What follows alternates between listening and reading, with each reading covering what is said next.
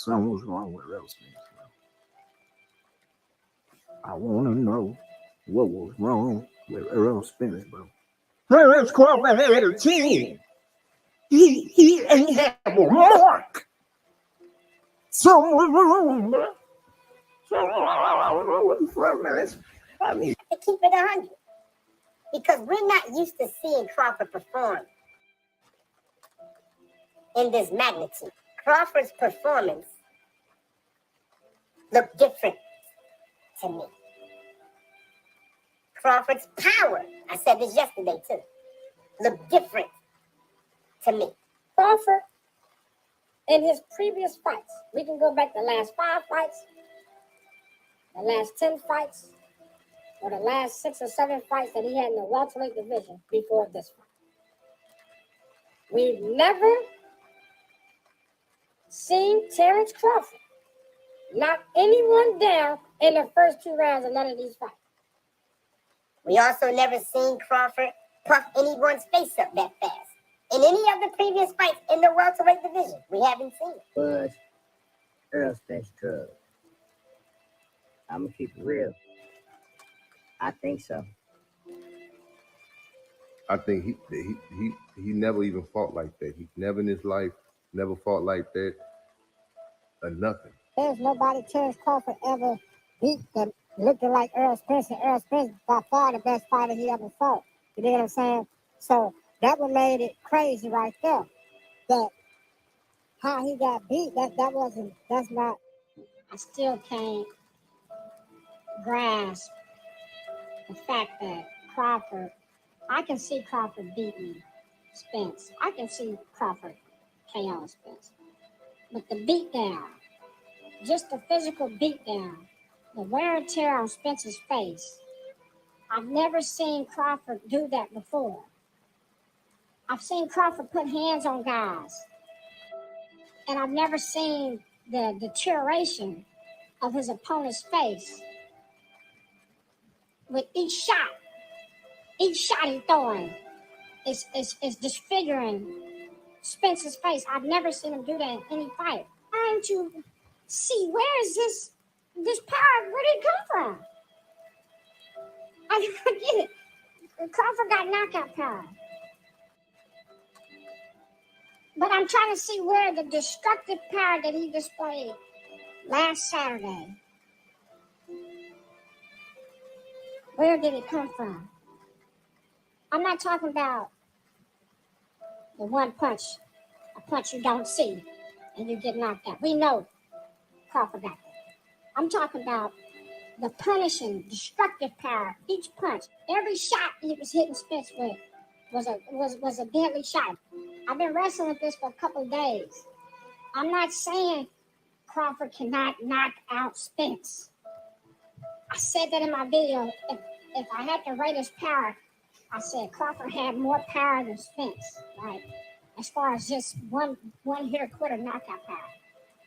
I'm talking about brutal. Each shot I'm hitting you with, your face is deteriorating. You're looking like something off Night of the Living Dead after the fight. Spence didn't even look like Spence. I'm saying, where did that power come from? I know people are going to say, Chuck, you're making up excuses. I'm not taking away his win. I'm just asking you, when did he get this kind of power? Nigga, you making up excuses. Well, I'm going to say this shit because I know Errol Spence ain't going to say this shit.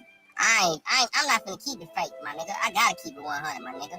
I ain't never seen Terence Crawford whoop nobody like that. So how he whooped the second best welterweight in the world like that, but he couldn't do nobody else like that. He didn't do Dave. It's a lot of niggas he didn't do like that. But he did Errol Spence like that? Come on, man. In Vegas, where he wanted to fight, where neither of them are from? Neither of them are from Vegas. We could have hosted that shit in my city. Like, what the fuck, my nigga? No drug test before the fight. No drug test after the fight. Come on, man. It's documented that all of these fighters are using PEDs. Why are they not tested? Huh? All of these so-called big-time fighters are doing drugs, and y'all ain't testing them, man. And y'all let them get out there and fight each other, man. Yeah, man. The boxing care about the best fighting the best. That's what I care about. Nothing more and nothing less. So when you say, how do I feel about the fight? What are you expecting? I don't understand. What are you expecting? Somebody need to explain to me what is it that you guys are expecting? Oh God! I had to my page up there. Earl Spence lost. Oh God, no more, man. The LDBC is finished. I can't talk about boxing no more because what is it that you're? I'm confused. And again, I got no beef. I swear to God, I got no beef with Terrell because I think it's more than the homie Terrell that actually has this thought process. That's you guys' thought process. That is not mine. Look at this pussy ass nigga. Get your fucking beard faggot ass the fuck out of here, you faggot ass nigga. Get this fucking. I just want to put him on me. I just want y'all to see this. Did you see this goofy faggot ass nigga jumped on naked with big fucking warts on his chest? Naked. It was definitely something. It was a very realization, a surreal, not only a surreal moment, but all right. Terence Crawford, all right, put a stamp on his legendary status. I can't refer to Terence Crawford as just the great fighter no more. He would be the great fighter, Hall of Fame. He's a legendary fighter. And nobody cares about them in real life. Nobody gives a fuck about them in real life. They ain't never accomplished shit in their life. They ain't got no purpose in their life. They're a bunch of dusty, rat-infested, flea-infested monkeys. That's what they are. So I can expect them to swing on me here on the branch. Yeah, you're a fucking monkey. That's what monkeys are supposed to do. You ain't got a mind of your own. You're a fucking goofy. You ain't shit. When he had blues, he was so strong. I know that was when he was younger. I know. Trouble ain't rocking on me. You gotta go back to the basics. You gotta go back to what got you here. Oh, blue. Keep your nutritionist, your meal prepologist. Really emotional watching Spence take his loss in that fashion. Spence looked lost and outgunned. Think Spence is going to recover mentally.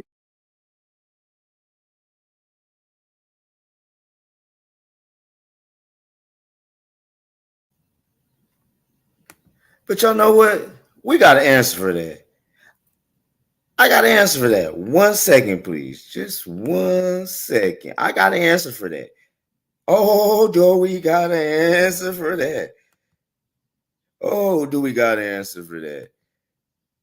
1 second. Just give me a second. Give me a second, please. Hold on. I got to do it like this, y'all.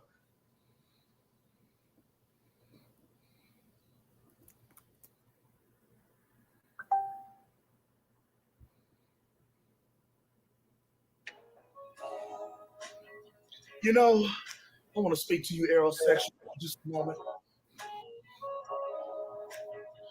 You know, you seem to think that after July 29th, after listening to y'all spread propaganda for 5 years, you seem to think July 29th was a fluke. And we called it Crawford at 9. You making excuses? You need to just let it go. Looking back over the years, these niggas shedding some tears. Told myself time and time again, Errol Spence is gonna win. Through all the fussing and fighting, debating and lying, now I'm sitting here crying. Cause when Spence got dropped in the ninth and now Budden changed my mind. I think I better let it go. Looks like another Bud TKO. Oh, I think I better let it go. Let it go, EJ. Looks like another Bud TKO.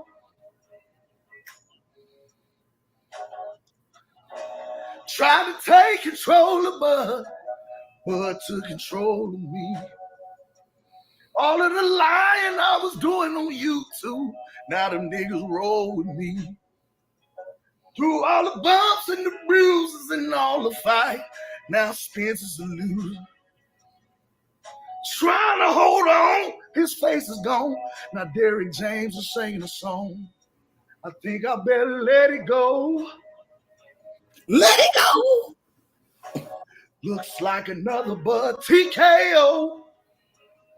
Oh, Spence, you need to let it go. Let it go, EJ. Looks like another Bud TKO. Oh, bitch.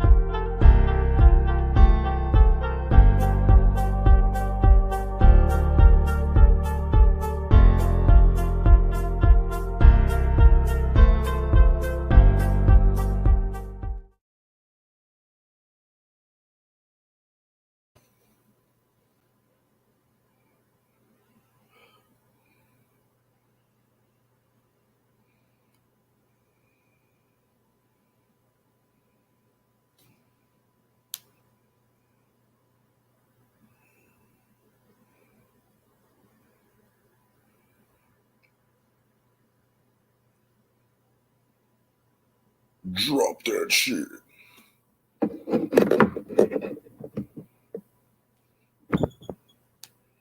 Let the beat rock. It's the Goose to you, Mr. Goose to you. And I'm with my guys, Sugar J the Wise One and Kim the Baptist. Yes, and we are the apostles of the youth boxing community. And we're bringing It's Boxing to You. It's the apostles and we come to lay of hands. Half step, weave the jab, uppercut, pick up your mans. It's Pastor Gucci Cam, Sugar J the Wise Man. We bring them to the light, make these haters understand. Northside is where I stand. Nebraska, that's the land. We cancels out the jab from a southpaw stance. We beat the competition, knock it out with either hand. And we drop the link, so come and kick it with your fam. Yeah. And we the seat, so keep your sources on hand. If you can't confirm that this facts, you spread propaganda. Make sure you hit the like when you subscribe to the channel. One love to the playback gang and the boxing to you. It's boxing to you. It's boxing to you. It's boxing to you. It's boxing to you. Represent the 402. Being Team Crawford, that's what we do. It's boxing to you. It's boxing to you. It's boxing to you. It's boxing to you. What it do? Represent the 402. Team Crawford, BNB, yeah, that's what we do. Y'all know who it is. It's the Goose to you, Mr. Goose to you. They said we weren't gonna do it, Cam. They said we weren't gonna last in this bitch, but we here. The apostles of the YouTube boxing community. We lay hands on their ass. Y'all see what it is. We got young Sugar J, the switch hitter from BNB, coming out 2023. One love. Y'all know what it is, huh? But y'all gonna see what it is.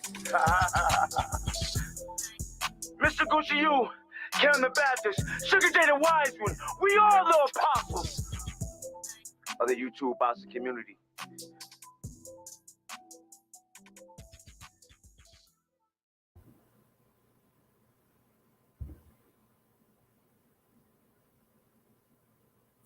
What's going on, baby?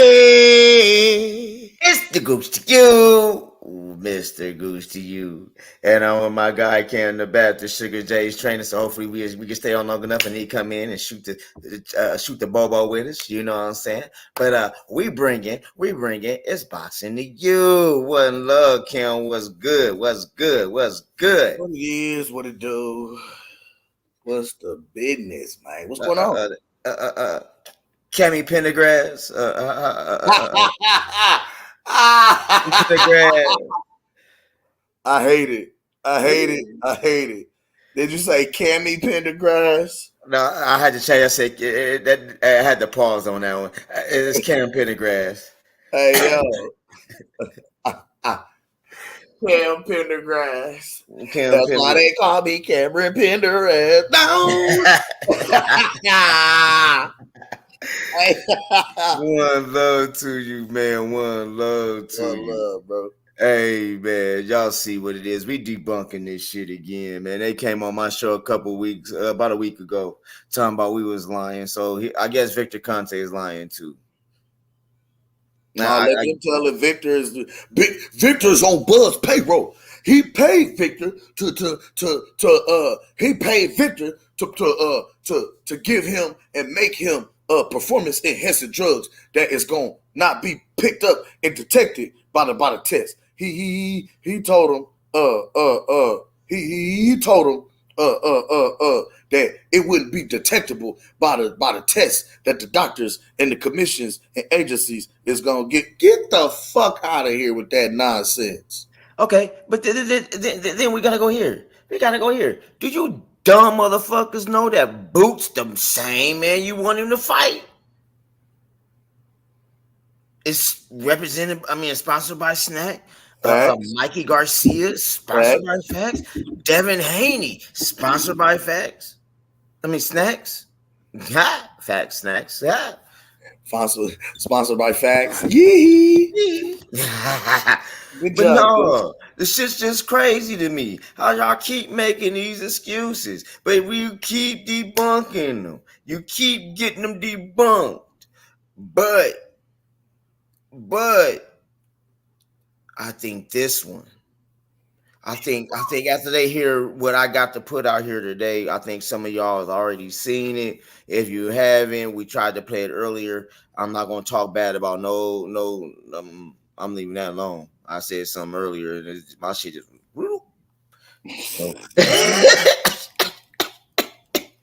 That's because we don't want to throw anybody under the bus. Anybody? And hold on. Shout out to Al Heyman. One love, Al Heyman. There you go. One love, Al Heyman. There you go. Off again. Don't you cut me off again. Don't pay StreamYard to cut his goose to you. I'm just trying to put some boxing knowledge out here. You know what I'm saying? I ain't gonna even put my sermon out here. I'm gonna have my brother Bud. Oh man, a hot second. I'm gonna have my brother Bud just testify and let y'all know what it is. Man, he came with some hardcore facts. Man, this is one now. Coming up to this, I said Bud has some great interviews, bro. Real shit. But this one here, nigga. This nigga went in. And when I mean he went in, bro, he went in. Shout out to your leisure. Yeah, Earn Your Leisure. Earn Your Leisure, my bad. Yes, man, that was a good interview too. Bro, great interview. We're going to jump off into this thing and get it cracking because this is almost about a good hour, something like that. You got it? Yeah, I got it pulled up. Okay. Oh yeah, we already here with it, man. You understand? Okay, cool. I ain't gonna play with these folks. Okay. All right. So without further ado, let's go ahead and hop off into this interview. Guys, welcome back. EYL, we back home. We just got off the plane, and we had to hurry back to make it to talk to the champ. The story to get here is an episode in itself. Yeah, for sure. Well worth it. So, if you're a fan of the sweet science like I am, the term champ just can't be thrown around loosely. There's only one champ at a time. There's a lot of fighters. There's a lot of champions. Yeah. But there's only one champ. Champ is the pound for pound champ. Number Undisputed. One. Yes, correct. So we have the champ Terence Crawford in the building. Bud just came off the biggest fight of the year. Very impressive fight. I knew you was going to win, but I didn't think that it was going to be in that fashion. Shout out to Spence. But just I think you won every single round except for the first one, maybe. And now you're undefeated, 40-0, I believe. Yep. You are pound for pound best fighter in the game. Yep. You have 4 belts? 5, including the ring belt. 5 belts. And you're just at the top of the world right now. So we're going to talk about a variety of different things. But first and foremost, thank you for joining us. Appreciate it. Appreciate you having me. Yeah, for sure. This is the first champ. No, we interviewed Floyd. This is true, but he's not. I mean, he's retired. This is the champ. You know, but I'm just saying. Great, all-time great. Active. I want to give all of this credit. Not just the biggest fight of the year, the most dominant fight of the year. Yeah, it was crazy. I had it on pay-per-view. I was like, wow. It was just a different look in you. But we definitely both picked you to win. So let's talk about this. We're going to talk about the business. We're going to talk about a variety of different things. But let's start with the obvious. You just came off that fight. What's the mindset going into that fight? A lot of people did not pick you to win. Said that you were smaller than him, and I ain't seen anybody disrespect you, but a lot of people just thought that you were not going to be the winner. And like I said, not only did you win, but you won in extremely convincing fashion. So what's the mindset of you in training camp leading up to this fight, knowing that that's going to be the biggest fight of your career so far? Well, my mindset is always win at all costs. Make sure that I'm in 110% shape, prepared for whatever the opponent brings to the table. Make sure that I'm at the best of my abilities going into the fight. So I don't have to worry about nobody else. A lot of people ask me, what you got to do to win the fight? I just say, be myself. I always say that because I honestly feel as if I'm Terence Crawford. Can't nobody beat me unless I beat myself. Yeah. So first round they didn't give to you. Second round, some things changed. Is that the turning point in your mind? Like, all right, he's hit me with something. This is all he has. It's time to put this work in. No, I don't really think he hit me with nothing telling in the first round. I think the first round was more so a sellout round. I don't think either one of us did anything really in the first round. So I really didn't understand, how people had me losing it. Maybe because, he was coming forward a little more and he was pressing the action a little more. So they just gave it to him on aggression, but all in all, neither one of us really was doing too much in the first round. In the second round, things started picking up a little more than it was in the first round. I got the knockdown, and that changed the fight from there on. So I always wondered this as a fighter, right? There has to be some level of, are you ever nervous, scared, doubt? Like, not only can you lose, but you can potentially get hurt bad, right? So going into the fight, like mentally, how is that process for you? Well, everybody get nervous. When these fighters say they don't, they lying. Everybody get nervous because what's at stake. Doubt, I wouldn't say like it crossed your mind in training camp and stuff like that, but that's when you got to push harder in training camp when you got that doubt in your mind. So going into the fight, there's no doubt. There's no doubt whatsoever what's going to happen because I know I put the work in. So, I don't worry about those thoughts going into the fight. After you win, and like when I'm watching this, when it gets stopped in the 9th round, I'm thinking to myself, that was pretty dominant, right? And I know there's a rematch clause, but in my head, I'm thinking to myself, are you looking at like, I've dominated this fight so much, like who is my next challenger, right? Because I seen there was some talk from the ringside to Charlo. I saw the look in your eye when you like, yo, I'm that guy. Like, what's your mindset right after that? Like, I just put him down. Who's next? No, my mental was just what you saying. I went straight to the next champion in the next division, and that was Jermell Charlo. Me moving up, he got all the belts. He got to see me, and that's how I felt. Like, all right, let him know, put him on notice that, you know, I'm coming for him. Yeah, I see that. I'm like, first I'm like, who's he talking to? Then I realized it. I'm like, all right, automatically I've done this. In your mind, it's like, you're going to have to move up and weight, right? Because originally he was supposed to fight Alvarez. That kind of didn't work. So like, no, he's fighting Canelo. I thought it was his twin brother who was fighting him. No, that's him. Okay. He's fighting Canelo. So after he does that, is that something you're looking like, all right? Yeah, if he come back in, win his title against Tamzu, that'd be it. So, but the rematch clause is up to Spence if he wants to exercise it. Right. So, assuming that he's going to do that, I'm assuming that he would do it. I don't see why he wouldn't. Mm-hmm. You think about what weight you want to fight at? Because people, let me ask you this. Some people say he was dehydrated and drained. That's why it looked so lopsided, because he came down in weight. Well, you got to understand, my whole career, people been giving excuses for fighters that I've been in the ring with. You know, a lot of people say, oh, man, you ain't fought nobody, or you fighting washed up guys, or you fighting over the hill champions, or this guy didn't train properly, or this guy did this and this guy did that. So if you watch my interviews when talking about a fight with Terence Crawford and Errol Spence Jr., you would see that I always said, once I beat you and I make you look ordinary, they're going to have an excuse. That part. Spence never came out with one excuse. He never said anything about nothing. He just said the better man won. But in their mind, they just can't understand the fact that I won in that fashion. So they like, something has to be wrong because this guy is not that good.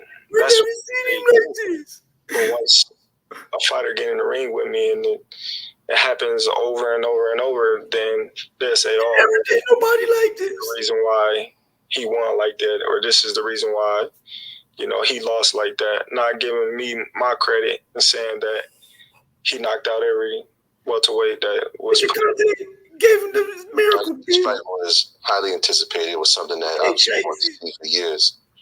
The business of it is interesting, right? Because he has the opportunity to exercise the rematch clause. How did that business work out where, like, who's the A side, who's the B side? Because we've seen that plenty of times where that holds up a fight and people won't do it because they're like, I'm not the B side. How did that work between y'all in the negotiations of it? Well, I really didn't care the A side or the B side. You know, I just wanted to fight. Now, wait a minute. He said what? He didn't care. Right, and people won't do it because one more like, time. I'm not the B side. How did that work between y'all in the negotiations of it? Well, I really didn't care the A side or the B side. You know, I just wanted to fight. So now, how long have we been saying this? We didn't give a fuck about who was the A side, who was the B side. Right. Just make the fight. That part. But listen. As long as the business behind closed doors was right, then we had to fight. You know, I didn't really care if the poster says Spence Crawford, Crawford Spence. At the end of the day, we got to fight. Long as you know the business is right, then I'm cool with it. So look, over the last 5 years, we've been seeing a lot of these mega fights taking place, right? And that was a knock on boxing for a long time, that the fights that the public wanted to see were not taking place. What do you credit that to? I know you see you guys kind of thanked each other for making the fight happen. So do you credit that to the boxers, or do you credit that to, you know, the promotional companies? Like what has moved the sport forward where now guys are actually really fighting each other? I credit the fighters. You know, I really believe me and Spence was a big part of making this fight happen. You know, if me and him wouldn't have gotten on the phone and talked out some issues that we was having with the lawyers and stuff like that, then who knows if the fight would have continued. So you telling me Al Heyman didn't have nothing to do with this? Oh no! You about to hear? No! You got just listen. Let it go. Keep riding out. Oh, we're gonna break this shit down. I'm like, damn. That's why we really. Remember, they said Al was in control. They said Al was the one who made this fight happen. But wait, sir, it's more. Oh, we'll break some shit down. Oh, well, let us go then. You know, Yeah, so I'm a firm believer as the fighters make the fights if they really want them. Because if I want to fight you and you want to fight me, you gonna go to your peoples and say, "Hey, look, I want to fight him, and I don't care about nothing else."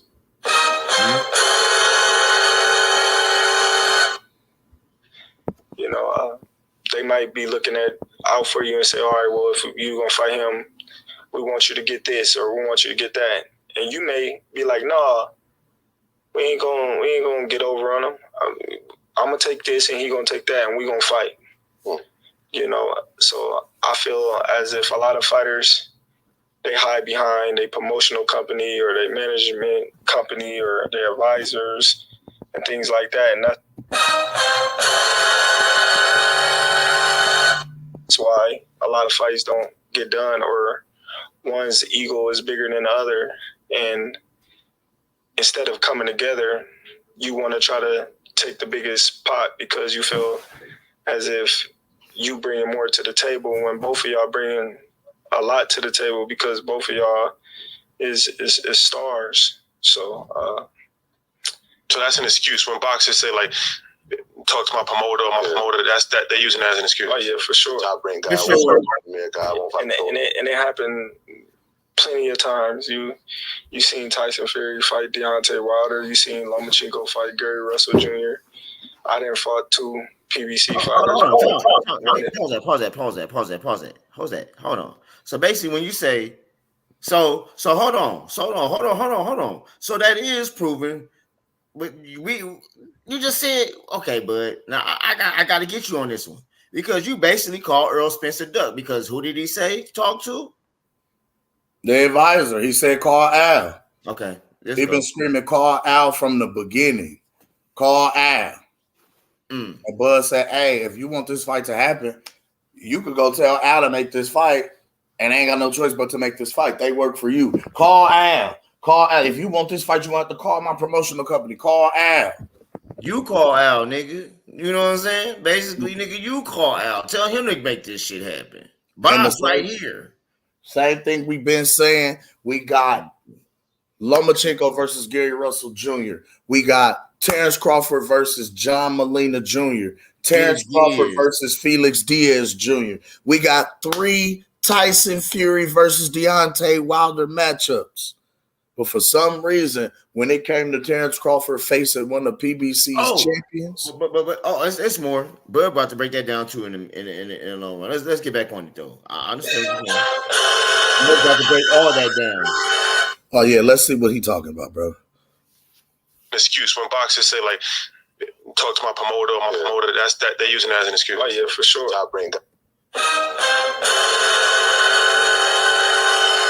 I won't fight the Premier guy. I won't fight and it happened plenty of times. You seen Tyson Fury fight Deontay Wilder. You seen Lomachenko fight Gary Russell Jr. I didn't fought 2 PBC fighters, but 3 including Sean Porter. Me fighting one of the champions. That's when it got. Hold on. Yeah. Don't embarrass our guy. No, it's just like, you know, you're not about to come over here and beat one of our guys and take a title back to your promotional company, and we don't have no ties with you. And it's just like, now what do we got to offer? What do you got to offer to us? Ain't that what I've been cooking on for how long? Ain't that what I've been telling these cats for how long? Terence Crawford is in a position right now to throw a monkey wrench in whatever kind of plans that PBC had going on. You want as many active champions on your roster as possible, especially if you were trying to position your company for a better or a larger promotion, network promotion deal, a better network deal, more networks. You want as many active champions on your roster as possible. And guess what? Terence Crawford, like we've been saying for I don't know how many months, was in the position to walk away from the table with 8 belts in 2 different divisions, 10 if you include the Ring Magazine belts. So 10 belts, 2 different divisions, 8 of which he's basically snatching away from this sanction, snatching away from this promotional company, walking away from the table, and he has absolutely no ties to PBC whatsoever. Hence why the 3-fight deal would be so crazy, because if he beats Jamel after he's just beaten Errol, that's 2 fights out of the 3-fight deal. They only got 1 fight left with this man. He walks away from the company with all the belts. Man, let's get back to this shit, man. Acknowledge the apostles, people. We've been telling y'all this since November when we came in the gate.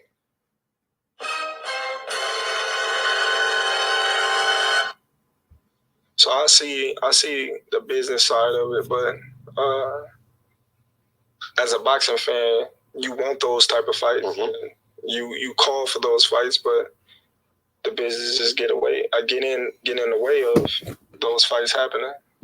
So as a competitor, after the fight, does the business side kick in? Are you as competitive when you're looking at the numbers coming back? I know there's some estimates of over 700,000 pay-per-view buys. Are you looking at that and saying, all right, we hit our number? Are there metrics that you're looking at from the business side?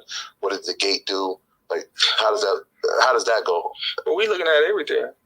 You know, at this point in my career, we're gonna look at everything. You know, we're gonna look at the sponsorships. We're gonna look at the gate. We're gonna look at the merchandise. We're gonna look at everything. You know, because that all matters. Mm-hmm. You know, and that's just part of the business. Yeah, I'm thinking to myself, right? Because I mean, that's the first thing they'll do is like, this is one of the highest anticipated fights. They're looking at the numbers. They're saying, oh wait, well, Tank fought Garcia, and that did this amount of views, and this one did this amount. They try to compare it, but in your mind, was there a number that was like, if we hit this is successful, or did we underperform? No, not really. I wasn't too worried about that because I knew me and Spence would sell. Mm-hmm. There wasn't a lot of extraness going on with me and him. I feel like as if it wasn't covered enough, like a Tank and a Ryan, because of it wasn't any controversy. It wasn't us bad mouthing each other. It wasn't us disrespecting each other. Mm-hmm. It wasn't, you know, us pushing each other or trying to do anything to, you know, make everybody be like, oh, did you see that? Did you see that? You know, it was just, the first up. Yeah, it was mutual respect, you know, and I don't feel like, you know, 2 grown men gotta put on a show just to sell a fight, and I believe that me and him proved that. What's going on, y'all? That's right. The biggest event in business is upon us. Invest Fest 2023 is here, August 25th through the 27th, Atlanta, Georgia. Y'all know who's coming, but bigger than that. You need to know, like Michael. Let me skip through this. What's your relationship with going to be an event that you cannot afford to miss? That's right. So head over to investfest.com and get your tickets right now. What's your relationship with Bob Arum? I don't have no relationship with him like that. So you stopped working. You're not on Top Rank. No. So why did that relationship end? Well, you gotta understand. You know, once a fighter get to the point of where they start understanding business and they started asking questions and they're not just taking what you offer them, then things get complicated. And then at the same time, he couldn't deliver the fights that I wanted. Not because he couldn't, it's because the relationship that he had with the other promotional company, Al Heyman. Yeah, with PBC and Al Heyman. So, you know, that was another factor.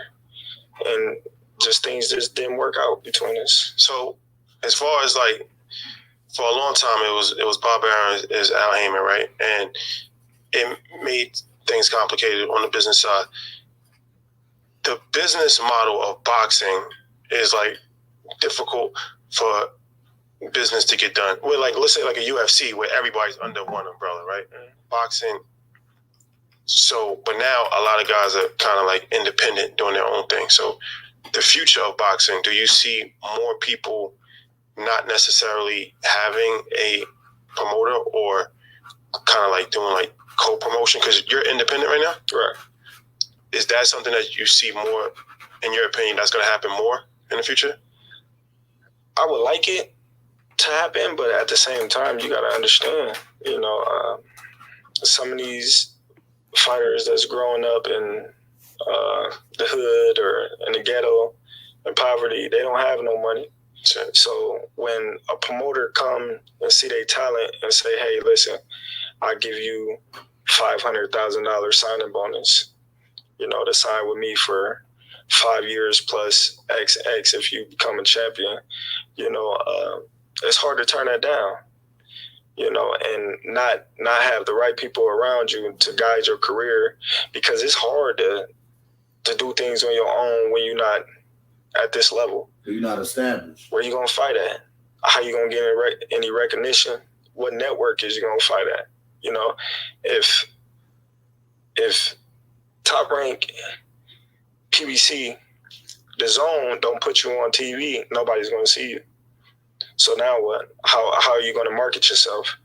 You stuck in a box where you got all this talent, but you ain't got nowhere to showcase it at. You ain't got no opportunity to showcase it at. And then when you do get the opportunity, people not really gonna be hipped on you. They might see you, but then now your numbers is still at ground zero, and now they use that as a bargaining tool. Do you think a boxing league can ever happen?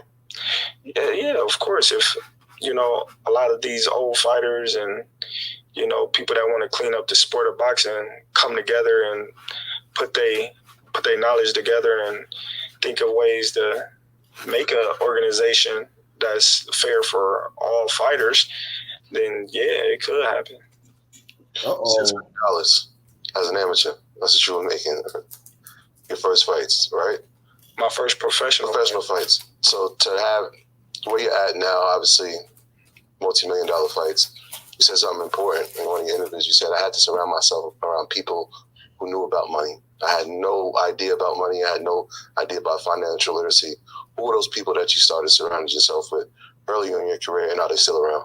Of course. So first and foremost, I surrounded myself with my 4th grade teacher. She put me in contact with a lot of individuals that have a lot of money, that's wealthy, that's doing great things in life, and from the accountants to the financial advisors to all that.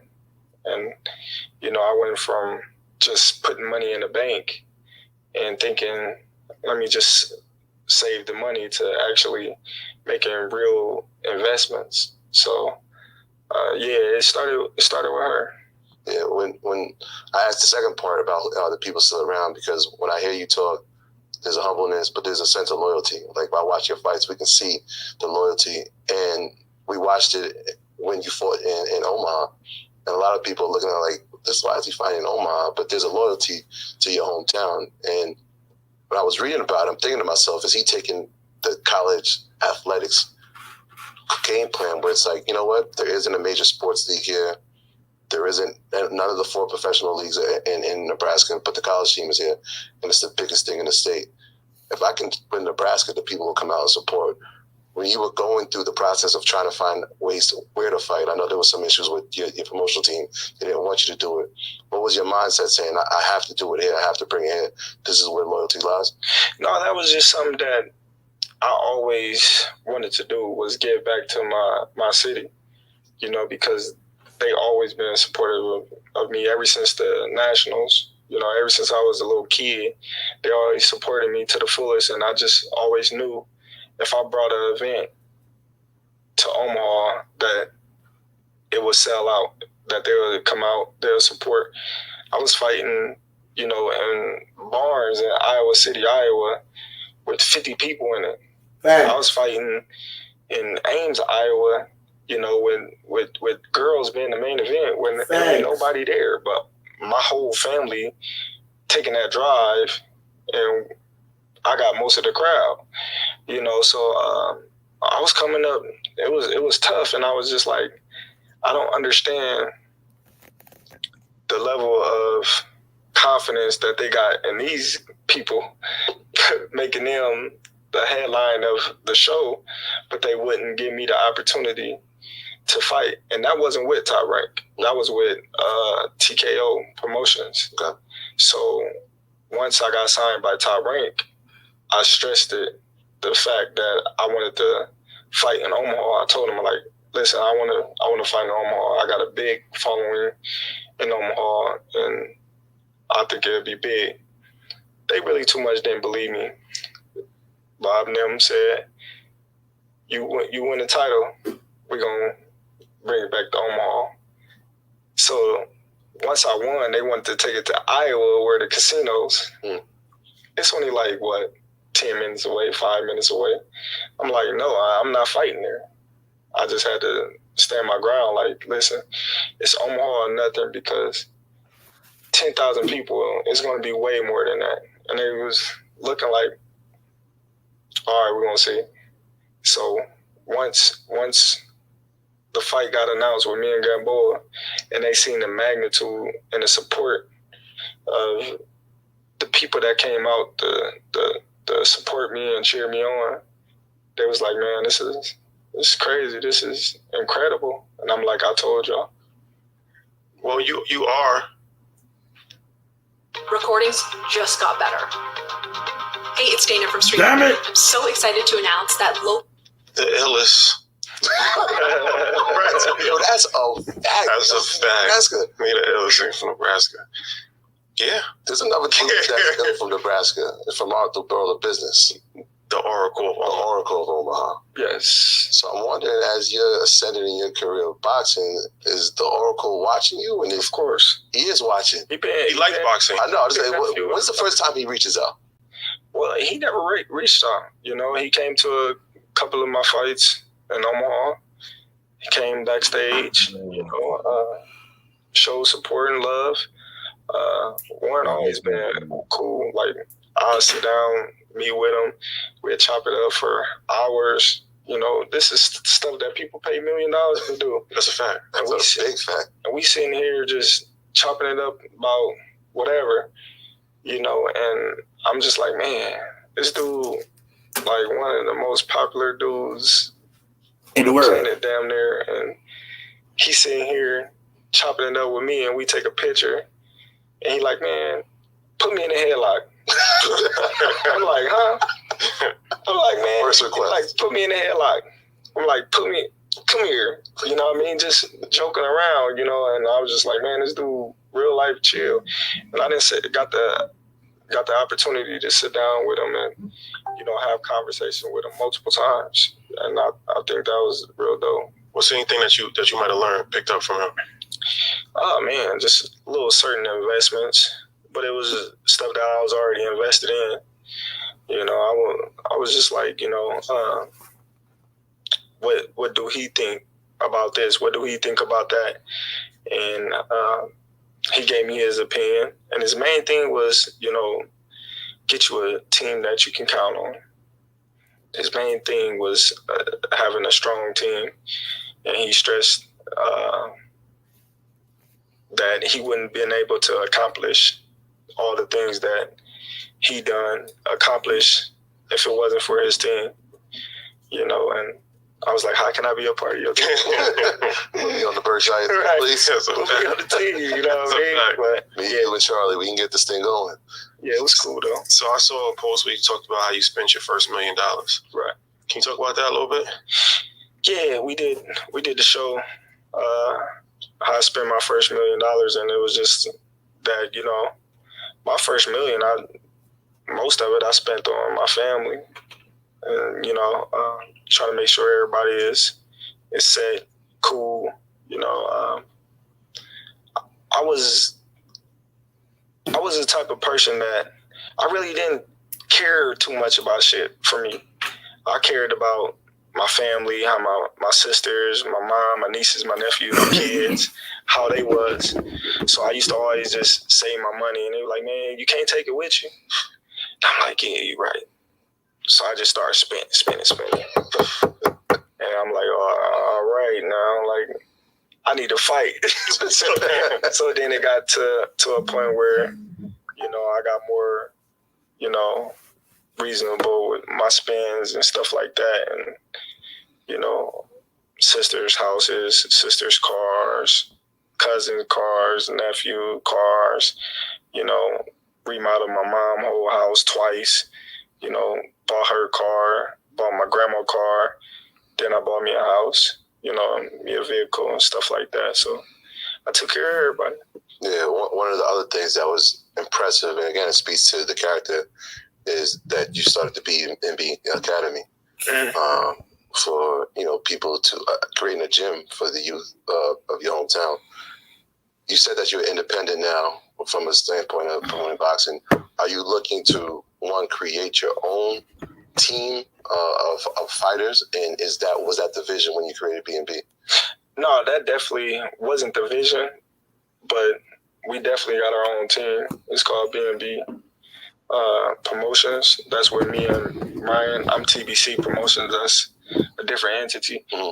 But my thing was, I got kicked out of the gym that I once was at, CW Youth Resource Center, because I wouldn't sign a contract to pay them every month because I was turning pro.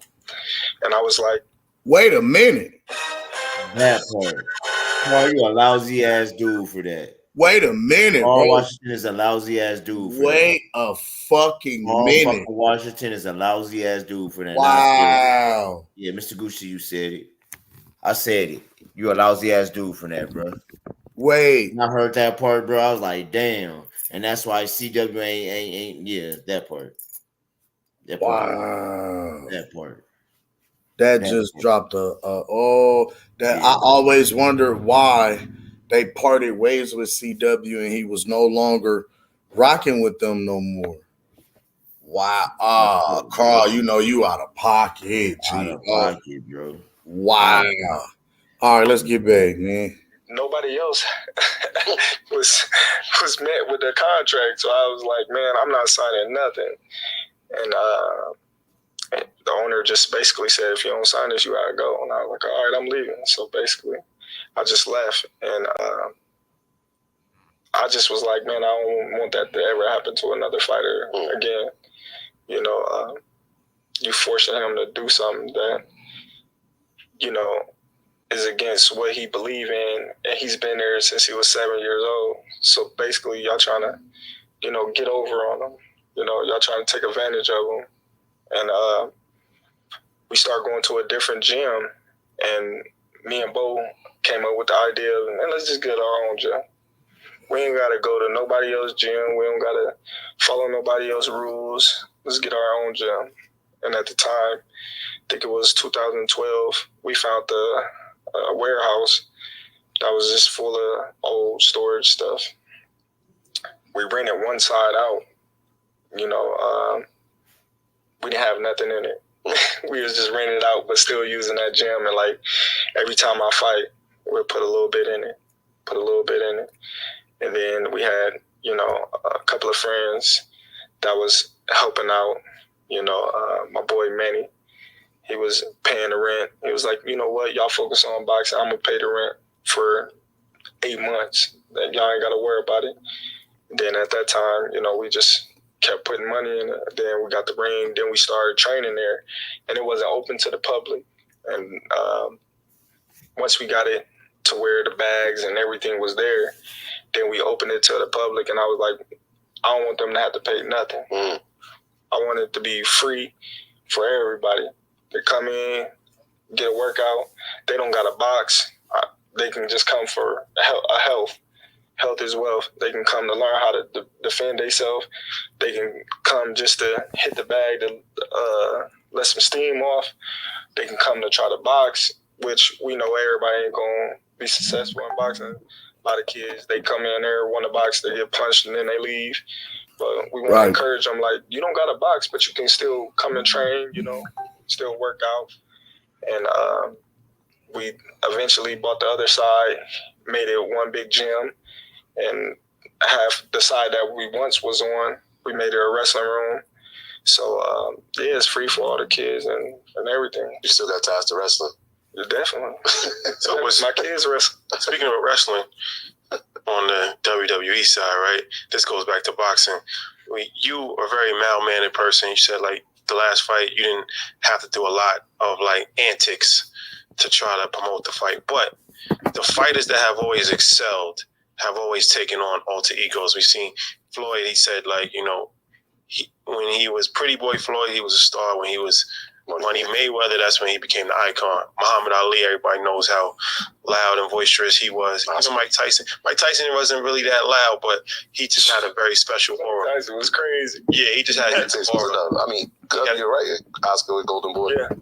Changed it. Yeah. So this is all right. So do you ever think about that? Like, maybe I should just do a little bit more, add a little bit more flash, or are you just comfortable just staying in your lane? I've always been comfortable with staying in my lane. Earners, what's going on? Listen, EYLU is relaunching, revamping, retooling. You know that EYLU M1 and Volume 2, part of the revamp team, brand new curriculum. Okay, y'all. I have this amazing tool to share. I used to feel like I didn't belong in the... I do, but no, I can't. We can't talk about that. We're talking boxing. The biggest just got bigger. I never wanted to be like nobody else. You know, what's meant for me, I have.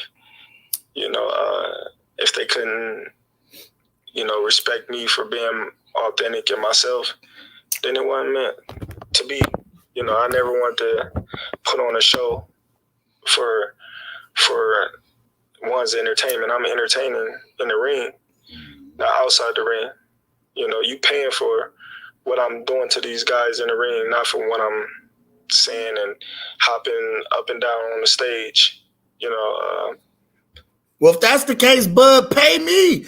I talk big shit to these niggas. I talk bad to them. I talk bad to their promotion. I talk bad to their family. I talk bad to their fan base. You just go knock them out. You hear me? Again, you let me talk the talk. You just walk the walk that I'm talking. You feel me?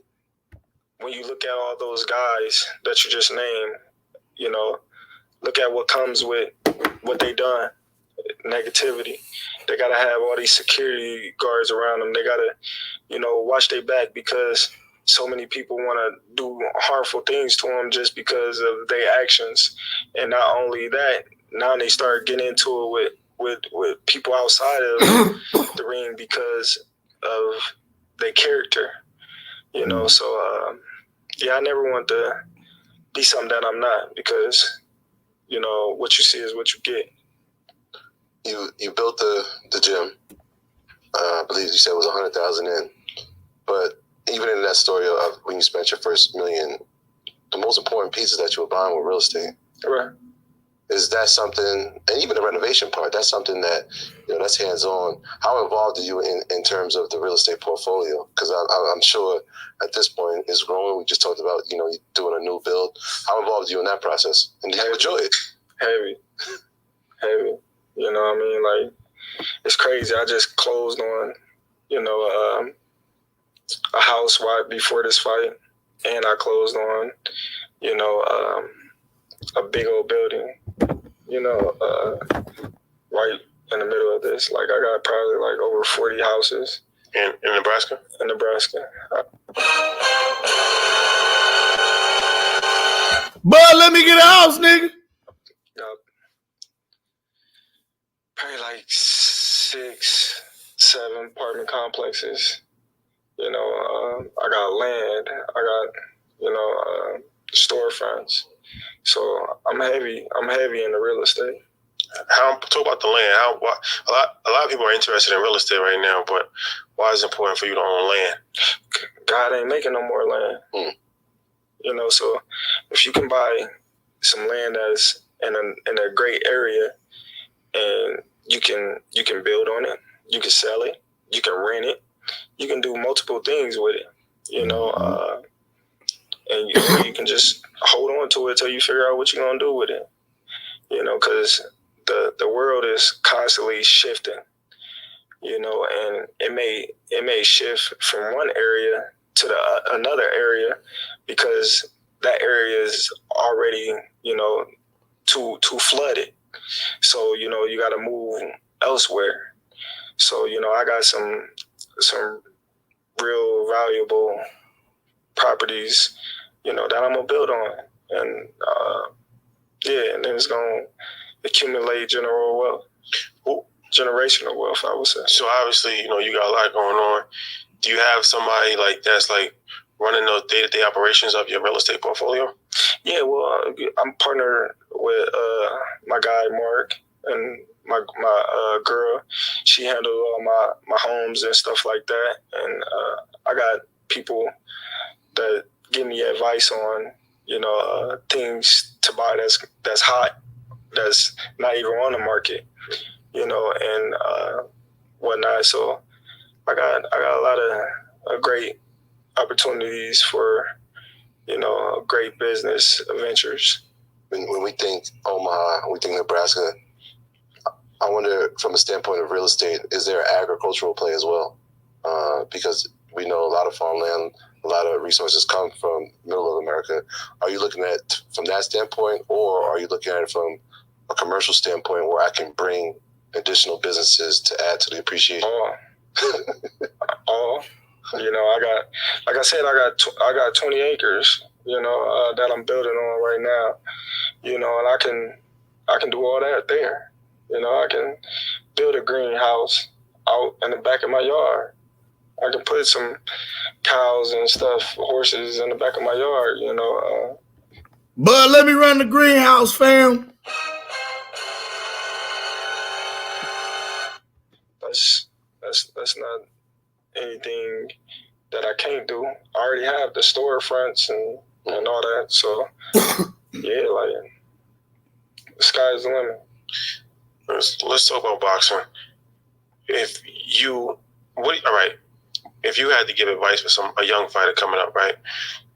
What path? Because it's like, I think your path, you sign with a promotional company and then you go independent. That's pretty common with a lot of boxers. And then it's like, do you just do one-off deals? We saw Canelo. He did a major deal with the streaming service. I don't know if anybody's ever watching these fights though, but he's getting paid regardless. 30 million. There's different strategies. Like, what do you think? Like one-off deals, the streaming service way, the long-term partnership with a promoter. Like, what do you think is the best way to go about it? Well, it's hard for you to say that because, like I said, what part in a career are we talking? Are we talking when you first start, or when you become champion, or when you as a champion? Like once you're established already, so now you got leverage, right? You don't have leverage when you first start, so I guess you have to go with a promoter. It depends on how your name is. Like I said, that takes to where I was saying you can become a champion, but nobody really too much care about who you are. Do you got a name that's being marketed? Do you got a name that's being pushed? Because some promoters, they'll keep you on this level where you need them on purpose. Yeah, they don't want you to get to reach that. They don't want you to reach too high. So, they ain't going to do certain things to push you to be this superstar. Because once you become a superstar, you outgrow the belts. You outgrow the promotional company. Your name speaks for itself. Kind of like Floyd Mayweather, Manny Pacquiao, Oscar De La Hoya. They can do anything in boxing when they was boxing, and they didn't have to have a title. They didn't have to be named champion. Those sanctioning bodies wanted to be a part of them. Like Canelo right now.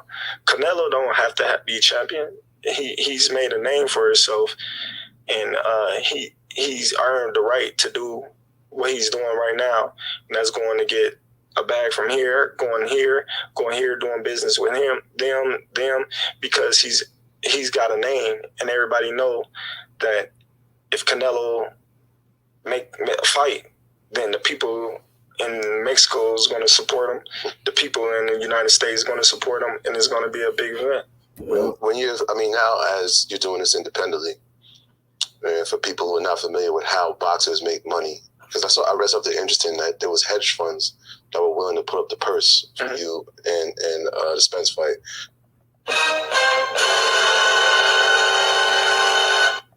Which is like, okay, it's a lot of money.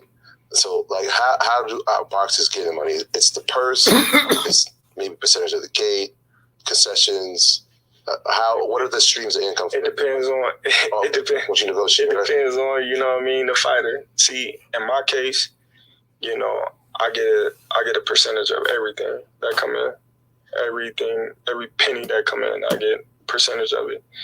You know, if you sign a guarantee, then that's all you get.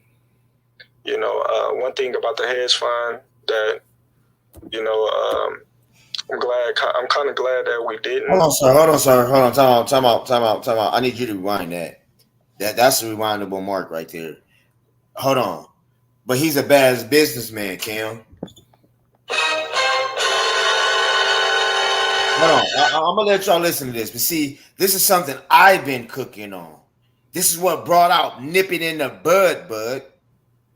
For the simple fact of the matter is, man, right now, he didn't show you how much of a fucking businessman he is. What do Errol Spence have? Oh, he just had a ranch, a couple horses, a couple cows.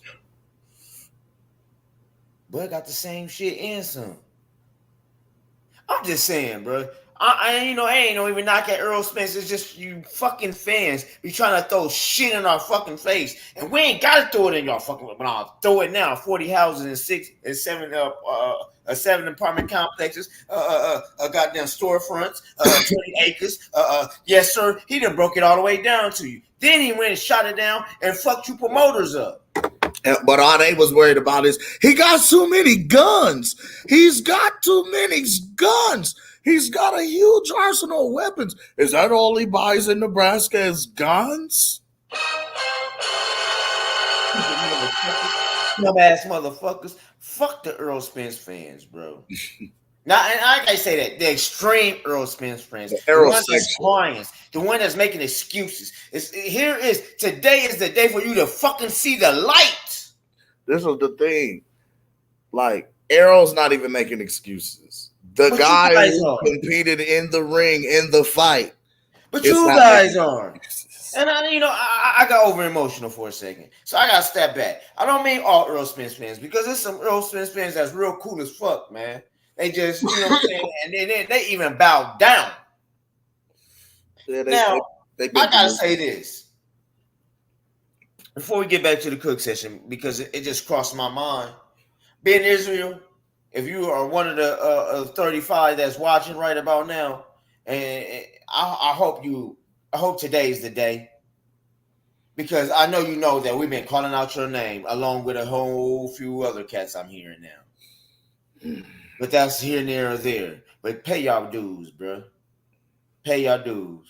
That's all. Y'all said bet because y'all be on my niggas' ass right about now. I'm sorry for even. But it just crossed my mind. I had to get that out the way. But back to the interview. Just nip it in the bud. Good job, bud. Numbers that come in. Every penny that come in, I get a percentage of it. You know, if you sign a guarantee, then that's all you get. You know, one thing about the hedge fund that, you know, I'm kind of glad that we didn't, you know, sign that, given that we don't get paid until they make their money back.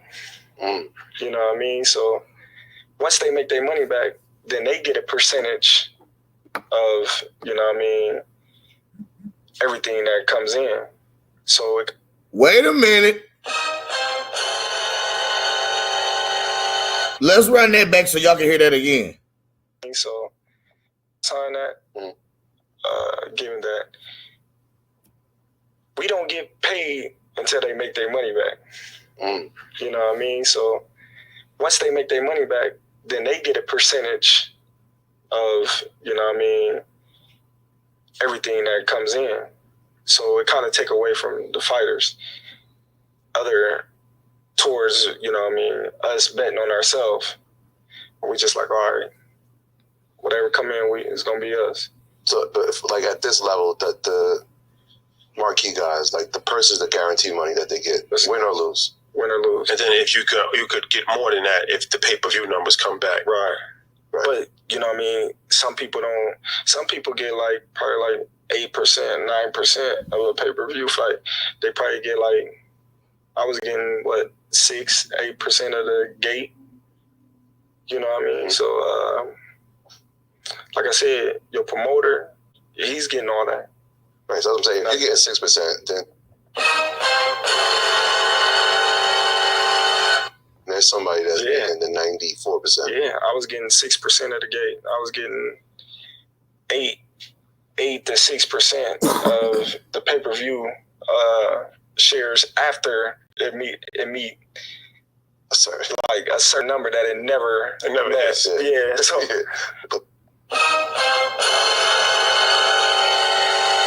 so crazy. You know what I mean? Yeah, so that's what I mean by when I say boxing is kind of shady. Well, it ain't kind of shady. It is shady. So essentially, all right, a kid, 16 years old, shows very promising career ahead of himself. I'm a promoter, right? I come in, I give the kid $500,000. I sign him to an 8-year contract. Never. Huh? Never. Longer? No, never. You can't sign nobody for 8. How long? I hope you can sign. How long? 5. All right, so that's standard. I signed him for a 5-year contract as soon as he turns pro, and I pay for his training. I pay for a lot of the promotion, but I'm receiving the majority of the money. It's an investment for me because he might not even work out. Right. Yeah. If he does work out, I'm gonna recoup all of that money on the back end. Times 10.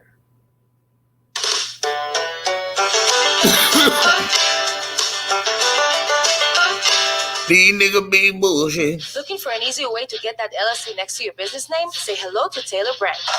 You just go to... So but it's really looking at it like if I got 10 fighters, 9 of them probably not gonna work out. So the one fighter that does work out, what you gonna get? But the thing is like this, you're not going. You've been around boxing long enough, so you can tell which one. You know what I mean? What fighters bring to the table, and what fighters that you thought was gonna be something that they not, because it's how you move them. You know. You got all this money invested in him. You're not about to get him beat. You're not about to put him in there with some crazy opponent. So you constantly grooming him.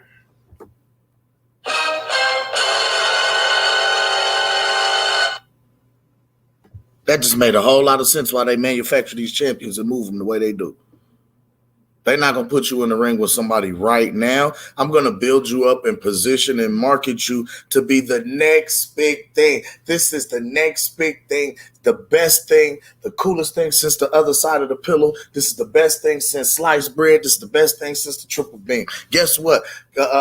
Hurry. Right over here, folks. If you step right here, I got the next big up-and-coming superstar boxing sensation. And I'm going to present them to the entire YouTube nation. And I want y'all to take it and run with it and be groupies. And I want y'all to be man fans. And I want y'all to be completely enthralled, completely captivated by this man's presence, his performance, by his very... Thank you, sir. Hold on. See how you promote Sugar J? You're doing excellent on promoting Sugar J. Thank you, sir. That's how we promote. Thank you. You just gave me the formula how to promote my guy Sugar J. We got it. Sugar J, you just fight, we promote. I got you. Back to it, man. Step by step. And if you don't see what you know what I mean, you want to see in them, then you're going to throw them to the wolves, and you're going to have your other fighter knock them off. How many times have we seen that in boxing? And you still make money. You're going to make as much money as you can with him, while you got him, to recoup the money that you invested in him. And then you're going to get him knocked off. And then after that, after you can't use him, you're going to cut him. Just like that. You're going to say,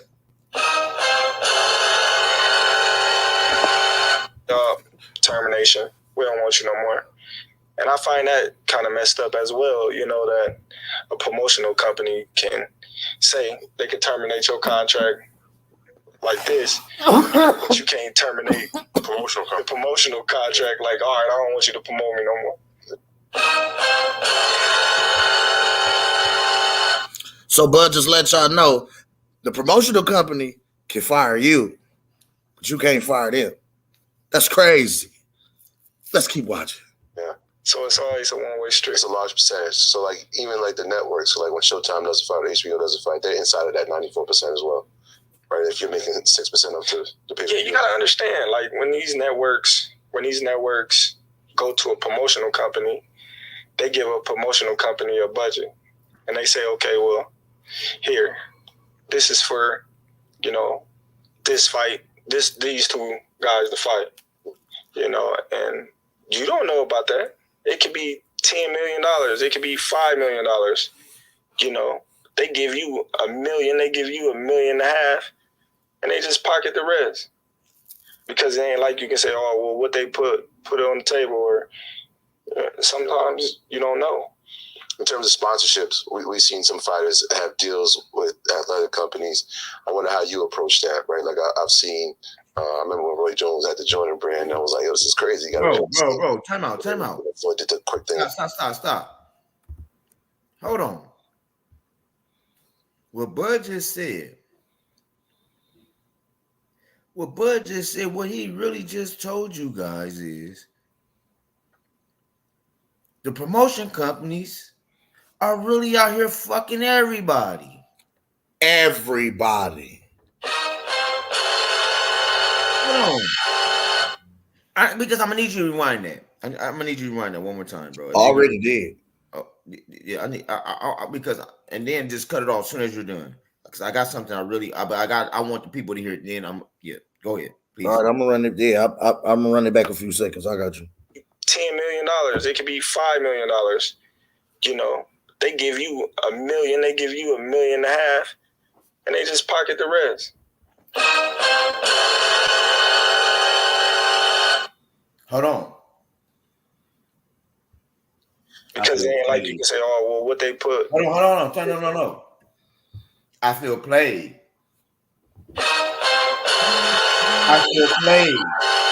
Say it again. I feel played. After me and Earl Spence then sat here and talked, and Bud broke that shit down to Earl. How everything works. He broke down the business to him and how everything works. He said, nigga, you only getting paid $1 million, $1.5 million per fight, and you're happy and you're content with that, but you still got to pay your team and everybody around you. You still got to pay taxes and Uncle Sam on that 1.5 that was reported to the people. And then when it's all said and done, you don't come out really with no money. You came out with a few $100,000 at best. But on the back end, I feel the people who handle you is making hundreds of millions of dollars in your face. Nigga, these people is playing in your face. The infamous Earl Spence tweet, I feel played. Y'all banged it on Bud. But now that listen to all how this shit is broken down. And now here's a thing to you Earl Spence friends that your champ didn't do to you. He never broke the numbers down. We get live and direct right now. So we can always come back and hear the numbers, Cam. Numbers. Good job, Bud. Suck it to me. Yeah. This fight, these two guys to fight. You know, and you don't know about that. It could be $10 million. It could be $5 million. You know, they give you $1 million. They give you $1.5 million. And they just pocket the rest. Because it ain't like you can say, oh, well, what they put it on the table. Or sometimes you don't know. Which is why, as an independent contractor who's coming in to sit down and do business with an agency, and you're coming in as a partner, you are able to ask for transparency, and they have to show it to you by fucking law, because this is a contract. Nip it in the bud. Good job, Bud. numbers. In terms of sponsorships, we've seen some fighters have deals with athletic companies. I wonder how you approach that, right? Like I've seen, I remember when Roy Jones had the Jordan brand, I was like, this is crazy. You got a Jordan sneaker. And then, Floyd did the quick thing with Reebok. What's that like for you in terms of athletic brands and sponsorships when it comes to your portfolio? It's very tough nowadays because a lot of those big marquee brands is going to other sports like football, basketball, and other sports. So when you look at the Jordan brand, Andre Ward was the last one to have a Jordan brand. Right. When you look at the Under Armour, Canelo was the last one to have an Under Armour brand. Facts. Reebok, Floyd was the last one. Nike did something with Pacquiao. Nike did something with Pacquiao, and that was it. Yeah. That was it. Yeah, so you'll see a lot of people wearing Nike. You'll see a lot of people wearing Adidas, and Adidas give a little money. Everlast give a little money, but not to the level of what they was doing back then. So there's been reports that some fighters like Regis Prograis weren't paid in full after their bouts. Has that ever happened to you? No, I believe he got his money, but I don't know nothing about that. I heard about it, but I don't know. You've never seen that though? Yeah. Okay, like a fighter actually fought and then still didn't. It's like that's like going to a club and performing. Yeah, especially if you got a guarantee, you're supposed to get paid right after. I wouldn't feel comfortable with it if I owed you money.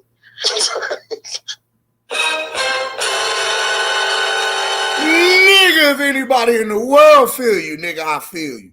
I'm talking about going to a motherfucking club performance, tearing that motherfucker down, doing your motherfucking shit, doing your craft that y'all agreed on, doing what y'all agreed that you was gonna come and do, fucking these niggas up, and y'all agreed on the number, and these niggas don't pay you your money. Or they did my bro so bad they paid him 3 days. Well, they ain't doing bad, but yeah, they did him bad because they paid him 3-4 days later. That shit ain't cool. I ain't gonna even do it. Bitch, I'm out of gas now. I need gas now to get back home. Bitch, I need groceries now.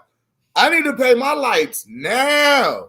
That's the whole reason I'm out here doing this shit like I'm doing this shit, and I put a number on this shit. I ain't even whack you like I really was supposed to crack you, really on the strength of who you was and who I thought the situation. Nigga, no. Handle business up front.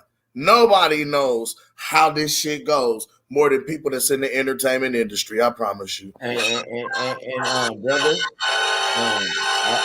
I'm speaking. I was gonna wait, but I'm speaking on this from now on. We going with contracts. Man, what? Stop fucking playing with me. Yes, I Lord. get back, I be touching down soon. I promise that. I don't make promises, but this I promise. We about to tear this shit up. Yes, Lord. Good job, Gooch. You gotta pay a boxer. Yeah, I'm like, it's not gonna end well. Yeah, definitely. Definitely.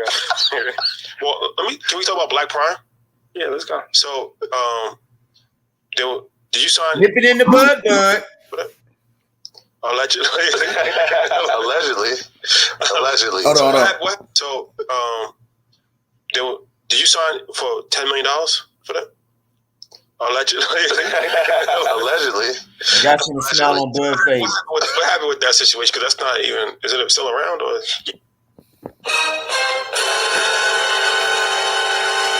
Let's listen to this one. Yeah, it's still around. They still doing fights and all that. Okay.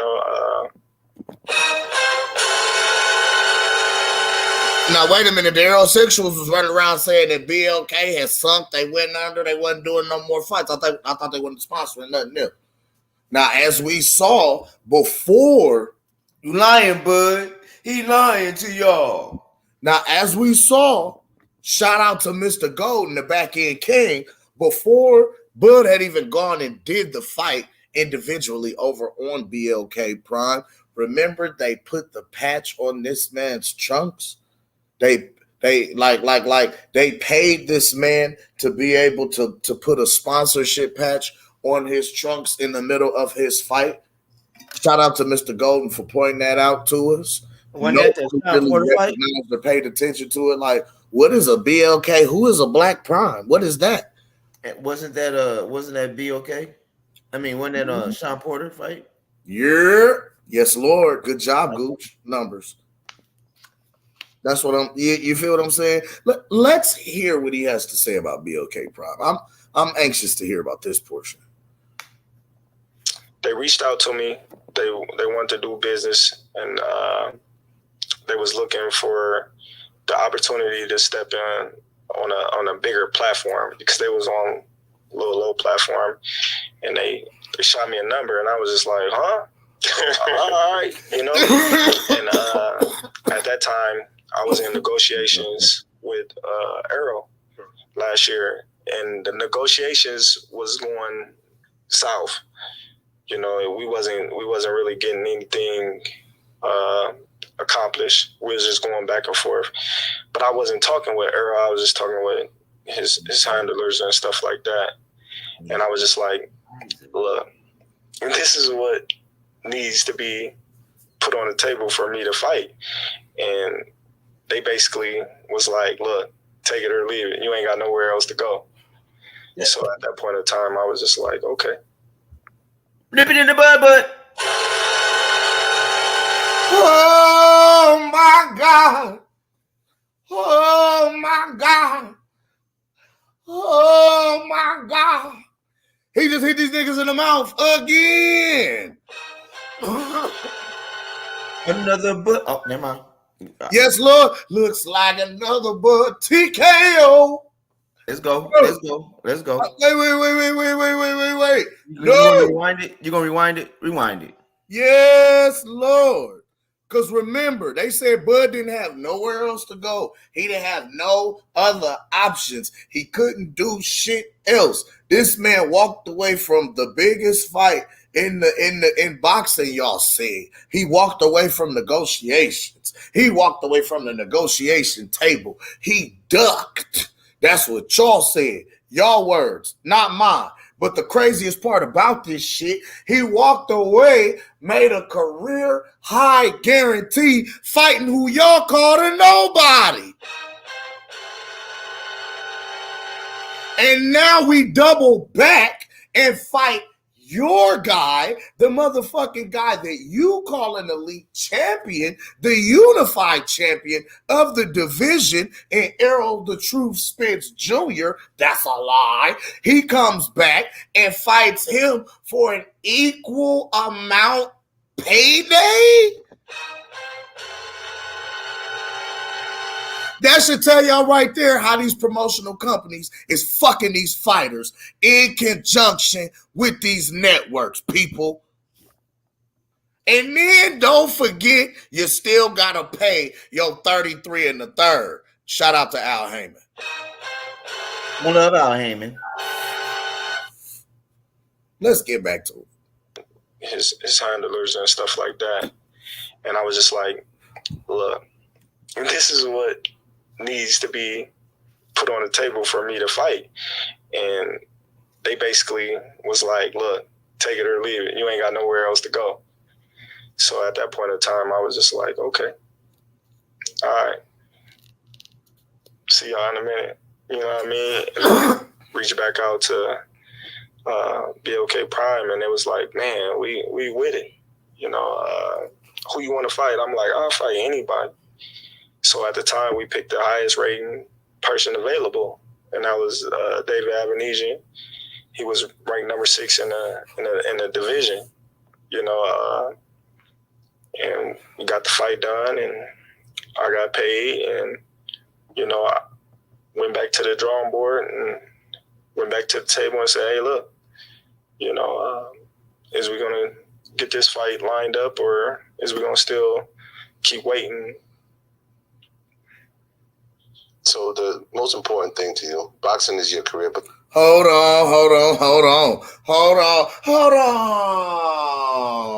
So check this thing out, right? So you mean to tell me he just slapped the promotional company and the networks in the motherfucking face? He hit y'all dead in y'all mouth and told y'all, hey, I can go make equally as much money fighting who y'all called a nobody. rather than fighting Errol Spence. The guy who y'all call small, the guy who y'all called a bad businessman, the guy who y'all said fought nobody, the guy who y'all said negotiated in bad faith, he walked away from negotiations and made more money fighting nobody than your guy? Not to mention, don't sound like bad business to me, because he came back and made equally even more money. Not to mention, he was in Creed 3. Man! He was in 50 Cent's All-Star Celebrity leading score. He's been on a media tear, and y'all don't even recognize it. But what I was gonna say, all during the time that he was negotiating for this fight that y'all said wasn't gonna happen. Thank you, Gooch. Oh my God. But guess who was telling y'all it was gonna happen? Just go. Wait. Let's get this together. Let me turn my camera on and look at y'all. Acknowledge us.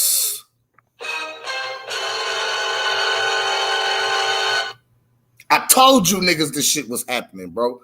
I told you niggas this shit was happening. And y'all was like, you don't know what you're talking about. You act like you know, bud. Nigga, I do. But not only that, we told you he was gonna whoop the fuck out of Earl. And he did.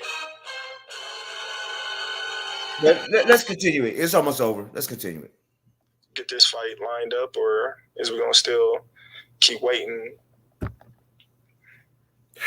So the most important thing to you, boxing is your career, but the most important thing, and it's evident every time I watch the fights, I see that front row, I see that family and being a father. Talk about that inside of, the strenuous training of preparing for something like a prize fight. Because even after the fight, I know you were still involved, like checking your kid's schedule. Like, I got to be at this track meet. So, like, talk about that for a little bit. Man, being a father is one of the greatest things that ever happened to me. I always say, being a father saved my life, because I was out in the streets getting shot, doing the most. You know what I mean? And once I had my first son, like, that just changed my whole way of thinking. Because I gotta be here for him. I didn't want to be that selfish to be still doing the negative stuff that I was doing and end up in jail or dead. And now, he's growing up without a father, and in this day and age, it wouldn't have been good for him. So I always strive to be there for my kids in every way, shape, or form. Because my dad left when I was 1 year old. He was in the Navy, so he was always out to sea. He lived in Virginia, so that's 2 different states, and we didn't get to see him as often. So, like, he wasn't there for nothing really, so I always told myself, I'm going to be there for everything my kids do. Birthdays, holidays, everything. And that way, they don't never grow up and say dad wasn't there, or dad didn't have time because of boxing, or dad this or dad that. No, they're going to say dad was there through it all. Dad left training camp to go to our national wrestling matches. Dad left training camp to go see us perform doing the national tracks. Like, just all that stuff that means stuff to him. I'm going to be there. So, what's your walking weight? Shit, 147.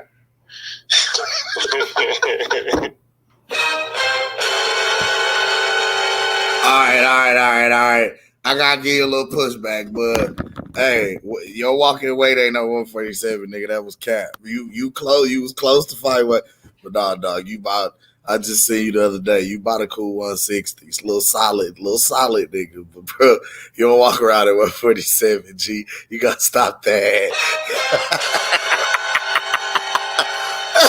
I'll put a case on that nigga for talking about he walk around right at 147. Shut up, little small ass nigga. I'm gonna come work out with y'all niggas, man. I get in shape.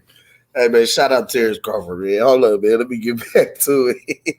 I just had to say that because I just seen gang Saturday, man. You hear what I'm saying? I just seen my nigga Saturday. And that nigga bigger than 147, thug. That he look said, damn fam, when you come home? Hey, damn, G, when you get home? When you get out? They don't have no motherfucker. Hey, you don't get abs like that at Planet Fitness, ladies and gentlemen. It's years of dedication, determination, and a deck of cards.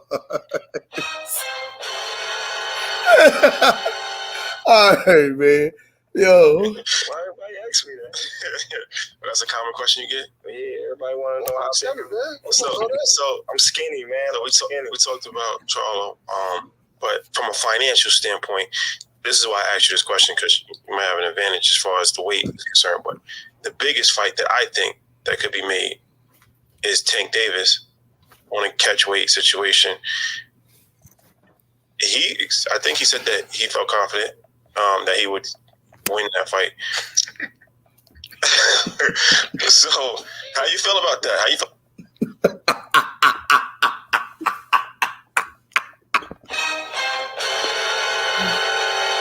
Bring me Tank the Bank then. Fuck it. Bring me Tank the Bank. Y'all let little Reggie go on up there and get beat up if you want to. He said, I came home from county jail. I was 145. I could fight Crawford right now. I could fight Crawford. I fought a dude in jail who was 147. And I hit him. I hit him with the left. Yo. I hit him with the left, right? When I hit him with the left, he laid down, yo. Son, yo. You know what I mean? You niggas is not fucking with Terence Crawford. I'm gonna say it just like the niggas in Baltimore. You know what I'm saying? I'm gonna talk to you niggas just like my niggas out there in Baltimore. You know what I'm saying? You niggas is not fucking with Terence Bud Crawford, B. You niggas is not fucking with him, son. You know what I mean? Let me get back to this demonstration, man. You know what I mean? Because son is not even keeping it tall right now. He's not even keeping it a bean. You know what I'm saying? And Slim, nah, man. About that fight, is it possible? Is it even possible at a catch weight? Nah, ain't no catch weight. There's no catch weight. Ain't come up. You come up to 47. Yeah.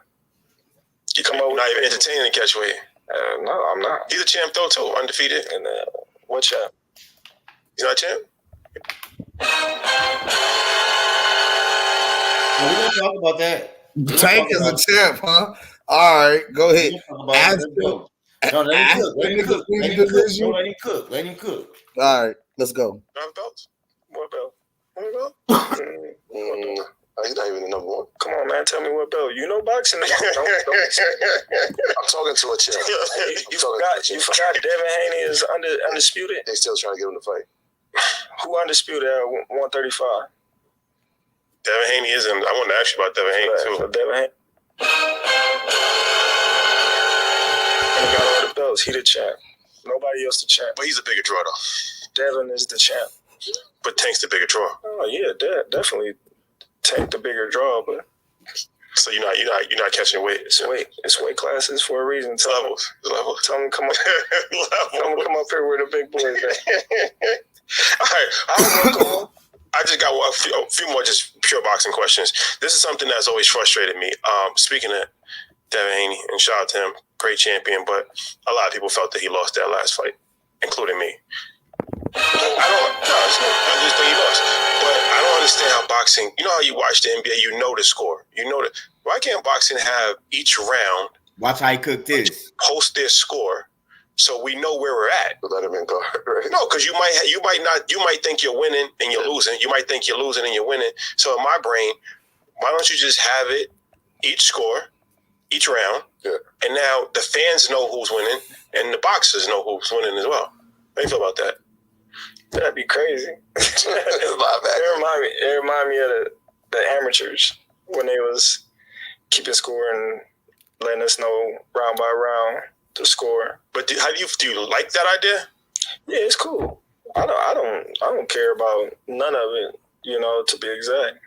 Because I know I'm gonna go in there and do what I gotta do to make sure that I'm winning decisively. Not, But like I think Lomachenko. Do you think Lomachenko won that fight? It was a good fight. It was a close fight. It was close.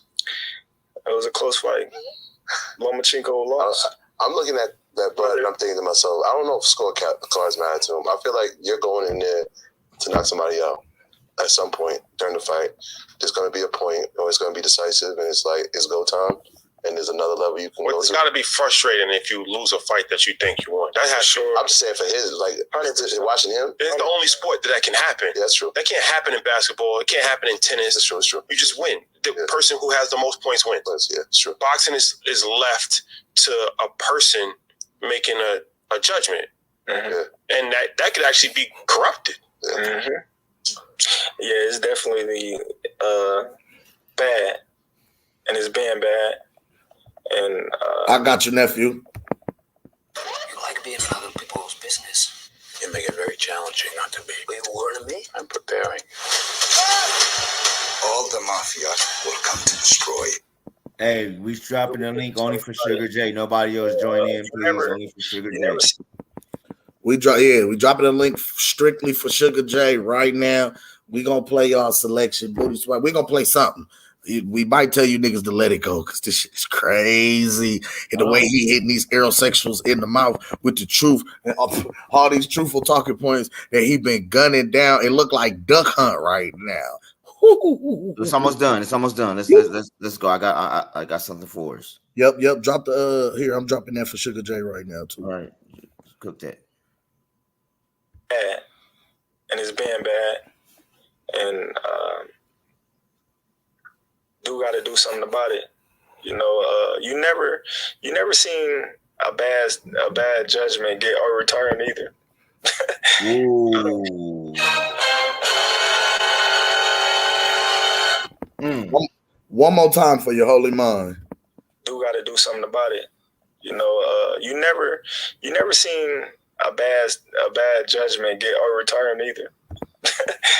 I don't care how many times you watch the fight and the whole world say this guy got robbed. You never see it get overturned.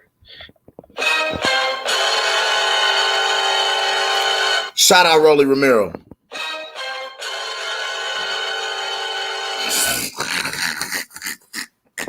Rolly D. Robber is a champion.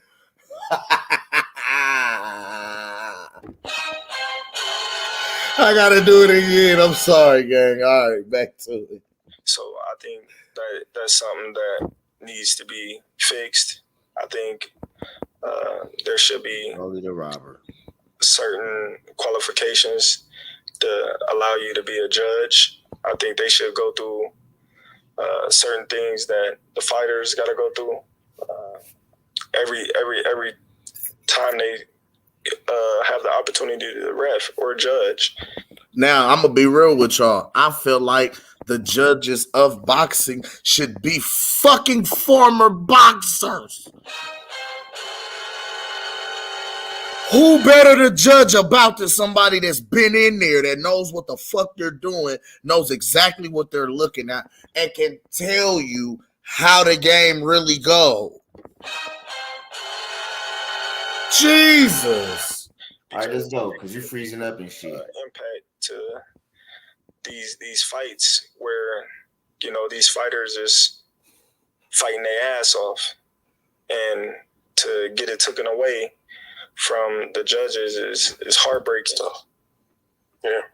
So, well, Terence, my brother. Oh, one last question. Well, I got a half of a statement because I want to know if my good brother and our brother, after he looked you in your face and told you were going to lose, did Charlamagne reach out to you? I'm going there tomorrow.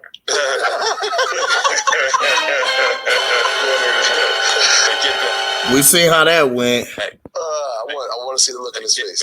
All right, my last question is, who's your all-time top 5 pound-for-pound fighters. Got to be Roy Jones, Floyd Mayweather, Andre Ward, Sugar Ray Leonard, Terence Crawford. Got to be in the 5. Yeah, you. That's all I want to tell y'all. What's your course, Stevenson? Huh? You one of your favorites? Easy. Man, little bro is.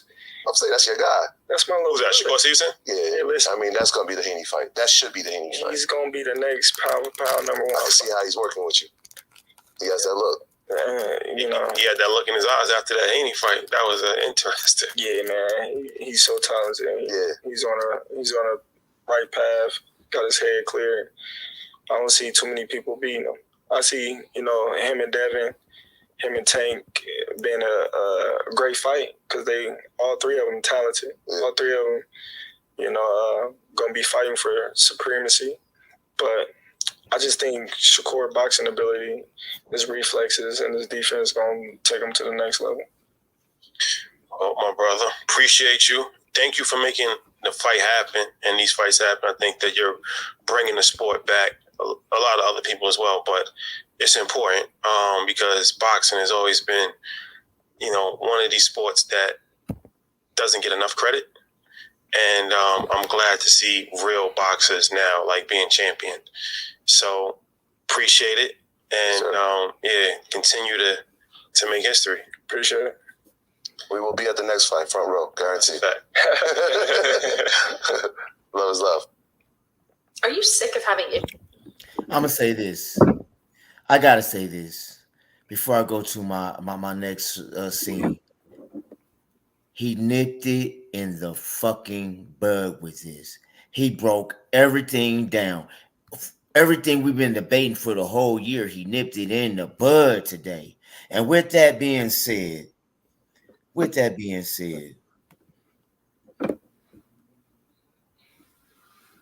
tell him what it is, Cam. Let it go. I want to speak to you ERROLSEXUALs for just a moment. You seem to think that after July 29th, after listening to y'all spread propaganda for 5 years, you seem to think July 29th was a fluke. And we called it Crawford at 9. You making excuses? You need to just let it go. Looking back over the years, these niggas shedded some tears. Told myself time and time again, Errol Spence is gonna win. Through all the fuss and the fighting, debating and lying, now I'm sitting here crying. Cause when Spence got dropped in the 9th and now, but it changed my mind. I think I better let it go. Looks like another but TKO. Oh, I think I better let it go. Let it go, EJ. Looks like another but TKO.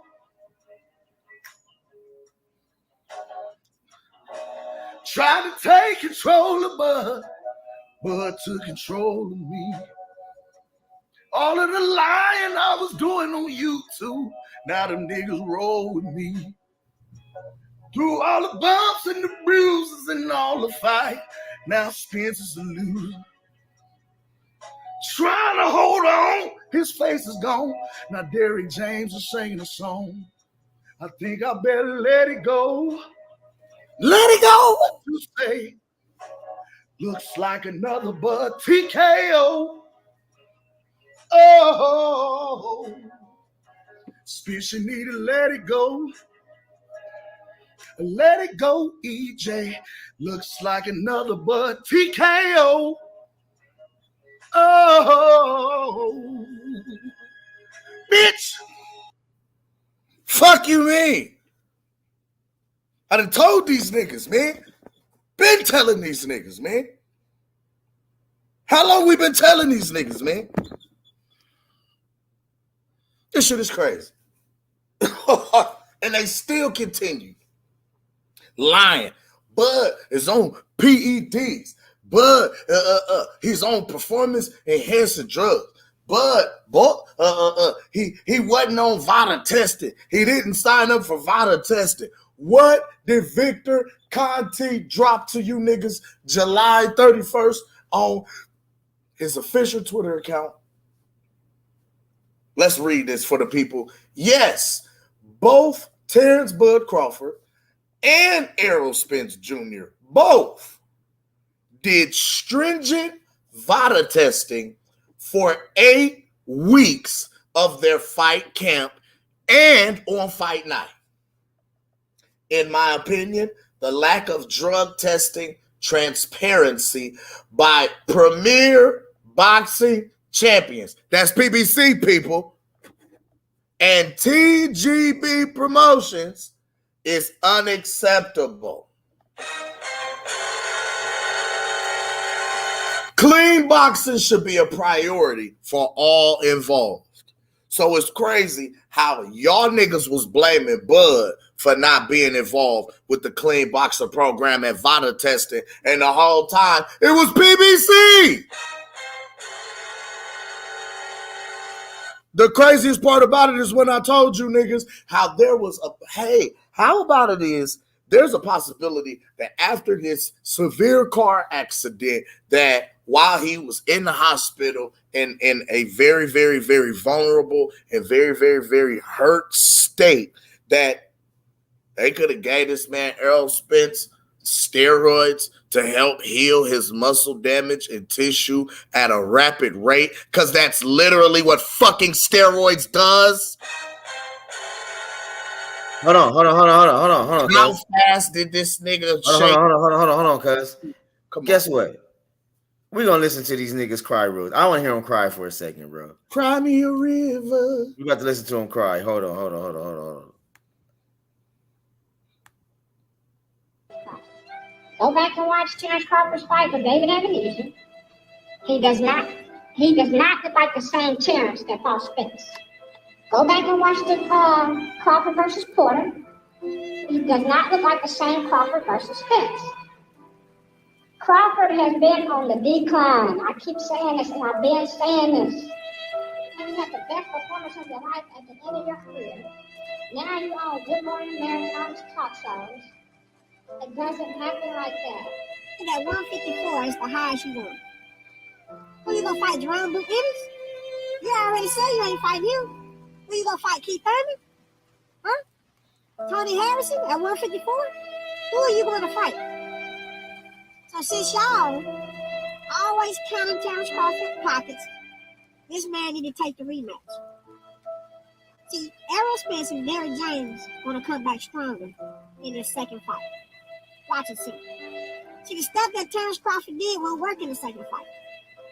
See, they had a game plan for Terence Crawford in the first fight. Errol Spence's body failed him. Everybody knows that. Matter of fact, Terence Crawford fans knows that. We've established that when tape goes on skin, then gauze plus sweat equals cast. That's a fucking cast. Now, detractors are going to say it's legal in Vegas. The A side was Errol Spence. Why wasn't this in Texas where it's illegal? Because Bud refused to have this fight unless it was in Vegas. So Bud chose a place where he can get away with it. Bud is doing this himself. Let me do this. Because I'm sure by the Ali video, y'all niggas gonna have questions too. Because I'm okay with Bud beating Errol Spence. I'm cool with that. I'm cool with that. I got no beef. But what the fuck you ain't gonna tell me is that was something shaky in that fucking water in Las Vegas. I got questions. I have a lot of questions. I have a lot of inconsistencies that just does not line up and it don't sit well in my spirit. It don't. Question number one. What other fighter has Bud Crawford mangled in the way that he mangled Errol Spence Jr.'s face Saturday night. And go. Don't worry, I'm gonna pull up all the pictures. Everything I'm gonna say is gonna be supported in fact. Just so y'all know that. So nobody think I'm over here just making up shit because I feel sorry for Errol Spence. No, the fuck I'm not. The fuck if I am. Name one fight. Name one fight where Errol Spence's face got mangled like that. So you mean to tell me the same man,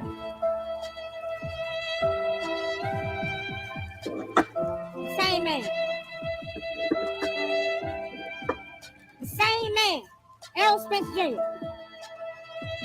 who broke Ugas's eye in the fight prior to this, could not even scratch Bud Crawford when he caught him with a 3-piece in round 7 before he got dropped?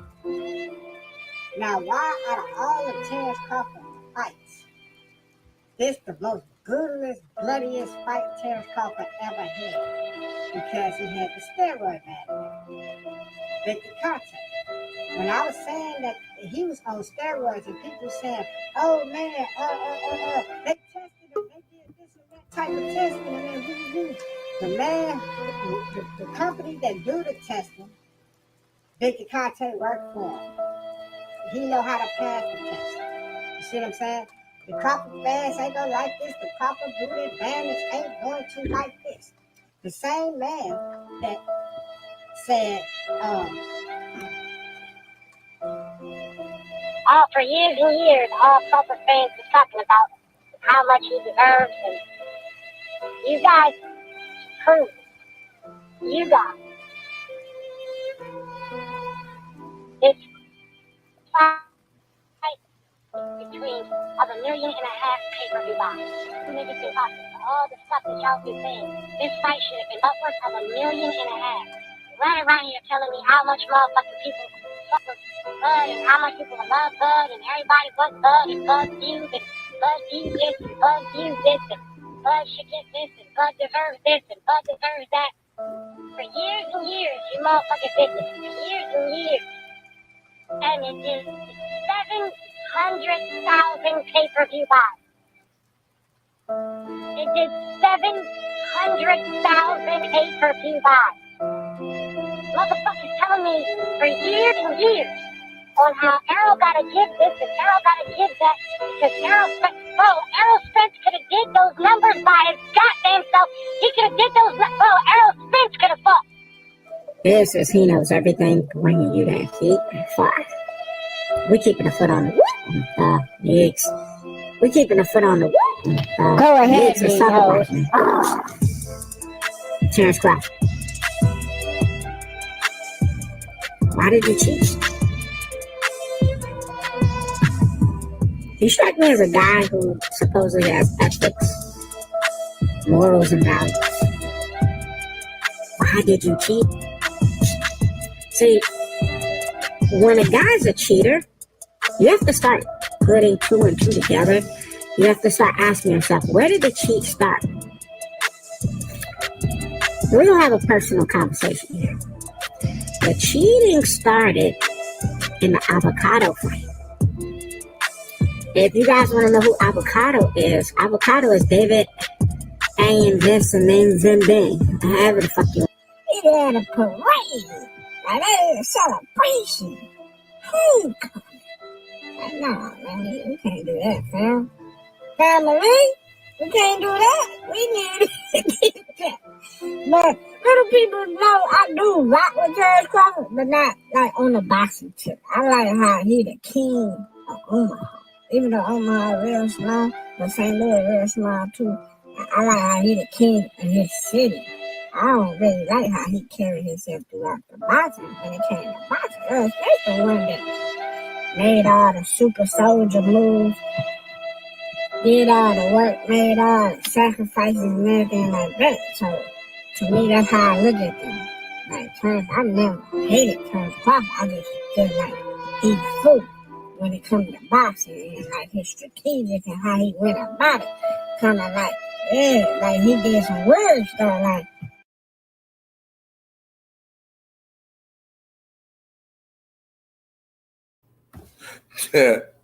The way these niggas crying, bro. Where he got him crying, bro. That shit had me. Nigga, fuck all that shit, nigga. We on. Fuck all that shit. Fuck all that aerospace shit, nigga. We on the next one. We on the Charlo, nigga. We want the Cub now, bruh. Like Bud said, y'all seen that shit, nigga. We on the Cub. We already got the Shark. We don't need to talk. It's done. It's done. We on the Cub. We watching Canelo vs. Charlo, and then we gonna cook up whoever. Okay, we're gonna cook up whoever. All right. I'm real life hoping. I'm real life on this. I won't tank now. Man, get the fuck out of here. Get that shit out of here. I won't tank. Get that shit out. Come on, man. Hey, Gooch. Hold on. I want to debunk something real quick. Can y'all see this? Nope. Right now they gotta let it go. Look. Can y'all see this? Hold on. Go ahead. Pull it up. I pulled it up. Can y'all see that? Who? That's Felix Diaz. Yes, it is. Now, does his face look? Oh, what happened? Hold on, let it load. It just loaded. No, it was already up. I stopped sharing my screen. It was already up. Yeah. Look at this. I need y'all to look at this. His face looks worse than goddamn Earl Spence. I mean, but yeah, I understand though. Felix Diaz was older. He wasn't the same Felix Diaz. They said who has he? They just asked who face has he ever mangled other than Earl Spence, bro. So I was just wait. Time out. Cut the music. So they asked that question, right? Does this not just prove? I don't know why you and whoever are arguing with that statement because nigga, shit. All right, we didn't do that. We never mangled nobody. All right, bitch. Your guy is the guy we did it to. If you really want to know, your guy is the guy we did that shit to. So it don't really matter now. We did it to your guy. Your guy was the one that we did it to. Get out of here, man. They asked the question, right? Y'all need to go back 3 weeks ago on Saturday night. Do y'all need to go see? Do y'all need to go? If you want to see another one, just wait for Charlo and Canelo, and then we'll get that shit too. So if that's what y'all want to see. Well, from my understanding, Earl's going to take this fight. He's going to sign the contract. Win. September 28th. Win. So Gooch. Let me ask you this. So y'all he got till August 20. He got till August 30th to sign that contract. 30 days. It's only 30 days. 30 days. Oh, we got time. We got 2 weeks. Matter of fact, I'm finna play Larry June for you niggas. 30 days. 30 days. Hold on. Let me say this. 30 days. We don't really need to keep telling. We already know what the fuck happened to Errol. All right. I'm on a Canelo and Charlo, and I want y'all. Did y'all niggas watch the press conference? Did y'all watch that shit? Are we cooking on that tomorrow? Oh, we're cooking that on tomorrow. All right. What time? We cooking on that tomorrow. Whatever time. Gooch, what time we going on tomorrow? It'll probably be the 420 smoke. We might because I don't know if I got to work tomorrow. So if I don't do the work, we'll do a lunch edition. All right. Okay, yeah, because I get off around 11. So yeah. So we do if I do gotta work, we'll do a smoke session. Yeah, if we do a left hook lunch hour, shit. Yeah, that's cool. I still gotta watch. I didn't watch all of it, but I did watch a couple episodes. Episodes. I did watch Charlo Girl talk a little shit though. Man, what the fuck? I'm gonna tell you this. Most of y'all probably already watched it, right? But for Gooch and Kim, who didn't watch the full thing, I'm gonna tell you this, man. Charlo on his shit, and Canelo on his shit. You know what I'm saying? I watched it. Hey, it's gonna be a good fight. Hey, check it. Now I did watch. Like I said, I didn't watch the press conference. I watched that post interviews. I did see Canelo say he's not going down, so everybody can forget it, huh? Well, yeah, fuck that, bro. Get that shit out of here. We ain't even worried about Canelo for real. We want Charlo. We want a Cub. Like Bud said. Charlo did say he's going back down to 154 to get Bud. if I'm not mistaken, or some Hey, shit. he has to. It doesn't make no. Bro, let's just Well, say he gets his ass killed by Canelo, right? It does not make sense for him to stay. Oh wait, I do want to say this. Charlo did look better. We already knew he was taller. Charlo did look bigger than Canelo when they faced each other. He's Keeping it real. been taller than Canelo. He's been No, bigger than Canelo. we are. No, he was not bigger than Canelo. He was taller. He's always been We taller knew. than Canelo. They We all knew fought at that. 154. Wait. We knew that he was taller. I'm saying Canelo was obviously the bigger fighter. He was 168. Charlo was at 154. So he wasn't always bigger than Canelo. That doesn't make no sense. What I'm saying is though, when they faced off, we already knew he was taller. I'm saying he looked like the bigger fighter though all around, not just height. That's what I'm saying. I But knew you know he they was was at taller. 154 together though, bro. Right. But guess what, nigga? Has Charlo been at light heavyweight? No. He's fought at one division his whole career, bro. So how can we what I'm saying is now though, he looked like the bigger fighter. Maybe he was holding himself back. Who knows, right? Maybe he could have been at 168 with his twin. I don't know. But still, Canelo still at the end of the day, Canelo still got the advantage because he's trained his body to be at that weight class. It's like it's different than Bud and Errol Spence because nigga, they both been at the same division for 5 years. So even though Errol was there a little longer, Bud was there for a long time, and he had like what 10 fights before he fought EJ. So the question is now: does Jermell Charlo hit like a light heavyweight?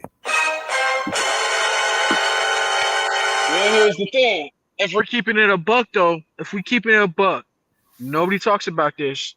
But between him and his brother, his knockout percentage ain't really. You know what I'm saying? His knockout percentage ain't, but he's known as a puncher. I mean, that's the point. If he ain't got shit coming to make Canelo back up and respect his power, he gets walked down and walked through. Well, wait. But here's the thing with Canelo though. A Reynoso team, as we see with Oscar Valdez, Navarrete was the smaller fighter, and he came up. He started at 122. And he came up. And I mean, he did have one fight under him, but that was one fight at 130. And as we see, Oscar Valdez, they're just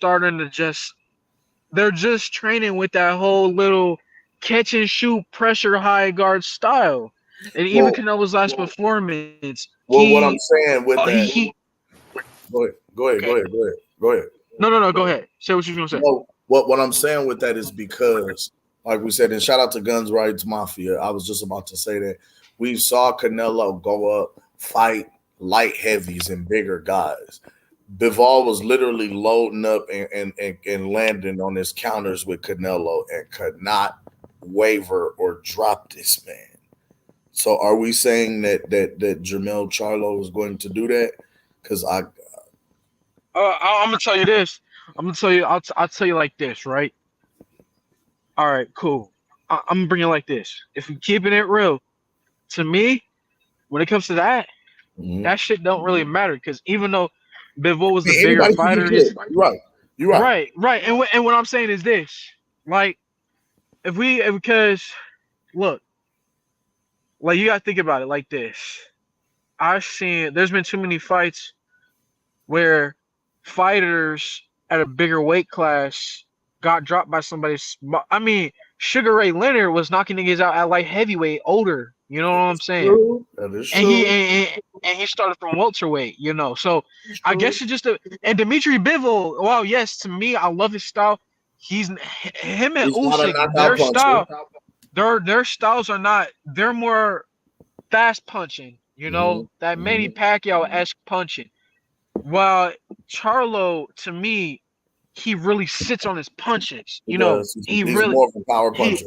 I understand. I get it. Yes, I agree. Even though while yes, he doesn't have the highest knockout, his percentage doesn't do him justice because we do see he has pop on his shots. He does have pop, and as we see, he's like to me, it just depends on what type of punch. There's different. When you say puncher, there's a different type of puncher for everybody. Like George Foreman and Mike Tyson, those are two different styles of punching. So I got a George question. Foreman. Yes, that's true. Because I got a question there, right?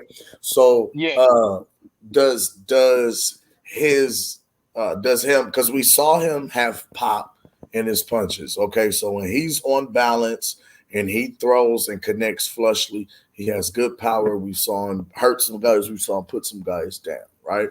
But now does his low and I don't want to say low, but does his lower knockout percentage speak to his boxing ability or his lack thereof, in not being able to get these guys out of there or be able to perhaps set up shots or put himself in position or even have his feet set to be able to land the shot that needs to be landed to get guys out of there? Punch placement, you understand what I'm saying? Variety of punches, things of that nature. Does that speak to that specific ability? I'm gonna say it like this, because I'm gonna tell you this, right? Like we all acknowledged, his knockout percentage is not high, but what's misunderstood, what we don't talk about, and when you see guys that like, such as a Devin Haney, right? We see on paper he has 29 fights, no, 30 wins, 15 knockouts. Early in his career, he was getting a bunch of knockouts. To me, it was the other way around for Charlo. When he moved with Derek James, we seen his style evolve. And I'll say this, to me, and this is why I think stylistically, I do think he actually gets knocked out by Terence. But to me, you ask me, I think Charlo, since he's lost, he's been able to adjust his style in so many different ways to where he's not fighting one way like EJ. To me, he's the most skilled one out of all of them in that gym, right? In that sense, where he knows how to adjust. Errol, he's never lost, which that's respect, but he's never lost, so he's had to adjust before, right? He was one of those fighters where if it's not broke, don't fix it. You know what I'm saying? And it's kind of like Steph Curry's shot. He was young, he could shoot, but as he got older, his ankle started wearing out, so he had to change up his shot. And I feel like that's what Charlo's done with Derek James. So Tony Harrison won. He didn't knock him out. He lost, but there was some times where he hurt him. The second fight, he knocked Harrison out. He knocked Jason Rosario out with a jab to the body. Cool. He did have a draw with Castaño. He beat the shit out of Castaño and knocked him out with the body shot last year and to become undisputed. So I will say this, while his resume of his knockouts don't show the whole, I don't think it gives him justice, because I think he's learned how to adjust and he's now getting a lot more knockouts. He was always a good puncher. So but I feel like with his experience, what you're saying is so with each fight and with each amount of experience that he gains under the lights, he gets better and he grows and evolves. He continues to evolve as a fighter. That's what you want to see. Okay. But now, do you feel he has evolved to the level to compete with and or beat a Canelo Alvarez, the likes of a Canelo Alvarez? And I say that to say, I feel like the fight should have happened at 154 between all of these guys, Canelo and Jamel, Canelo and Jamal, Andrade. I feel like all these guys. The 40-year-old prospect. The 40-year-old prospect. That's what you're talking about. Hey, he's 40-year-old with showcases. That gives me hope that I can come back. 40-year-old prospect. Yeah, I can come back to it, man. I'm gonna be a 40-year-old prospect, yo. AC, bro, look, it's all respect and love, but look, like I said, the 40-year-old prospect, and before we get back to Charlo and Canelo, bro, as much shit I was talking about Andrade, bro, I don't give a damn. That man's been the champion since 2013, my nigga. I wasn't even 10 yet, bro. And he's been a champ. And you mean to tell me, I don't care what the fuck the issue is. You mean to tell me this nigga can't fight a Charlo? I don't care what it is, bro. I do not give a fuck, bro. I agree. Terence Crawford and fucking Errol Spence made it happen less than 5 years, and their fights was bigger than all their fights. You mean to tell me a lower level fight can't make Devin Haney fucking just fought Lomachenko, bro? What the hell are you talking about, bro? That's what I'm okay, but back to Charlo. I agree. because me and AC, we gotta sit down and talk about the 40-year-old prospect. But anyways, Charlo and Canelo, right? I'll say this. I do think I can't just knock it out and say Charlo wins. Do I want Charlo to win? Hell yeah. Absolutely. But like you said, we have to be realistic. I'm just not with shutting Charlo out because at the end of the day, it's a fight. They're professional fighters and they're both great fighters. So because you did these things. It was to me. It was disrespect when they compared Amir Khan when he moved up 2 weight classes. They're 2 different mentalities, 2 different style fighters. You cannot. That was a little disrespect. That was kind of a low blow shot. What was it? What was it? Raul, the Olympic medalist. Shout out to him. He was like, you can't compare them to 2 different fighters, mentality wise. Like mentalities. Amir Khan has a fucking glass chin. When have you seen Jamal Charlo get knocked down? When have you seen that shit? No, don't do that. He at the end of the day, as much shit as we talk about Charlo, never seen him knocked down or stopped or anything. At the end of the fucking day, he's called. I mean, I know this is Soko's favorite superhero, but at the end of the day, the nigga is called Iron Man for a fucking reason. Don't put him up. And this is no slight at Amir Khan, but when it comes to taking a punch, like you, to me, that's disrespectful. That is so fucking. It's like they all. This is why I kind of want Charlo to win, bro. Because the disrespect is fucking crazy. You know what I'm saying? I'm gonna say this. Canelo. I mean, and like I said, Reynoso team, they've been like I don't want to say slacking because they're still champions. They got them, but it's just like Prime Canelo was when he was moving around, using his angles, you know, beating the shit out of Daniel Jacobs. That's the Canelo we haven't seen in a minute. We haven't seen. I'll be honest. Shout out to the great Marvin Hagler for that gem and that jewel that he dropped when he said it's so much harder to get up and run 10 miles sleeping on silk and satin sheets every day. See, when you sleeping on Auntie and them floor in the dirty ass basement at the house, it's easy to get up and run and get the fuck out and go get it. It's hard to get up out this 13 bedroom ass mansion on all these acres. Like, I was just you feel what I'm saying? And prime example, I was watching Oscar De La Hoya's documentary on HBO Max, where he said he was like 9 or 10. The nigga, he would go run in East LA at 4 a.m., not knowing if he was gonna make it home at the age of 10 years old, being scared. But he said, but you know, as he got all the riches that he so called deserved, you've seen he was a different Oscar De La Hoya. He didn't have that thing that made him want to get up. You know, he got beat by his mom. Man. That's hunger. That's fire. That's And look, I'm gonna tell you this. Look, they earned that right to be like, fuck it. But at the same time, that's the consequence when you get in that ring. Because look, at the end of the day, I'm not in their shoes yet. Keyword yet. So I can't just be like, oh, that's fucked up. Because we didn't work as hard as them to make it there to begin with. So how can a fan just judge, oh yeah, they didn't do that? Who gives a fuck? At the end of the day, yeah. Marvin Hagler, what he said was facts, and it was golden, right? It was golden, and Marvin Hagler is one of those guys where, as rich as famous he got, he did not care. You see, he was training whatever the fuck, I forgot, in Boston, like a prison, you know? Right. Shit. And that to me every fighter speaks to a fighter's level of hunger as well as his love for the game. You feel what I'm saying? Like a prime example, when guys I always bring up LeBron James in the sense of, and mind you, I'm a Kobe fan. But when I look at it, LeBron James is the greatest. Period. All period. Right. But now when I look at LeBron James and what he's done, LeBron has played at a high level for his entire career. You know what I mean? He's been in the league. How long?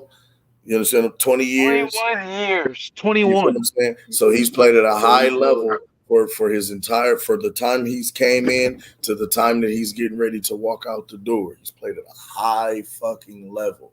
That speaks to, and mind you, he came in paid. You feel what I'm saying? He came in already highly touted. He had a whole lot of money.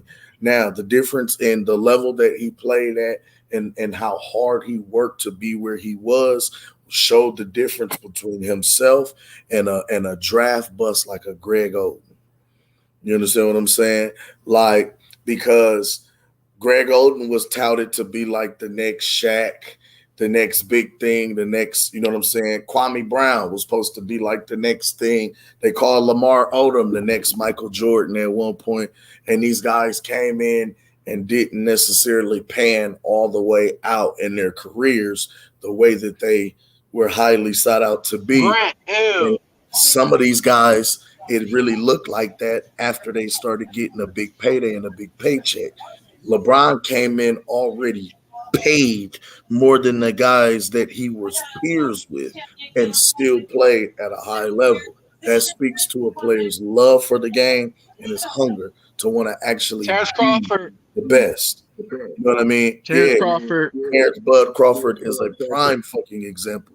No matter how much money this man makes, no matter how successful he becomes, being undisputed, this man continues to work at a high level and continues to perform at a high level because of his hunger, his love for the game, his love for boxing. And a prime example, what I saw was when he stated in the interview how, you know, he utilized his the interviews and the social media things as reasons to go harder and to train harder. That to me is finding a reason to fall in love with your craft all over again.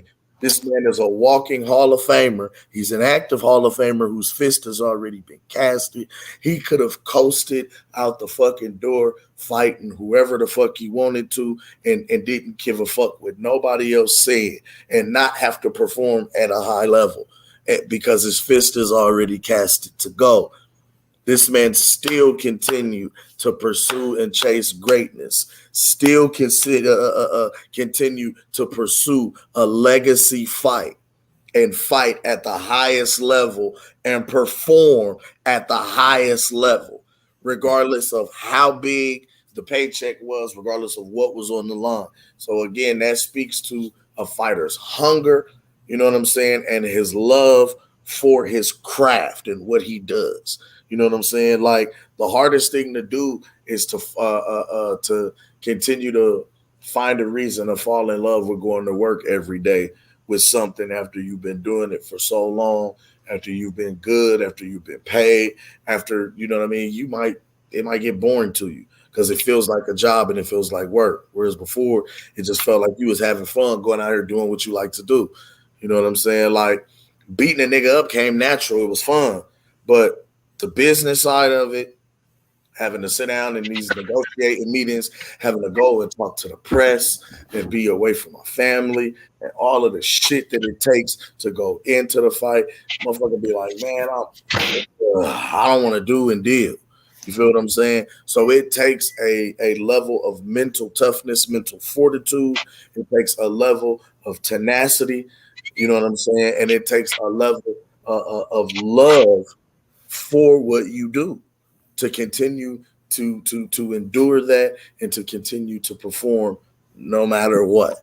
You know what I'm saying? So shout out to Bud, man, for putting on for the city, for doing what he do. Shout out to So Cold for putting on for the city, doing what he do. Because regardless of the level that these guys perform at, they still continue to come back and give to the youth and the young people who they look at as the future, the up-and-comers. They still will take time out of their busy schedule to work with young men and women to get them to a level where they could potentially be in their position one day. You feel what I'm saying? They still take time. Bud still takes time as a father to go and be a part and an active parent in his children's lives to make sure that he leaves a lasting mark and legacy of his activity in his children's lives. Those are the things that kids hold on to. Those are the things that makes a difference in the lives of young people. Those are the things that young people can use as fuel to actually fire them up and they can hold on to in them moments when they don't always feel the surest about what's going on. They have a level of foundation and support that they can count on. You feel what I'm saying? So, like, shout out to my nigga, man, for doing this thing, being a stand-up guy, man. Keep doing that. The rest of you niggas hating. Fuck yeah. Man, we finna go ahead and get off into this booty swing, motherfucking me. Yeah, damn, cause I think I'm gonna go ahead and open up the doors of the sanctuary. Y'all make sure y'all hit the like and subscribe. Matter of fact, what the likes looking like, Gooch? What we doing on the likes? Let me see. Hey, well, let me see. What we doing on the likes? Let me see something. I'm already in there. Hold on, man. Y'all. Oh, okay. All right, the likes is up. All right, I'm gonna drop the link so y'all come on in. And one love to everybody that's tuned in, man. Appreciate y'all rocking out with the Apostles. One love to the whole North Side. One love to B&B Boxing Academy, B&B Promotions. One love to Team Crawford. One love to Team So Cold. Yes, indeed. I'm going to run through this booty swing one time and let y'all come on in and come chop it up with the Apostles. Pop y'all shit. Y'all know what's going on. Baby. Make sure y'all go like and subscribe to that booty swing, man. It's everywhere on all streaming platforms. Y'all go run it up. It's your boy. And Sick and Tired too. Hoe ass niggas. All right, let me see something. Hit play.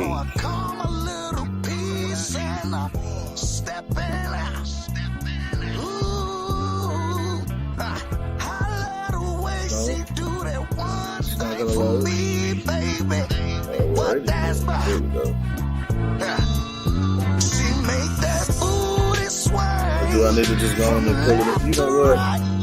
Fuck that. No. What am I doing? I'm tripping. I'm tripping. Nah.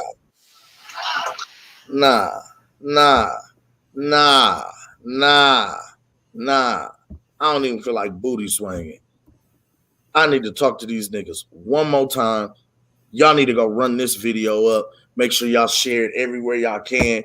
Put it in their motherfucking face and let their ass know. You hoe ass niggas need to let it go.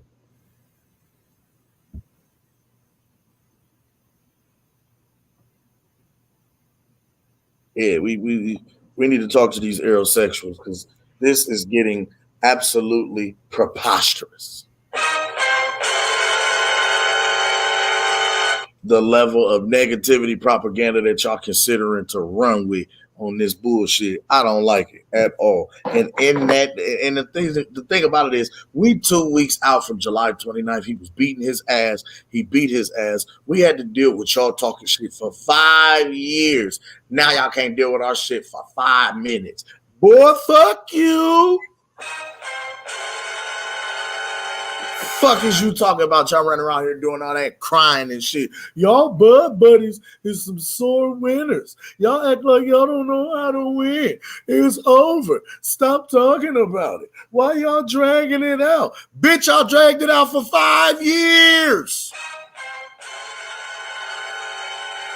And now after he beat his ass, what y'all say? Man, shit, bet you he gonna be better. He gonna be better in the rematch, though. He gonna be better at 154, though. He gonna beat his ass at 154, though. Watch. He gonna get his get back, though.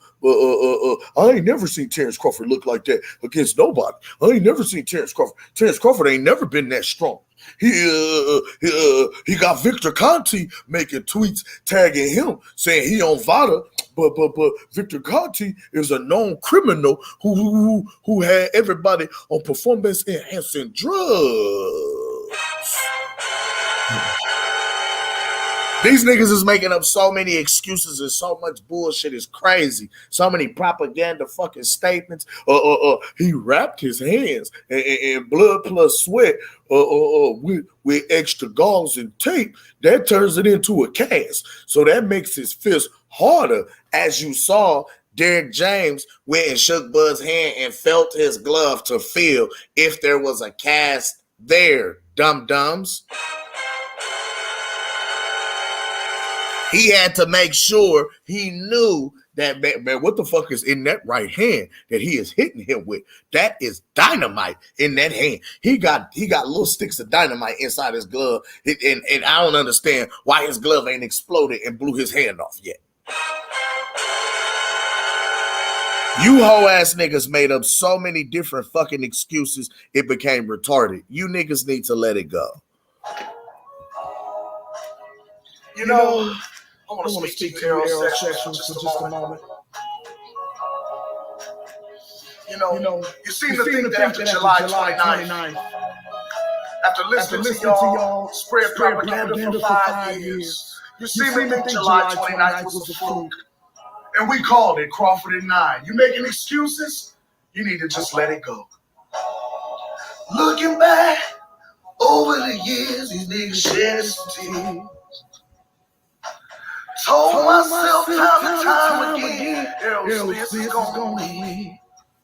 Through all the fuss and the fight, the debating and the lie, now I'm sitting here crying. Cause when Spence got dropped in the ninth and now, but it changed my mind. I think I better let it go. Looks like another Bud TKO. Oh, I think I better let it go. Let it go, EJ. Looks like another Bud TKO. Try to take control of but to control me. All the lying I was doing to you too. Now the niggas roll with me. Through all the bumps and the bruises and all the fight, now Spence is a loser. Trying to hold on, his face is gone. Now Derrick James is singing a song. I think I better let it go.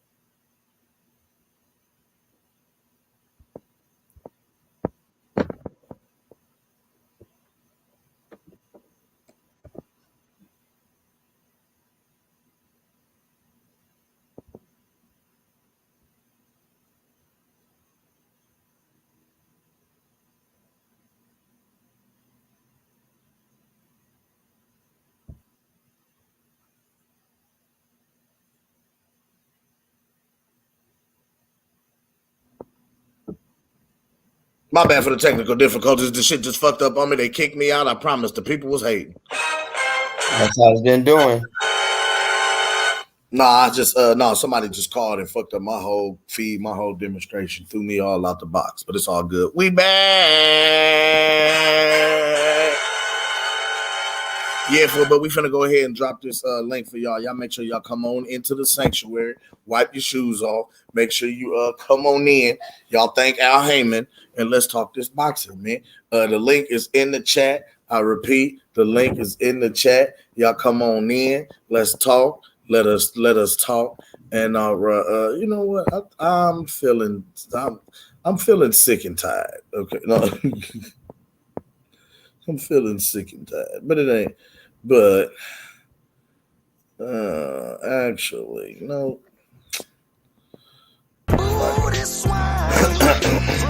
And they threw off the roll call. I can't even go through the chat no more. You ain't got me earlier. I see my pops is in the house. Yeah, I can't even go through the chat. What up, Pop? Damn, G. I got. Hold on. Let me get this right.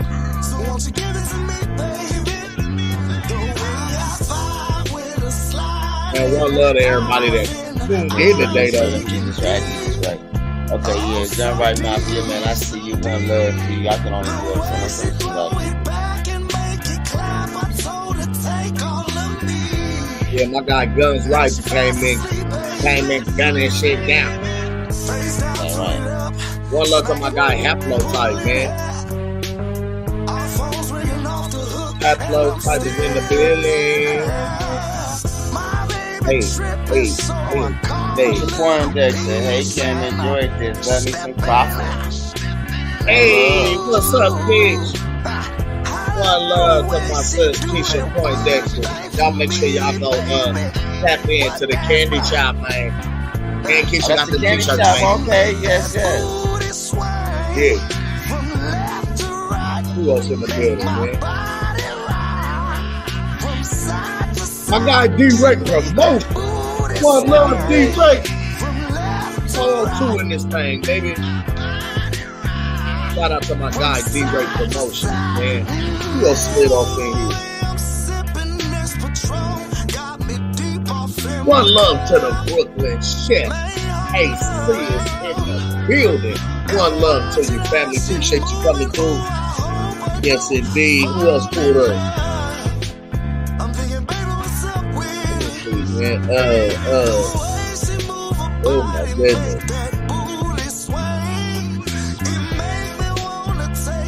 Oh, my guy Red Glove Militant fell off in here. One love to the Red Glove Militant.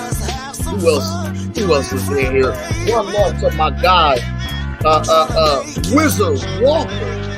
Wizard Walker came through. Who else? Is that Haplo Type? Yes, indeed. One love to the OG Haplo Type Zero. He said every time they make another 40 nights Haplo. He said every time they make another excuse, start the 40 days and 40 nights on. We're going to be going on for all eternity. One love to my guy, Schoolo X, man. He said, Cam, kill this. Hey, man, we just got to tell them boys to let it go. They got to stop it, man. Stop it. Stop these excuses. Stop this nonsense. Who else pulled up? Well, yeah, my guy Wizard Walker is in the building, man. Wizard Walker, y'all. Hey, one love to Daniel Agadoo.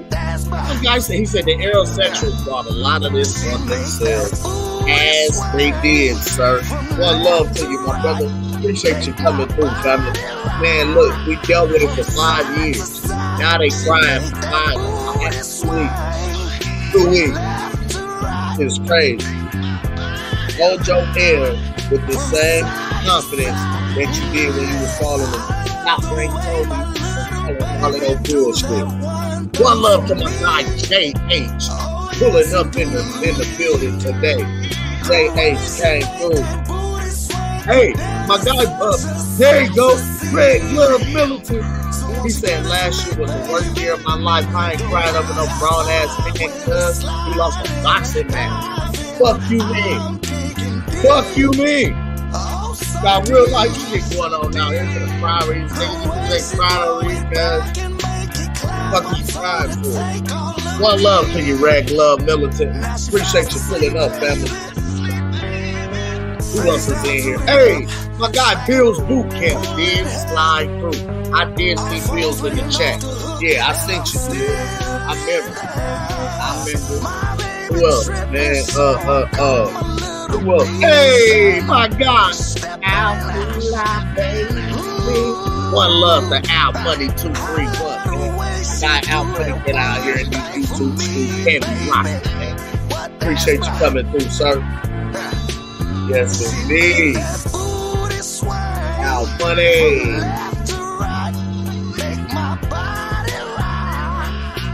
Who else in here? Hey, my guy Ronnie Bravo. One love to you, Ronnie Bravo. He said nobody knew about that A-side, B-side bullshit until Floyd came around exposing it to the public. Fans need to stay in the fans' place. Amen, amen, and amen. You are preaching, Ronnie Bravo. One love to you, my brother. There you go. The deacon is in the chat. One love to you, Mr. Warren Lone, Warren Speaker. Thank you later. One love to you. Yes, indeed. Appreciate you coming through, big bro. Yes, Lord. There you go. There go the deacon. One love to Bill's Boot Camp in the building, man. I appreciate you coming through. Bills, we at the end. It's a new day. It's a new day. One love to your family. Oh, there go the queen coming through. Hi, Nike. Let me wait. I gotta turn the camera on. Let me turn the camera on. I gotta look at it. Hi, Nike. One love to In the Ring with Christine and Knockouts with Nike, man. Shout out to the queens, man, coming through, rocking with us today. Appreciate y'all coming through as always. Beautiful. Y'all make sure y'all go like and subscribe to In the Ring with Christine and Knockouts with Nike, man. They be over there cooking boxing food. Oh, look. Is that my guy, Smoke Session?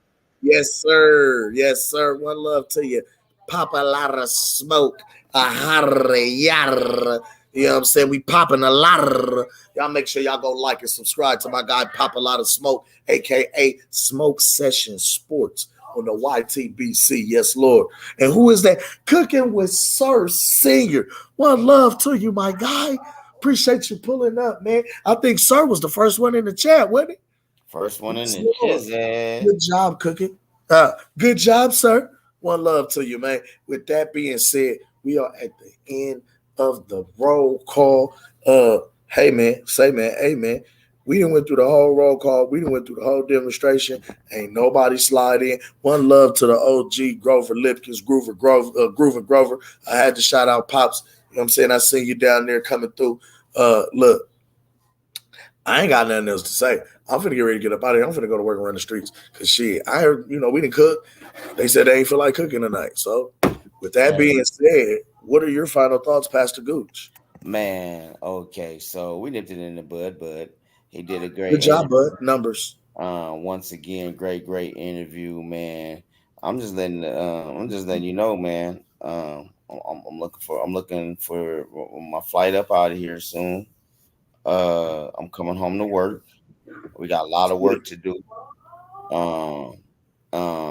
Yeah, I'm not missing nothing else. Unless it's during the winter time. During the winter time, I know I gotta go either west or I gotta come back down south because I can't do no more cold. But other than that, man, that was a great. Bud did his thing again, man. You always, we gonna get this. Hey, get that video viral, y'all. We got it, man. We're gonna try. I'm gonna try, man. If y'all don't give it, if Bud don't hear this by the time I come home, I'm gonna be mad at somebody. Oh yeah, I knew it was something I wanted to talk about and cook real quick. Not even just cook on. You heard your boy added somebody else to the staff, right? What was that? Derek James picked up another trainer to the camp. Oh no, I didn't know that. Who's his new trainer? Yes. What's his name? Something Guzman. Shiza. What is the name? What is tomorrow then when we talk about Charlo? Yeah, man. He brought another coach into the camp. He brought some more eyes in there. He said he couldn't do it all by himself. So once again, we trendsetters coming from the 402. Good job. Good job, BNB. Numbers. Good job, man. Good job, Red. Good job, so. Good job, man. Good job, Bernie. Good job, Bernie. Sock it to me. My guy WCS, he did slide through in the chat. Yes, sir. Oh, yes, the Archbishop came through? Archbishop just slid in. I ain't mad, man. Yeah, I know we in there now. One love to you. Okay, hey, there it is. He said Joanne Guzman. Thank you. Yes. Now we what it do, Kings? Thank you. It was good. Now we can chill. Shit, just came on here to show y'all niggas some love. I told y'all I was gonna come over here when I seen y'all on at the Mac Mob show. Yes, sir. My guy got rights. What's up, family? Well, shit, man, I can't call it P. I'm still out here in Vegas and shit. You know, still seeing the repercussions of the fight. These niggas out here, bro. You know I be fucking with the Mayweather gym. Like I told y'all last time on the live. Right. Man, them niggas up in there looking sad than a motherfucker. Cause you know, everybody out here, bro. Let me tell you something about Spence. Cause everybody act like they fucking know. You feel me? The nigga was out here, like, I think like maybe his 9th or 10th fight. He started really training with a lot of motherfuckers at the Mayweather gym. And I'm gonna tell you, what happened was he went up in there. Floyd was off for a minute. Floyd was already like, he wasn't in shape when they sparred. So what happened was, you know, he was, you know, Floyd was, you know, giving him a little touch-ups and shit, but Spence was really in there trying to fuck him up. So basically, at a point to where they seen that he was really, you know, working hard, Floyd didn't want that type of sparring at that moment because he wasn't fully at himself yet. He was still trying to get his shit together. Well, that nigga he got out the ring. Floyd got out the ring and was like, man, I'm done with this shit. And as he getting out the ring, he said, nigga, you spar pretty good for a bitch. You feel what I'm saying? And Earl started getting on him and they end up kicking the nigga out the gym. Now, remind you, I'm getting all of this shit from the nigga cousin. And the nigga cousin is the dude who brought out Angelo Leo. He's the nigga who brought up Angelo Leo. He actually trains Hollywood. What's her name, bro? I think it's Hollywood. Her nickname is Hollywood, but I keep forgetting her real name because I met her at the house. I didn't even know she was a boxer, but she said she used to spar with Amanda Nunez and Amanda Serrano. She showed me a lot of fucking sparring with a lot of you know, known females that we know in the boxing game. So I knew she knew what she was talking about. But she just basically told me after that day, people kind of took that as, okay, this is the next nigga up. We gonna invest everything into the nigga. So remind you, he didn't sign with Floyd, he just signed with PBC. But as I told y'all niggas last time, the nigga Repo Rick, which is the nigga that be on the Mayweather channel, he the nigga he like the hype man up there. He was basically telling me like, look, y'all niggas is just fans. I'm a nigga that's behind the scenes. And I'm gonna tell you like this. The whole plan is to keep all the belts in-house. Al Heyman and Mayweather, they like butt buddies. This is what this nigga is telling me. You feel me? Because I ended up doing security across the street at this house that was burned down. Now, when I walked outside from doing my little patrol, this nigga Floyd Sr. stayed right across the street. This niggas live in Centennial Hills. So I was just chopping it up because, you know, I fuck with y'all. I fuck with niggas like y'all that try to be unbiased and that try to speak the real facts. So because we've been arguing about this shit for the last 5 years, I basically asked them niggas like, bro, why y'all playing this game with the, you know, y'all trying to protect these niggas, but when he explained to me how they got to keep the belts in house to get the TV deals and shit, like Al Heyman got the 200 million, nigga, remind you, they was with Bounce first. That was with Bounce and Fox and then Showtime. And that's how he got the 200 million, but he blew that in investors' money. So what Bud just said on the interview is correct because that's how he was able to give all of these niggas 1 million here, 1 million there, 1 million here. Don't forget the Bounce. They had CBS. They was with Fox. They was with FX. Yeah, that's what I'm saying. He basically collected all of that TV deal money and he was paying them niggas pennies and ended up tucking the rest. But see, niggas don't remember he blew. They got an article where they say the nigga blew the investors' money, nigga, and they was gonna sue this nigga. And that's the reason why Fox pulled out. Now Paramount, now I'm gonna tell you why y'all getting these fights. Paramount pressured them niggas. They told them we're not gonna have you underneath this Paramount umbrella unless you niggas start giving us the best fights. So niggas I just hate when niggas try to act like PBC just started playing ball all of a sudden. Nah, nigga, they got pressured, nigga. They got pressed. You feel what I'm saying? Hold on. Time out, gun rights. Hold on, you said a whole lot, bro. Gun rights is in Vegas. Hold on. Hold on, Cam. You said a whole lot. And how long you been fucking with the apostles? Bro, I've been fucking with this YouTube shit for like at least 10 years. How long you been fucking with us though? I'm just talking about us. Oh yeah, ever since I met y'all over there at Mac shit. Cause you know, nigga, I'm the original mob. I'm the original mob of this shit. Before like y'all niggas, Black Picasso, Mac Mob, Coach Malachi, none of y'all niggas wasn't on when we was really going back and forth with these niggas like 5-6 years ago. It was only like a handful, like DT, you feel me, Mr. Two Hands, IBFP, before he started switching over to being a fucking Canelo lover. But he was, acting right. Bruce Vane, Ring IQ, like these are some of the original niggas that I started that got me on this shit. And the only reason why I jumped on it is because of this crybaby shit and these he say, she say shit, because I had to get some clarification. I'm a nigga that's going to go to the source. You feel what I'm saying? Yes, if I go apply for a job, nigga, I'm driving down there, walking in, none of that online application shit, nigga. I need to talk to the owner, what it is. You feel what I'm saying? This is what I'm bringing to the table. Yes, sir. So I just like Red said in y'all chat, my nigga. I'm one of them real niggas, bro. I had to jump off this shit because it started getting to a point to where, nigga, I was gonna burn a couple of niggas. Niggas need to ask about me, nigga. I be at the fights in the hallway, nigga. What? Where nigga after the Terence Crawford and Porter fight where me and DT3 the Boom Man went up there, nigga. I was past that nigga. I was all through the hallway. Nigga, where the Aerospace fans at, nigga? Say something. I wish y'all niggas say something, nigga. Because if y'all get leapy like y'all did on Coach Malachi, oh yeah, I got something for y'all niggas. Because remind you, I live in Vegas, but nigga, I'm from San Bernardino, California. You feel me? And if you don't know about it, nigga, go look at what they just did to King Yella out there, nigga. It's already understood, sir.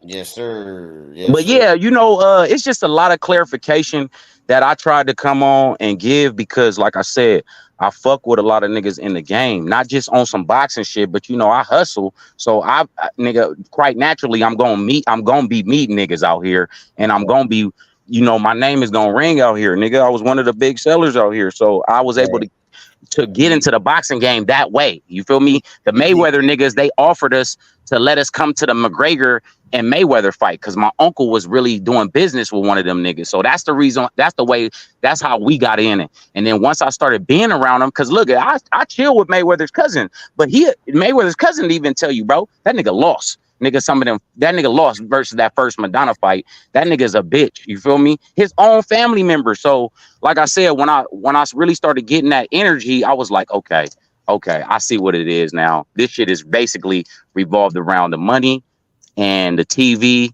You feel what I'm saying? And the popularity. This is a popularity contest. See, in actuality, nigga, Bud is the real man. He's showing you how to be a real father. He's showing you how to be a real determination person after coming out of the trenches. Because a lot of niggas don't make it from a gunshot. So just the fact that you made it out of a gunshot from the head, nigga, and you came back and become a champion. Oh, nigga, you the real Iron Man to me. You feel what I'm saying? Fuck what Charlo talking about. Man, hey. And the only why I was asking that because, man, a lot of shit, like I said, you said a whole lot because that's what we've been spitting on for since we started this damn shit. You just backed everything we've been saying. Everything you just said. Everything you just said. You just backed everything up in what we've been saying since November of 2022, bro. Another thing, bro, I gotta give you much love because I'm gonna be rocking with you, bro. When I move to Vegas. Bro, listen, I'm such a solid nigga. When me and DT went to the Porter and Crawford fight, the nigga was like, the nigga was a little short. But like I said, I'm a real nigga. I busted out 200. Like, look, we getting in this motherfucker regardless. And just like I told Mac Mob, I'm trying to get what I'm trying to do right now is finish my organization and get it to where it is, so that way I can get all of you niggas. Like, boom, nigga, here go 5 bands. Divide that shit up. You feel me? And the best of the best come out here and we gonna rock.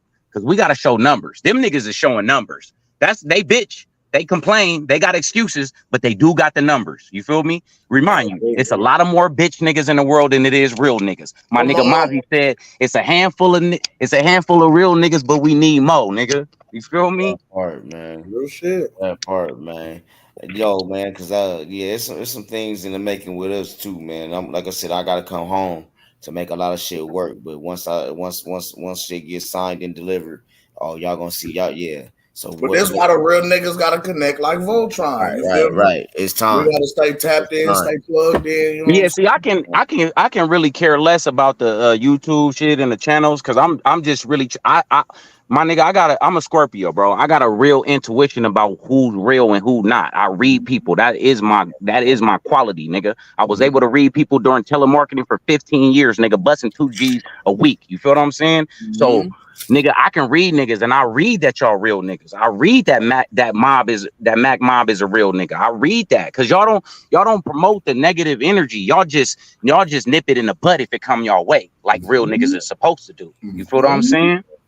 So y'all playing defense like nigga, defense wins championships, nigga. Y'all play defense. So when a nigga attack y'all, nigga, it's only right that niggas get attacked back. You feel what I'm saying? But as long as you come over here and you be respectable, regardless if you a Spence fan or whatever, if you keep it respectable and you keep it 100 and you keep it unbiased, nigga, there ain't no reason for us to get on your helmet. It's all love, bro. You feel what I'm saying? It's all love. Niggas, we gotta get on niggas' helmets when they. You gotta remember, bro. Us 3, we black niggas. You feel me? So other motherfuckers watching YouTube and they see these other black niggas tripping out, nigga, that's a representation of all of us. Because just like I tell my Cali niggas, it don't matter if you from LA, the Bay, it don't matter if I'm from the IE, nigga, everybody else outside of California look at us as all California niggas. All the same Cali niggas, right? You feel what I'm saying? Right. That's why I'm tripping right now on my LA niggas. I'm just like, bro, y'all letting this nigga Whack 100 put a bad name on niggas. You feel what I'm saying? Y'all letting these niggas put a bad name on niggas. Just like I told Cuzzo out there, like, bro, you feel me? Y'all gotta clean that shit up, because nigga, we don't shoot at niggas with kids. So you feel what I'm saying? Y'all gotta clean that shit up. And I just hate when niggas put a bad umbrella, a bad cloud over real nigga shit. You feel what I'm saying? Because there's some good niggas out here, bro. It's some good fathers. You feel what I'm saying? Nigga, we might got that impression that females and the older folks might have put on us as young black men, but nigga, Bud is really showing that we some real ones. You feel what I'm saying? That we could be, you could see a real black father out here. You feel what I'm saying? Changing the game, fam. That's all I see. The game being changed with Bud. Just off that interview, he done broke it down for these heterosexuals, bro, to where this is how I'm making money. Y'all talking about I ain't flashing. Like, I got 40 houses, I got 6 apartment buildings, 7 now. You know what I'm saying? Storefronts, bro. And they all Dallas, Texas niggas was all they was talking. Oh, he ain't got cars. Oh, he ain't this and that. He just nipped everything in the fucking bud, and I love. That's why I couldn't wait to do this, to show this interview, man. OG niggas don't floss. I just got done watching Spice One interview. He said, nigga, the OG niggas and real niggas, they don't floss like that. They move different. You feel what I'm saying? They don't need to show money to let niggas know that they got money. You feel what I'm saying? And I'd rather have a bunch of investments than have some fucking moissanite diamonds over my motherfucking neck. Like 85% of these fucking so-called celebrities or so-called motherfucking glamorous ass boxers that be walking in the motherfucking room looking like they motherfucking Slick Rick with all that moissanite shit over their neck. I told you, bro, these niggas is lab diamonds, nigga, but they get exposed as Cuban zirconias when they get in that ring, bro. He called them lab diamonds. Damn. That man came in here. They thought Errol Spence was real. They thought that he was the real shiny Sierra Leone motherfucker. You feel me? But he turned out to be nigga. Down. My nigga came in cooking. I'm just like I said, bro. It fucking kills me, bro. Like the Wilder shit killed me, bro. I was just like, bro, I was beating niggas in the streets. Like, bro, man, if y'all don't stop that shit, bro. I told my cousin, like, bro, you don't even fucking watch boxing. And the niggas that's telling all these excuses and all that shit, these is casual niggas that don't buy fights. They just watch the glamour weight classes. You ask these niggas who the flyweight champion right now, nigga, who the champion at 108, 113, nigga, they can't tell you none of that because they only focus on one or two divisions. Like that's what I said. I fuck with niggas who fuck with boxing in general, my nigga. I don't have no ties to none of these niggas because nobody pays my bills. That's nigga a pro fighter, period. Unless I go drop some money at the casino on a bet or something. You feel me? And 9 out of 10 times, nigga, the negative, the minus is so fucking large, you ain't gonna really make no type of money unless you go throw fucking 20, 30 bands on a nigga. Because Floyd was always minus 700, 800, 900, 1,000. You feel what I'm saying? So you really couldn't make no bread. Or you gotta call some shit that's, you know what I mean, dead on. You know what I'm saying? Yeah, my nigga, you gotta call it a round knockout, or you gotta call it, oh, Floyd gonna win by decision. They might drop that minus 800 down to like minus 350, but you still gotta put major money on it. You feel me? To see some profit, but it's not enough for y'all niggas to be acting like fucking groupies at a Chris Brown concert, bro. Come on. Oh my God, he gonna burn the kitchen down. These niggas is worser than the motherfuckers. Niggas, these niggas is worser than the motherfuckers. The fans of the Spice Girls, nigga. These niggas act like they was a part of the Backstreet Boys, committee. I was just about to say this. Niggas act like these niggas was in high school listening to NSYNC or something. Listen, G, you gotta realize these is niggas that was in and around our age group. These was the secret boy band lovers. You know, lucky, bro. We in the age that, you know, the homosexuality shit is everywhere. So it don't surprise. I'm not gonna say that it surprises me, but the niggas that was secretly listening to B2K and back. Yeah. You know what I mean? Like them. Listen, you gotta look at it. It was a crowd, a dance routine, niggas that was behind. Yep, never mind. Keep. Niggas got on the same clothes, nigga. They hit you with a routine and fuck you up like this was breaking, nigga. Like electric boogaloo. that part. Hey, well, you know what's so crazy too, man? How these motherfuckers is now. After all the excuses that we fucking hearing, bro, the one that's killing me now because Victor Conte came out. But not only that, when motherfuckers start telling, well, Boots is part of the snack. Oh, that's different. That's different.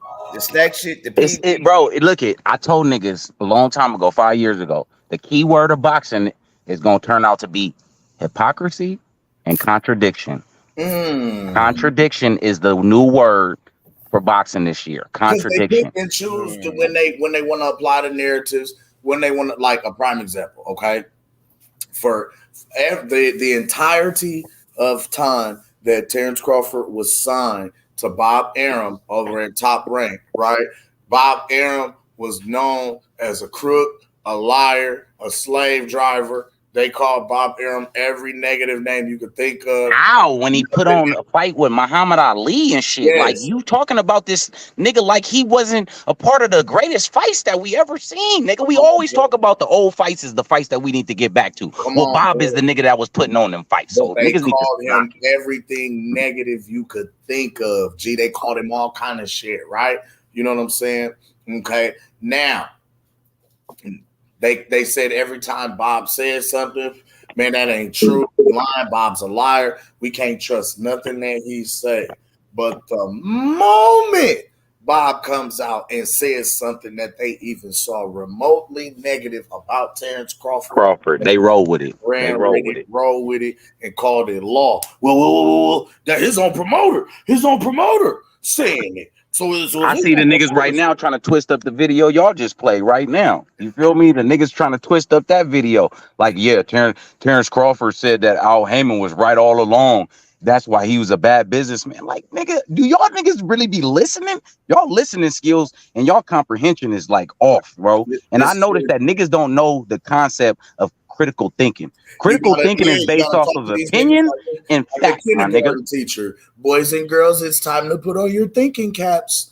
Like, let's put on your thinking caps and your You know what it is? listening ears. I forgot. A lot of these niggas didn't graduate high school, barely got a GED. So Feel what I'm saying? Like, let's put And on then, your and thinking then, caps, boys and girls. and then this was killing me. I'm glad you saying that they about to spin this shit, because if you look at it, you dumb motherfuckers, you dumbasses. Al Heyman had nothing but a small percentage in this. If you really listen to what he was really telling you, and like I said, everything he broke down, I feel played. Tweet was what the fuck Will Spence was talking about. The way he broke down the percentages and how the percentages go, like, bro. they try to offer the nigga no guarantee. That should tell niggas everything you need to know about this nigga Al Heyman. Nigga, Like, it's rappers right now, nigga. Artists, nigga, that he used to manage back then saying that this nigga stole money from him, bro. You feel me? He brought the 360 deal to boxing. Bro, bro, I just said the same thing to Cuzzo. I was like, bro, that's the nigga that's a part of the 360 movement right there. That nigga right there. He You brought feel the me? 360 deal to boxing. But then He check took this it out. from Not the only music that, industry and applied How that. Terence Crawford is a bad businessman, but Earl Spence and Porter got what, $2 million apiece? Fucking Thurman and Danny Garcia got 1.5 apiece, and then Terence Crawford turned around and fight a nigga who y'all say that wasn't nobody and made 10 million. How the fuck is that bad business? How? Because he dealt in bad faith. And I'm glad that he said what the fuck he said. He said, shit, okay. Basically, what Bud was like, okay, I'm about to show y'all something. I'm going to show you niggas something. Hey, did you 10 see million? I wish we 10 million speak. Hey, money talk, bullshit walk, bro. You feel me? Hey, did you see the smile on his face when they did the interview and when they was asking about BLK Prime and they was like, that allegedly the money? That nigga's smile was like, oh my God. And that's, I bet you he got a big paycheck off of that, because like he said, I get everything off the back end. And remember, bro, listen, 20 million to Terence Crawford is like 50 because the nigga don't spend money like that, like these other niggas. You feel what I'm saying? 10 million is like 20 million to that nigga because he's a good money manager. So you feel me? You already know in life, nigga, for you to make it, no matter how much money, nigga, MC Hammer went broke, nigga. So nigga, it's easy to make it, but it's hard to keep it. And that nigga's been showing niggas that it's easy to keep for him. So like I said, man, these niggas can shit. Listen, if I made $1 million and all I did was add an addition on to Mom House, or you feel what I'm saying? Like, nothing about what we was doing changed. I'm still the same guy, going to the same places, shopping at the same places, eating with the same people, hanging with the same people. Like, nothing about me changed. Just my revenue, my revenue stream, and my net worth. You know what I'm saying? Right. The only thing that changed about me. I'm still the same dude. You know what I mean? Like, I rock the same way.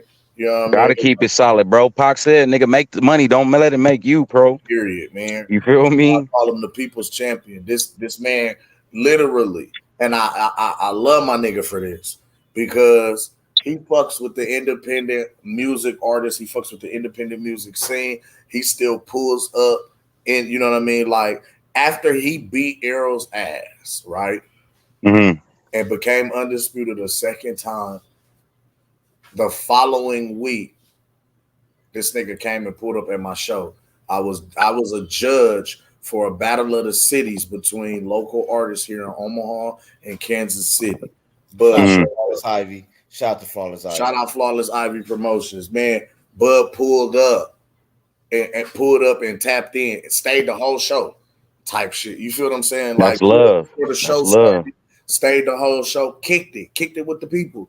No security, no, like, it wasn't no big, you know what I'm saying? He wasn't coming in with a big, huge security detail. No, the same niggas that he fuck with, the same family he fuck with, that's who with him. That's how you know a nigga is a real nigga, when a nigga can go anywhere without having to have no security. That's how you know you got respect. A lot of niggas say that they can go everywhere without checking in and all that extra shit. But you know, that's probably one of the only niggas I've seen that just, you know, it's just me. You feel what I'm saying? Where the wind blows. You hear me? I pull up. If you see me, you see me, but I'm there. You feel what I'm saying? Like, them niggas went to Texas. Look at them niggas went to Texas. for the hooker fight, nigga, and damn near got ambushed. But nigga Crawford was like, nigga, I ain't worried about none of you niggas, cause none of you niggas can't whoop me We anyway. back. Look, as him and So Cold was like, nigga, we stood back to back. Like, all right, what we doing? What we doing? Like, Real nigga shit. Real it nigga was shit. like Double Dragon. Real nigga shit. That nigga said like Double Dragon. Like Yeah. Double Dragon. Back to Real back. nigga shit, man. I love that nigga Stone Cold too, man. That's a definition of a real homie. That's a definition of a Bro. real friend. That's a definition of a real So partner. Feel me? Yeah. Shout out So Cold. Shout out So Cold, man. Real So comrade right there, man. Yes, That's a sir. real comrade right there. Man, So Cold. But see, that So Cold, man. One thing about So Cold, man, he's a humble guy, bro. But he's a man Very, of many talents. very And you know humble. what's funny? Y'all niggas don't even realize this, and niggas don't even understand how this shit rock. I don't even know if y'all seen the celebration. You know what I'm saying? Yeah, I seen it. I seen you with Coach Malachi when he was going live, man. You Like I feel me? said, since that day I've been following y'all niggas. I seen the parade. I seen the niggas that I seen the nigga Porter and all of them niggas, Bernie arguing with Ness in the fucking barbershop. You When feel she was me? talking about nonsense. I'm surprised y'all let that nigga in town. You feel me? Cause he's that nigga's a flip flopper. First, this nigga was on Earl Spence. Then all of a sudden, right at the last minute during his fight party out here, where fucking Alicia was there. Yeah. This nigga gonna try to switch up. And you seen the niggas in the crowd. He was like, "You going for Crawford? I thought you was going for Spence." Yeah, because this nigga, you let this nigga manipulate y'all the whole time. Yes. And this nigga, and man, don't even, man. Look, But if y'all don't know about that nigga's only out here in Vegas because he can't go back to where he from. The nigga, I'm gonna tell this y'all nigga that snitched real on quick. Danny, nigga. Nigga snitched on Danny. Paperwork, nigga. Ooh.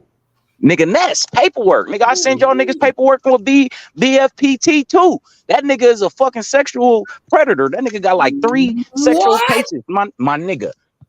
That's why I told y'all niggas, I've been on this shit, bro. We been already attacking these niggas for like years, bro. Whoa, wait. Bro, listen. BFTP, that bitch ass nigga that be with the little hat on, he be talking hella shit that was supposed to pay up Mac Mob. That nigga got 3 sexual assaults, nigga. Two and why he was in the service, and 1 while he was out the service. And they got this nigga on live talking to a 16-year-old girl, telling her that he wanna fucking shit. Nigga, we've been on these niggas' helmets for a minute. That's why I try to tell Mac Mob, like, bro, I wish I would have got to you sooner, because I would have told you don't bet that bitch ass nigga. The bitch ass nigga Lamar Thomas, that he's a predator? Bro, Whoa. this nigga's last name is Cardwell, nigga. Let me, bro. Wait. Bro. Whoa. Whoa. That's No, not Lennar. Lennar owed $200. He talking about the other nigga. The nigga that you just showed that was crying with the beard and the hat on. Or part of the crying niggas. There you go. Right there. The nigga Bing, that bing. He called everybody bitch ass niggas. Fuck you, bitch ass nigga. Get that bing. Homosexual ass nigga off my chat. Remember the nigga that they showed? He ain't even. There you go. I just put it in the chat right there. Y'all can go peep the whole little story, the whole little article out. Cause like I said, when I talk about hood shit and when I talk about street shit, nigga, I do not tell no lies. You feel what I'm saying? I don't tell no lies, and I do not like, bro. I got 2 daughters. So you telling me that you be fucking pushing up on little girls and pushing up on women that not trying to fuck with you, and you forcing yourself on them? Wow. My nigga, yeah, bro. You gotta remember, bro, I spent 5 years in Chino, you feel me, in California, bro, and niggas used to get thrown off the tier for shit like that, you feel me? Oh my man, bro, you can't even walk the yard. Yeah, nigga, you can't walk the yard. And look, if you black, nigga, the black niggas will turn you over to the Mexicans and let them niggas assault you. I was finna say they'll put you right over there with the essays, nigga. And the essays going, yeah, real shit, yeah. Niggas don't even make it. Some niggas don't make it home. Don't make it home, bro. Yard, nigga, for this kind of shit, bro. Oh wow. Cause niggas is thinking like, nigga, that could have been my child. That could have been my daughter, bro. Like when he was on the live with the 16-year-old, they was getting on his helmet about that. But look at the weirdo shit. That's not even the weirdest shit. The weirdest shit is that the niggas in his comments was fucking condoning the shit. Was just let me know it's a bunch of fucking predators on this motherfucker. A bunch of weird. These niggas ain't weird just saying excuses. These niggas is weird outside of boxing, nigga. Period. Oh, gee, we don't stand on that. Nah. Nigga, cause I got little cousins, I got a little niece. Nigga, I'll burn one of you niggas. Bro. That's why it pissed me off when the nigga was talking about he was gonna stab Terence Crawford and shoot Terence Crawford. Like, y'all niggas is taking it to a whole nother level, bro. Y'all. The bitch, I'm late to the game on some shit then, bro. Bro, I got paperwork on Ness. I got paperwork on that bitch ass nigga. I got paperwork on a couple of niggas, man, because I do my homework on these niggas. Because when they start talking and they start talking tough and shit, like that shit pissed me off with Coach Malachi. That shit pissed me off, bro. When that nigga called Coach Malachi and started doing all that shit, he just made New York niggas look bad. And I know New York niggas ain't like that. Funny though, and I know New York niggas don't even move or rock. Don't even move like that, bro. They don't even move like that. Ain't no New York nigga that I know is sensitive about Jay-Z that much, nigga. And Errol Spence ain't even on that type of level. And niggas in New York don't even cap for Jay like that, or don't even cap for Nas like that, bro. They don't even. You right. Jay don't need no alignment, but them niggas don't be blocking for Jay. Yeah, bro. Come on, man. They don't block for Nas, AZ. They don't. I don't even see niggas doing this shit over Biggie. Like niggas ain't. Come on. Straight, and niggas will slide you in behind Biggie name. They don't even block like linemen for this shit. Like what's the light skinned nigga, bro? That be on there, man. What's the light skinned nigga? Damn. I know you ain't talking about whole money. I always you can't be talking about whole money. No, because that's the only other high yellow nigga on this motherfucker that be talking major shit, and I was gonna give it to him too, nigga. I went to that nigga hood, nigga. He said he was from the jungles, nigga. I went to go see my niggas in the jungle and posted that nigga live, nigga, while I was standing outside on the block, and nobody know that nigga, homie.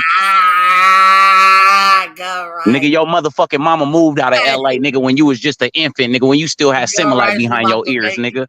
Good rights, we finna make you an apostle, nigga. We about to bless you, nigga. Niggas talking about, nigga, you from the jungles, nigga, and you up in fucking Memphis, nigga. You ain't even a state over, nigga. You was fucking 5 states, 6 states over.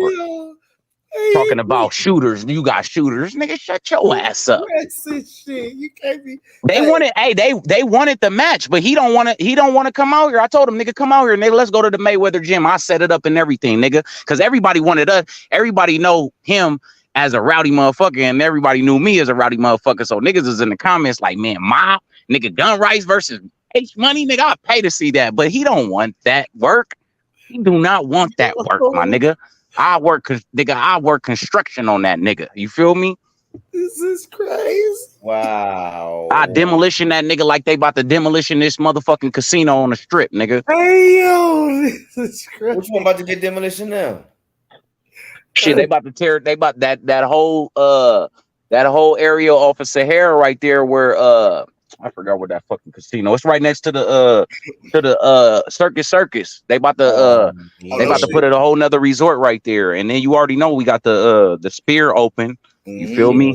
They about to start demolition on Tropicana though to build the Oakland A's stadium. Cause you know we got the Oakland A's now. So yeah, they coming. Yo, wait, the Oakland A's is moving to Vegas. Yeah, it's already done. That shit was like blasted like last year. But yeah, we got that one. It's gonna be a half glass dome, and when you see it from, you're gonna be able to see it. Like if you on the west side of Vegas in the mountain areas, you'll be able to see the whole shit, bro. The whole shit. Give me a good camera. I'm in that bitch like.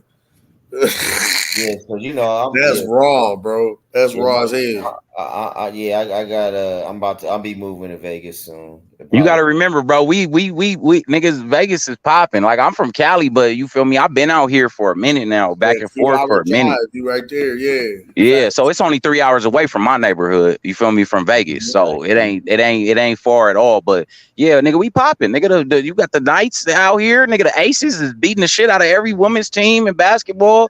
I mean, we just gotta hope that we get this basketball team. I don't know. They talking about getting rid of either the Pelicans you feel me, are making an expansion team. The only thing about Vegas is that they Sadiddy out here, so they want their own team. They don't want no team. I don't think they want an expansion. They don't want no team that another city has already had. They already said that, because you got to remember, they the only way that they got the Oakland A's out here is that they had to have outside funding, because the people was like, nigga, we not paying taxes for that stadium. Yes. You feel me, at all. I was going to say the money that they put into that was crazy. I'm looking at this shit now, like, yeah, they put some guapping behind that. Bro, Vegas is gonna be like the #1 city in a minute, bro. As far as like, it's the billionaires' playground. Like, this is where niggas with money go to fuck off at. Like Steve Wynn, Warren Buffett out there, dog. Feel me? It's paper out there. And oh yeah, you know Warren got some investment properties out there. Shout out yeah, nigga. Warren is a fucking G out here, nigga. That nigga's a tycoon, nigga. Him and Steve Wynn is probably like the richest niggas out here. You feel me? And they think it's thieves, bro. Like they cool. They know each other. Oh yeah, they do a lot for the city, bro. Don't get it fucked up. Like I said, man, Vegas is a growing state right now. It's growing like a mother. Put it this way, nigga. We growing so much. Rent out here for a fucking 4-bedroom house was $1,200, nigga. Now it's 2 G's and up, nigga. You feel me? Right. It's a big increase, nigga. Just from the COVID, only it really lasting like 2 years. So we increased it about $1,000 in rent, nigga, over the course of 2 years. They put that out there because they like, nigga, we got all these attractions that we giving y'all. Yeah. This shit gotta pay for it. We gotta pay for it somehow, some way. So we gonna have to increase that shit. But the only good thing, not only that though, they also offering the jobs though, bro. Yeah, I mean the job too. The job shit is really booming right now, and then they got it to where you can't evict people like you used to. You feel what I'm saying? Like out here, it takes like 3 months for them to evict you out of a house. It's just a program that they got going on to try to keep people into the cribs that, you know, is because you got to remember, bro, everybody got that PPP EED money, nigga, and went stupid, crazy. You feel me? Right. Niggas on the bus with fucking $10,000 worth of jewelry on, nigga, but you hopping on the motherfucking RTC bus, nigga. Hey, so let me ask you. I wanted to ask you this too. This off topic, but I heard when I came out there, because we came out there. What was that? March. We went out there back. March. I went out there back in March. You know what I'm saying? And I ain't gonna lie. That's the best time to go to Vegas because the weather is perfect. But man, we came out there, right? They said that NASCAR is coming to the Vegas. Oh yeah, F1 is in November. They paving the streets right now. Oh my! So look, nigga. Don't plan on coming out here without dealing with major traffic and major bumper to bumper, nigga, until like after, I think it's in November. I'm not. So right now they paving the streets, and they said next month in October they're gonna start building up the cages and shit, like the fences and shit all along the strip and shit like that. Bro, they shut the whole strip down and they're building the fucking track. Yeah, we got it for the next 10 years. You feel me? That shit is nasty, bro. Yep, this is the first one in 40, I think they said 45 years. Bro, Formula One at that. Like that's in our Formula One, and the gates and all of the pavement, it's all gonna be some like neon light shit like they do at the EDC out here. Yeah, and mind you, you know how. So just to think about how the strip runs and to think about the crosswalks between the different casinos and all of the hotels, and niggas is standing out there cheering, nigga, while they yeah. That shit gonna be It's gonna be it's definitely gonna be live. It's gonna be live. I'm just trying to see how they gonna manage the crowd. It's good that they doing it around Thanksgiving and Black Friday and shit. You know, because that's when everybody get into their holiday ways, and they be in the house trying to stack up for Christmas, so it ain't too many people outside. So I'm glad that they did it then, but I just hope that it go well and it don't be no crazy shit, because like I said, bro, I do security. Everywhere you could think of out here, nigga. I done been in every casino. I done been in every side of town. I done lived on every side of town. You feel me? EDC, nigga, Eddie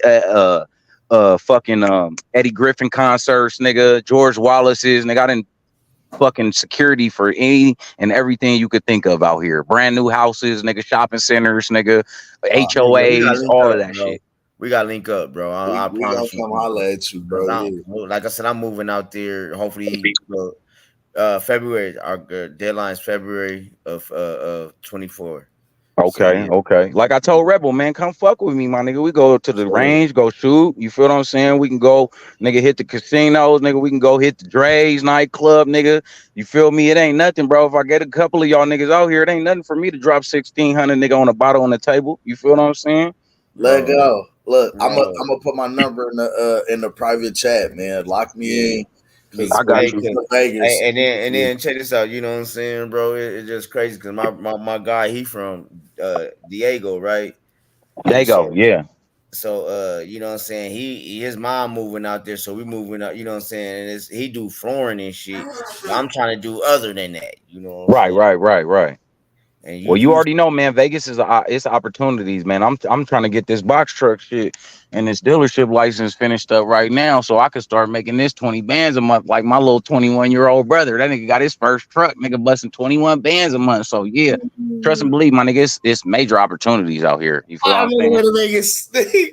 We're If you coming to can't Vegas. put it this way, my nigga, if you can't make money in Vegas, nigga, you ain't, You're nigga, you not just, hustling. You yeah, bullshit. you just don't want it, my nigga. You just don't want it. If you can't make money out here, you just don't want it, nigga. Hey, I've been low, high, low, high, low, high, low, high, nigga. So when it's stressful times and when it's hard times, nigga, I don't even sweat it, bro, because I know the city I'm in. I can go out on the strip right now, nigga, with a O, nigga, and come back with $400-$500, nigga. It ain't nothing. You feel me? right.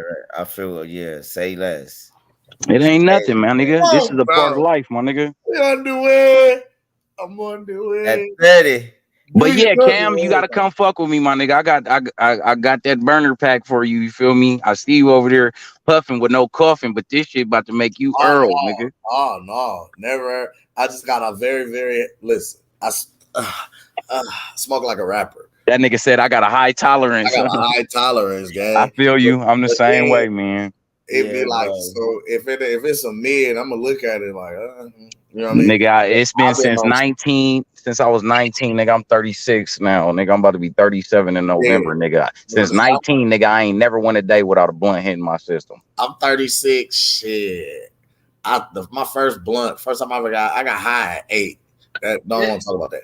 But nah, shut up. The point is, I was 8. Then the first time I actually, you know what I'm saying, I smoked again, it had to be like 13, 14.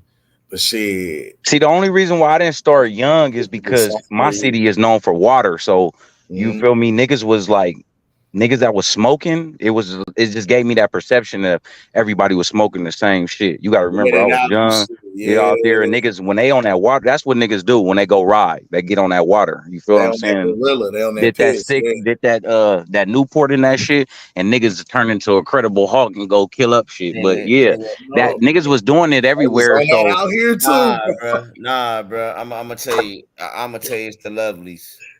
The lovelies they be Ah, going that's what crazy. they call it. Listen, so in Texas Yeah, they bro. call it I the couldn't little stand fish. cigarettes, so Here they call I it the tell my, I'm gonna leave lovely. that alone. Now I ain't do shit.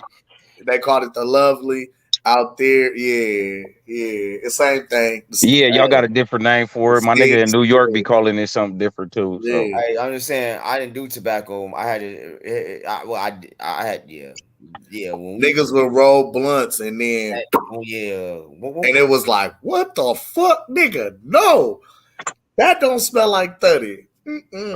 see, my dad always told me he basically always told me, man, you can't never progress by trying to hustle a product that you do. You feel me? So when he told me that, you feel me, I kind of like I was bad, but I wasn't like bad drug addict and shit. I was just bad. You feel me? I was just nigga, my adrenaline was just that was just my character at that time. So I couldn't really get sidetracked. I was too much worried about money. You got to remember, nigga, my daddy and Big Kimbo was the first niggas to touch drugs, nigga, in San Bernardino in the IE. You feel what I'm saying? So with that being said, and my mom, she was a correctional officer, so you already know, nigga, I was on point with everything that I did, nigga. Money was basically that was basically it. Cause you gotta remember, bro, niggas in the United States didn't really start seeing money until the early 80s. You feel what I'm saying? The 80s is when niggas really started seeing money without going to go get a fucking career or a job and shit. So I was a spoiled ass nigga. So I kind of carried that, nigga. Like, nigga, I gotta And have it. that's what's just funny. Like the nigga, like I don't mean, you know, but my pops and them, bro, I ain't gonna say ran overtime, but they know my pops and his boys, they known OGs of overtime. So when Ben Israel was trying to tell him, and I'm trying to, bro, you all right, bro? You might know way more than me, but I just know who my pops had me. Right. Everybody that you might know. He just had me around the top dogs, bro. So see, I'm the baby out of the babies of my neighborhood. I mean, I'm the first baby. You feel me? I'm the first child, the first infant, nigga, on my block. Literally, nigga. Everybody else on my block wasn't an infant and grew up in the neighborhood like that. I was the only one, nigga. My mom and my dad stayed right across the street from each other. That's how that's how indebted I am into the Dino. You feel what I'm saying? Nigga, my mom and my dad, nigga, lived right across the street from each other. They was both born at the same hospital, nigga. You feel me? I got to go to San Bernardino one time, and that was when I was a door-to-door salesman. I sold cleaner. I sold the Advantage Wonder Cleaner. You know what I'm saying? I was on the crew. They was out of Harvey, Illinois. Shout out to ADP. Shout out to Mr. Edwards, man. Man, listen. That shit was raw because, like I say, we sold everywhere, from the suburbs to the hood to whatever. Right. Man, they dropped me off in San Bernardino. I made money in San Bernardino. But yeah, it was raw. It was some raw that shit is zombie land, nigga. Like you never been to a city, nigga, where you driving on the freeway, nigga, and all you see is dead trees, boarded up houses. Like niggas tell me, like my neighbor out here, he from Detroit, Michigan, and we always be talking like he always be telling me like, nigga, Detroit is just like San Bernardino, my nigga. I swear to God, bro. Detroit, you got to remember us in Detroit. We the number 1 and 2 most poorest cities in the United States of America, blood. You feel me? Because Detroit is a beautiful fucking city. It is so fucking nice. The houses are so fucking nice. They be huge, but bro, on every fucking block, it seemed like there was a burned down house, a boarded up, an abandoned. Bro, you'll be driving and see some nice ass shit, and then you just start seeing bando. Bro, my city's so poor, they just try to fucking separate themselves from California because we not getting funding. Wow. Yeah, you can go read that shit up too. That was a big ass article, nigga. I think the mayor or the mayor of the city and all the chairmen, they was trying to petition to get San Bernardino and basically San Bernardino County. You feel me? Because San Bernardino County go all the way from the end of LA County all the way out there to like Indigo, and you feel what I'm saying? All up in Hesperia, Victorville, Barstow, all that shit is the IE, my nigga. I was gonna say that's right outside of Ukaipa. That's all IE, ain't it? All that shit is IE, and they try to basically separate because we wasn't getting funding and shit. That's in the hills and the mountains is damn near wet. Like, wow. Big Bear, all that shit is the IE, my nigga. We got the San Bernardino County is the biggest county in the United States of America, my nigga. In the country. Got you. Who that? Mr. Golden is slid off in the spot. What's up, OG? Hey, what's up, baby? You know me, I can't call it, man. I might spoil it. How you feeling, man? I'm doing, brother. I'm doing good. You know, we had to, man, cook on this boxing, man. We pulled up the Terence Crawford Earn Your Leisure interview and heard that man literally knock all of the bullshit out the park. He nipped it all in the bud. From Errol's been hiding behind his promoter and Al Heyman all this time. He said it without saying. I looked at that interview earlier. You feel what I'm saying? And, I just locked you in right now, Cam. Yep, for sure. That was one of the best interviews. I like that. I like the question they asked the guy. Your post down real good. I like that. Hold on, Mr. God, you breaking up. You breaking up on me. Can you hear me now? Yep, there you go. Hey King, I'm gonna jump back into the chat, man. I gotta go handle some business real quick, but I'm gonna get at you though. I text you my number and shit. Just hit me. I got you locked in, family. What's up, Mr. Golden, man? What's up, OG? You feel me? Man, you been missing for a minute, boy. When the hell you been? Man, you know, man, I be on and off, bro. I be moving and grooving, man. I be moving from Cali to Vegas all every week, bro. And plus, I do overnight security. So when y'all niggas be going live, I be asleep, and then when I get up, y'all niggas asleep. You feel me? You know, I'm on that West Coast time. You feel me? Yeah, you see. Oh shit, girl! Goddamn, girl! Why the hell let that stand be like that, girl? But yeah, man, I'm gonna get up at y'all, bro. Y'all be easy, man. Be safe, man. Stay sucker free. You already know what it is. Hey, make sure you pull up, man. You always welcome to come through, man. I got your picture. I got you, bro. I got y'all link now. Every time y'all niggas go live, it's gonna bing my shit now. You feel me? Sir. Yes, sir. Come through, man. But it's all love, man. Blessed to y'all kings. You feel me? Blessed to y'all queens. Blessed to y'all family, my nigga. And y'all be safe, my nigga. I'ma holler at y'all. One love, family. Hey, Cam. What's up, Mr. Gold? Man, did you hear the latest, man? Which one? The interview with Derek, interview Derek James, and they asked him about Earl. But he said Earl was walking like he was walking in quicksand.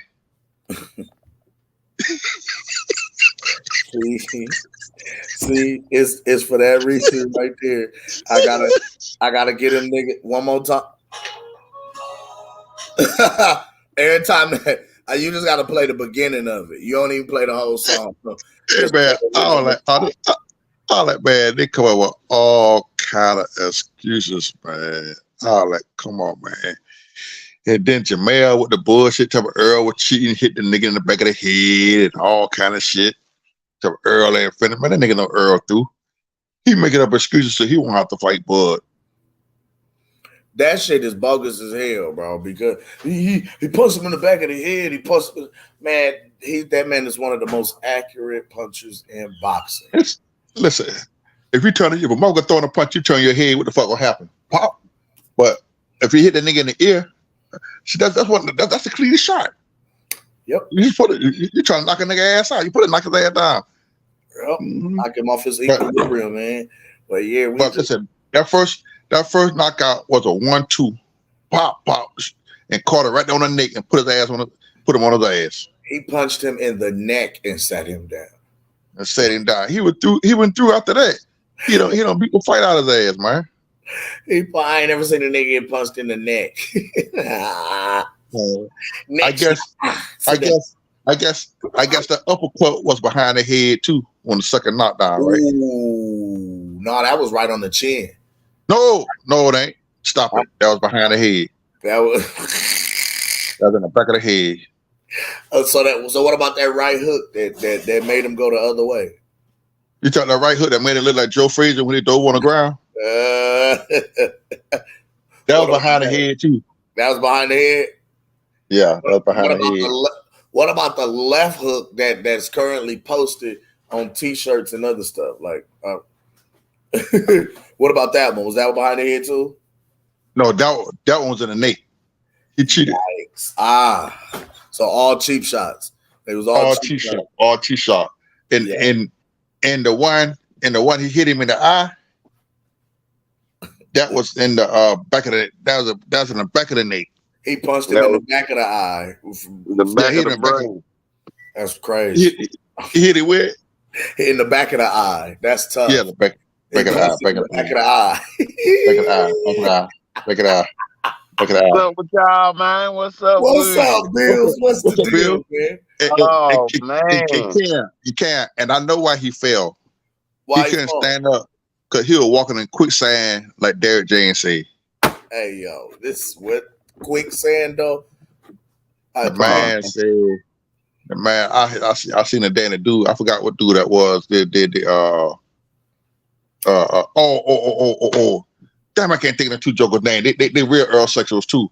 They said they did it. God damn, I gotta find that shit again. I tell you, they come. It's on the tip of my tongue. I can't get it out. But anyhow, they two real ERROLSEXUALs, man. So they said that they did an interview with people. Did interview with Derek James over there in England and asked about the fight. There's something wrong with Earl walking like he was walking in quicksand, come to the ring and shit. I said, get the fuck out of here. Oh, now he was walking like that all of a sudden. Let's add that to the list of excuses. Hey, but all you gotta do is every time I try to get on old boy's show, he keep leaving me on the motherfucking in the backstage and shit. So me and you, You talk about manager? Yeah. I tried to go the other day. Me and Bill was over there the other day. We must have sat out there in the back room about 10, 15 minutes, and they would not let us on the panel. Oh, he did it to me too. He did Oh, my computer was acting up, man. What the fuck ever? You listening to us, and you know where we from, and you didn't want them motherfucking problems. You want one person at a fucking time, so you can ask them yes or no questions and act like they agree with you. Right. They had one dude on there who was sticking out for Bud, and he didn't want no more Bud buddies on there because I was cold on there drag his ass about that shit. And make it so bad. Me and Bill in a private chat talking. Shit! Yeah, like what the fuck? Me and Bill in a private chat. I even asked that nigga. I said, "Goddamn nigga, you don't let new subscribers on and shit." Hell no, we don't let nobody on. I said, "Nigga, you ain't let nobody on your panel, man." I put that shit all in the chat. That nigga was shook. That propaganda. He talk about Bud on drugs and he on it. Man, that nigga that's the dumbest of fuck. But it's only certain Bud fans he'll let on because he know, you know what I'm saying, how he can work them. But I'm going ape shit as soon as I get on that motherfucker. I don't give a fuck. That's some bullshit. Mr. Bill, that nigga is not gonna let me and you on that bitch. You gotta change our name. Yeah, that's what I'm gonna do. I'm gonna put Earl Spence forever next time I go on that motherfucker. Wait, Bill, let's just say Errol forever. Earl Spence forever. I'm gonna he don't know. Fuck that. I got to get on. Like talking about some snack. Man, come on, man.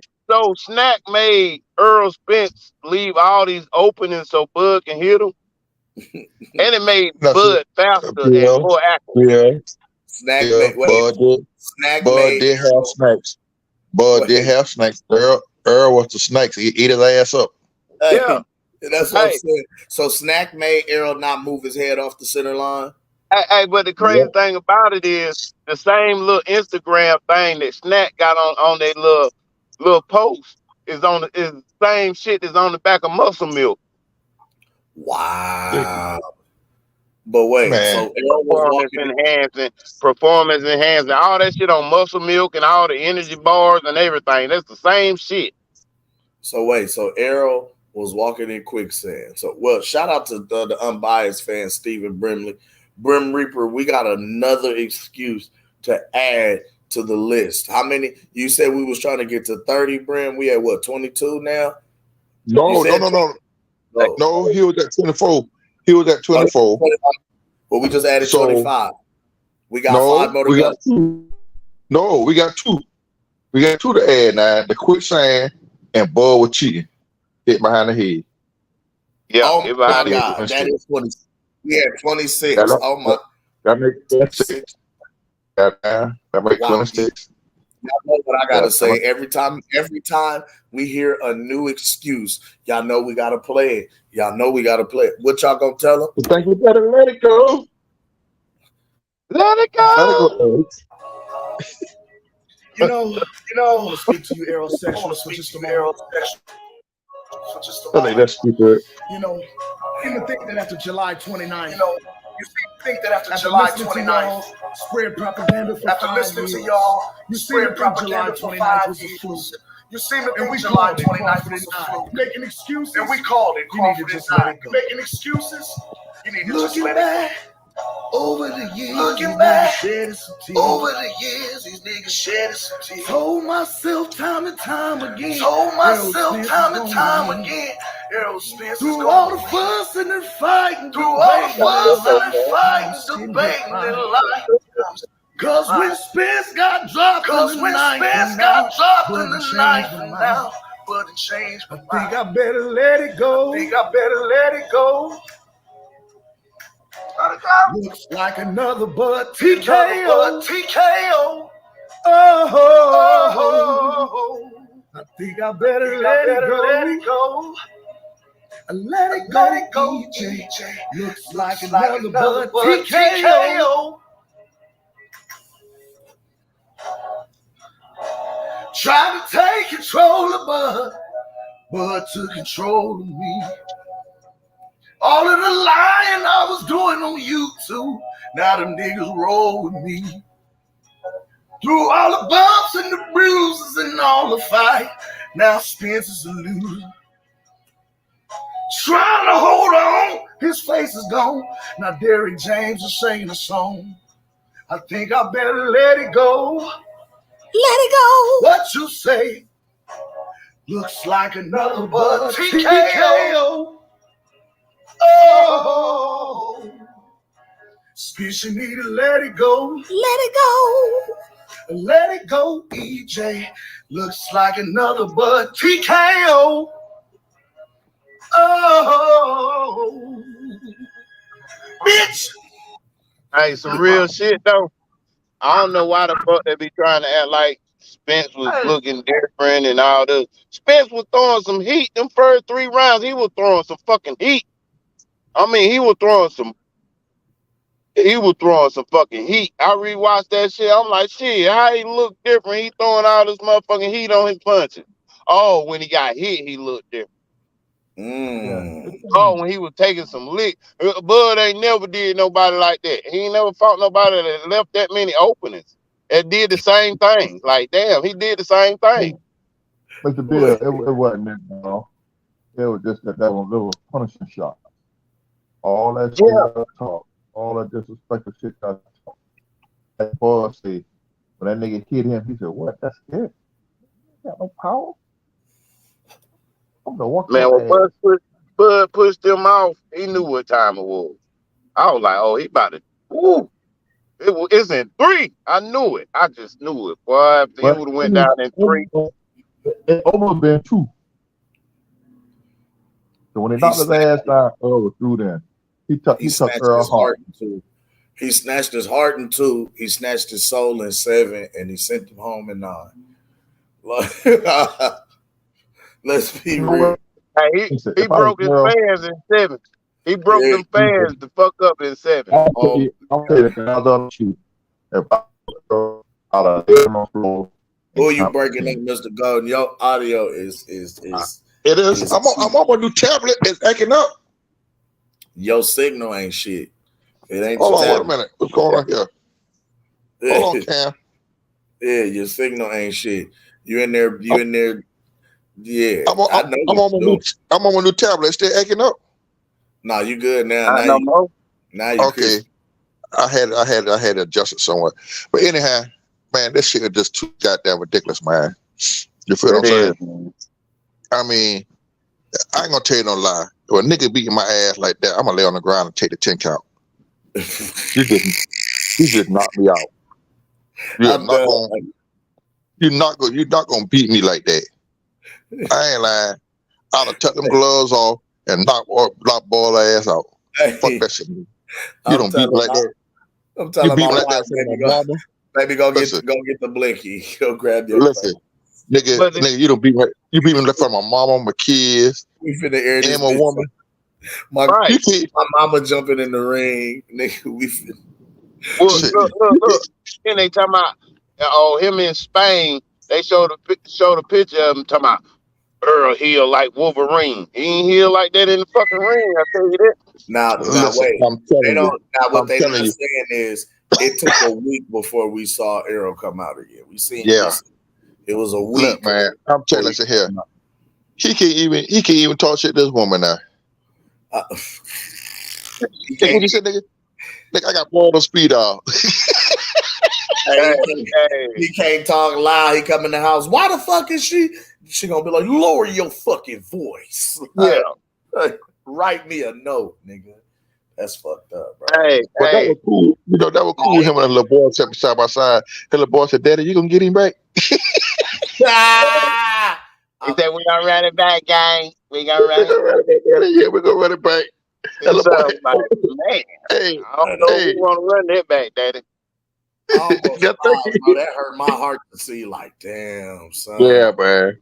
Oh, but you know, I got to give the Earl, at least Earl a try. He in there. I mean, but the people got to realize fans fighting, man. Earl ain't never took no punches like that. You feel what I'm saying? He never been hit like. So Sean Porter hit it. If you look at it, When Sean Porter danged him up, he got busted up like that. He got bruised up like that. You feel what I'm saying? And see, Earl and Sean the only one really that bruised him up like that, man. Everybody else ain't hit him like that. Right. Sean, you feel what I'm saying? Errol gonna sound like that in the wood when Stacy was robbing the store. Little nigga got heart right there. Beat his ass the other day. He took it like a G. Hey, what's his name, Cam? I'm busy. I'm busy. Man, this shit, I mean, you know what? This shit not even fun no more because we ain't got nobody to talk shit to. Yeah, we do. They got a whole bunch of excuses. They don't want to. They are not allowing us to talk shit to them. They not what I'm saying. They won't let us. They won't let us on none of the panels.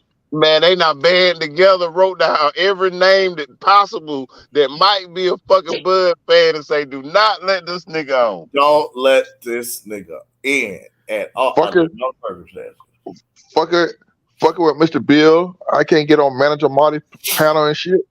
You know, I was shaking my head at his ass on camera like, yeah. Man, Mr. Gold get in everywhere. Mr. Gold get let on everywhere. You been excommunicated, Gold. I got a nigga. I got a nigga got a hit out on me. Put the dog on me.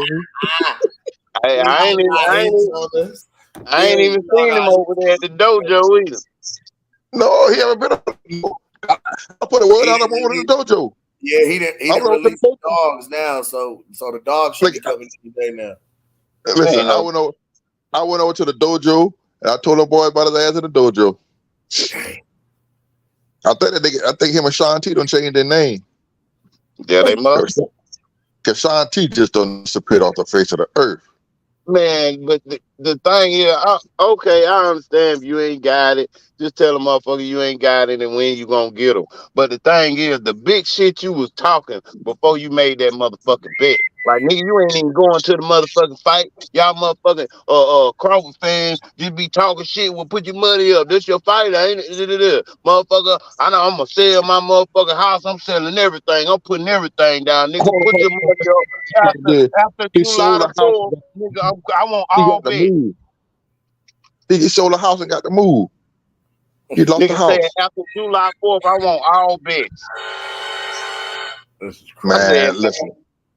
I'm telling you, man, these motherfuckers just don't disappear. You feel what I'm saying? I'm like, say here, if I'd have bet a motherfucker and I didn't have the money, hey man, here's $50 of your money. Here's $100 of your money. I'll make some payments in there.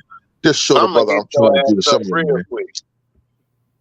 Hey man, look at cuz you ain't got to tell nobody what's going on behind the scene now. I'm gonna give a couple of dollars here. I'll pay you some money. You know, that's what you do it, man. Real nigga, that's what a nigga do. Yeah. I'm putting out APBs for niggas because niggas came and pulled up and talked shit and they disappeared. No. You supposed to be right here front line, taking this troll and taking this. Listen, I gotta give Jay Cooley his respect. He did pull up, took his punishment. He pulled up. And I must give IOTBA his shit. I gotta give IOTBA his credit, man. I got to get IOTBA. I got to give my nephew. Still going ham on Derrick James. Yeah. I'm caught it, man. I'm special, and I got to give my boy. I got to give my nephew now. I got to get KB. I got to give my boy. Now he did come in and say, you know, billionaire. He did come in. He did come in and say, knockout, he showed his respect. It was begrudgingly, but he did. He showed his respect. He did. Who else? Detroit. Detroit showed his Detroit. Respect. Detroit. Him and Barefoot. Yeah. AD. Yeah, the boy can't read, you know. Yeah, they paid. They came in, you know, to get. I got to get. Boy, I'm gonna tell you the funny conversation I had the other day. I got to get to my boy. My boy came through the other day, and I know it was hard for him. Big Fish, it was hard for him. Oh no, I ain't see it. I gotta see it. Nah, man, my boy been keeping it real. it was hard for my boy Big Fish. Him and Quentin, him and Q. You know, it was hard for them. Oh, I gotta see this. Them is two cats I've been waiting to talk to. I ain't see hide nor hair of those gentlemen. Them Yeah, is they been two around. anxious. Yeah, Big Fish out the chat and everything else. You can't keep doing shit out to be in chat. And they be on the panels and shit. He was on the night, but he didn't open up the panel. He was on for a little. He just got some shit night.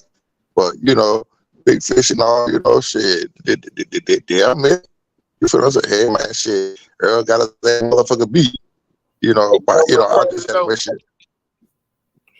I can't. Hey, you know what crazy though? Take that. You know, These niggas they kept down. They have anointed boots. Nah, Oh boy. shit. That's oh some shit. Steve, y'all done kept Bill off. That's some shit where a motherfucker get his ass whooped and then he go tell his homie, you get that nigga in. And his homie jump in there talking about, you whoop my homeboy ass, fight me. You beat my brother up, fight me.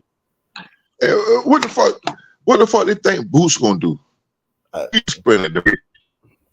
Get knocked out. What the fuck on the back road, man?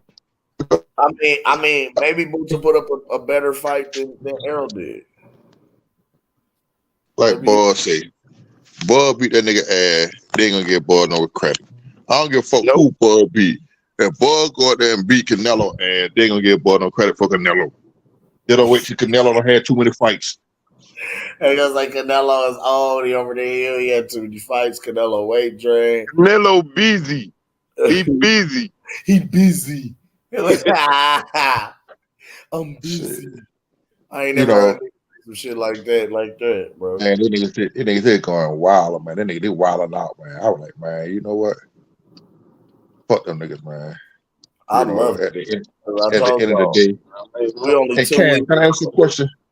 Yes, sir. What made you say that word at the end? That shit had me crying like a motherfucking cat, bitch. Listen. I'm gonna get that into a bitch. You gotta add that bitch on there. You go platinum when you add that bitch on there, Mr. Gold. Always remember that. You add that bitch somewhere in there, it's gonna take the song to the next level. you add that in there, it's a compliment to what you're doing. It drives the song. Right?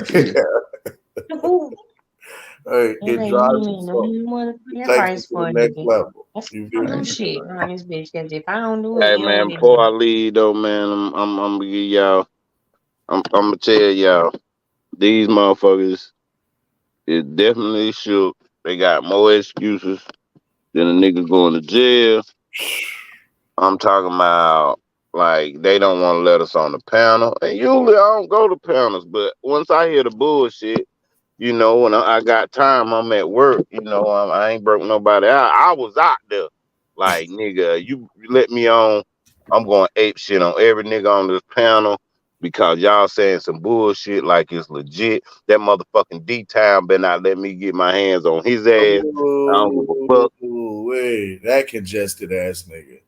Oh, man. I'm telling you. And you still talking about Errol Spence gonna be better at 154. It don't matter if this nigga at 180. He going night. It's gonna be quicker. Yes, sir. Y'all keep talking this shit. Like I said, y'all motherfuckers gonna get his ass knocked out. And that's exactly what happened. But I'm gonna holler at y'all, man. I'm about to go get my drink on, man. I just got off work. I'm telling y'all, Earl gonna be better at 154. Earl gonna be better at 154. He gonna take the punches. He gonna be. He gonna have punches. So everybody, he gonna gain 7 pounds and be faster. Wow. Oh, that's what I meant to say. That's what I meant to say before I leave. You see how they moving Tank? They say he supposed to fight Cruz, and Earl gonna end up fighting who the fuck? Danny Garcia fighting for a vacant belt, right? Yep. He was supposed to fight Erislandy Lara for Lara's belt at 160, but that fight fell through. It never made it. Yep, it never went through. It didn't. No, well, yeah, that's probably gonna be the fight for Earl then. Because just go ahead and move up and get you a belt in another division. Charlo is about to be out of that division. He gonna end up. The other one gonna come back down to 154, and the other one gonna move up to 168. Try to leave it for Earl. Man, that shit finna be fucked up, man. I'm telling y'all, man. Nigga finna get their ass tore up. And I'll be like, Goose. Hey, I'll holler back though. All right, Bills. Appreciate you coming through, man. All right. That shit is not right. The shit that did Earl like that. The shit put like Earl. This way. But he actually he gonna let the boy super his head up, come back and fight and get beat up again. Listen, he knows. Now listen, you know you got to ask Cupping when Mr. Farrakhan had to say something about that shit. When the brother minister got to call it, yeah, you got beat up. Farrakhan said, I couldn't sleep last night. I couldn't sleep last night. That is heavy. But the best one of all, when that nigga came on YouTube crying and said he'll quit a job and train Earl. That's the best one. And that nigga, that took the icing off the cake. These niggas is man.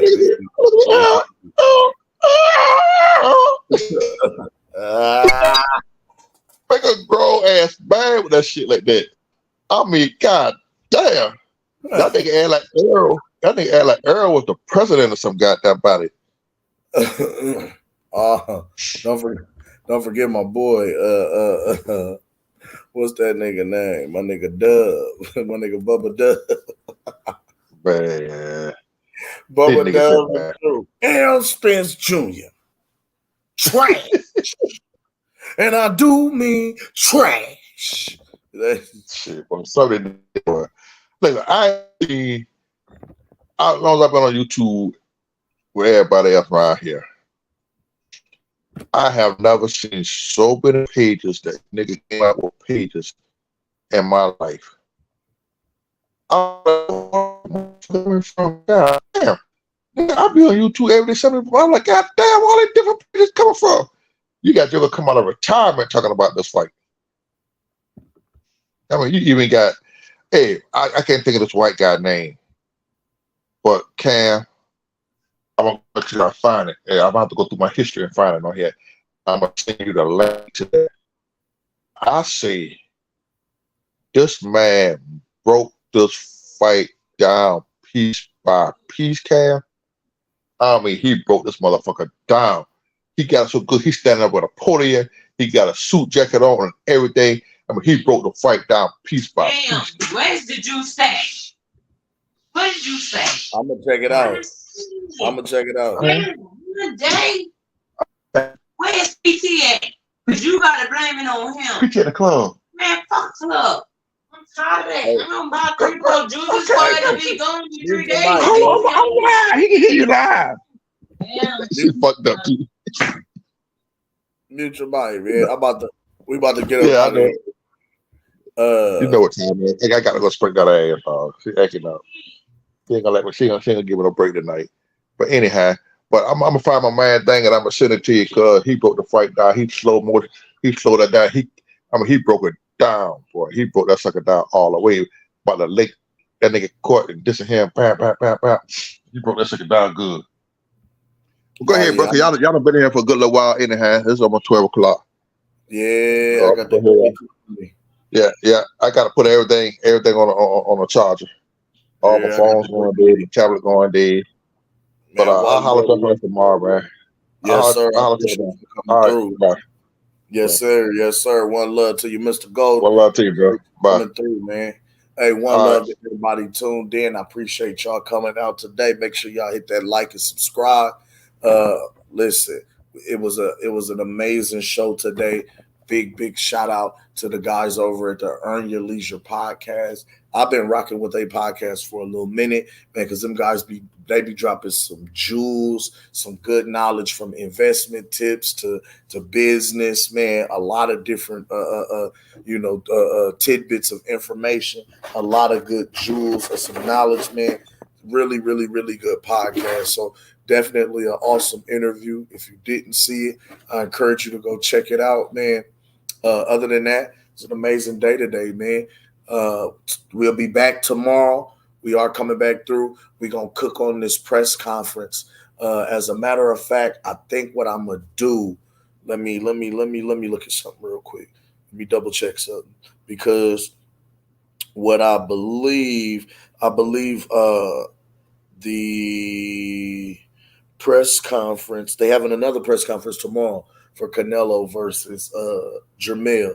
So I want to look at, I think we're going to review both of those press conferences and cook on those. You know what I mean? Just to see what's up, man, because I'm anxious for this fight on the 30th, just to see what that's about. And yeah, man, other than that, y'all know how I go, man. Another beautiful day of it's boxing to you. I got to give y'all something before we get up out of here, too. Shout out to my guy, man. Shout out to Bubba Dub, man. I just got to give y'all this quick short, man. Then we out. Yo. Shout out to my guy, man. My guy. He went nuts. Oh, man. Hold up. Come on. Get it to me so I can get up out of here. There you go. Oh, Lord. Just got a phone call about this chick I'm talking to on the side. She got a nickel. No, not that. that. You do that. You got a bun. Bud Crawford, I owe you an apology. You not the rudest chicken I Spence tonight. Earl. Big fish. Spence. Scrap season. Big Tex, what they call it. Trash. And I do mean trash. I want Crawford glove tested for razor blade the way he was cutting your face up tonight. Blood everywhere. Throw it in the tire. Boy, didn't miss. Crawford hit you everywhere except up under the bottom of your feet. You talking about a rematch? Never. I don't want to see that. Bam. I'm praying for you, Spence. Go to the hospital and get tested. Crawford.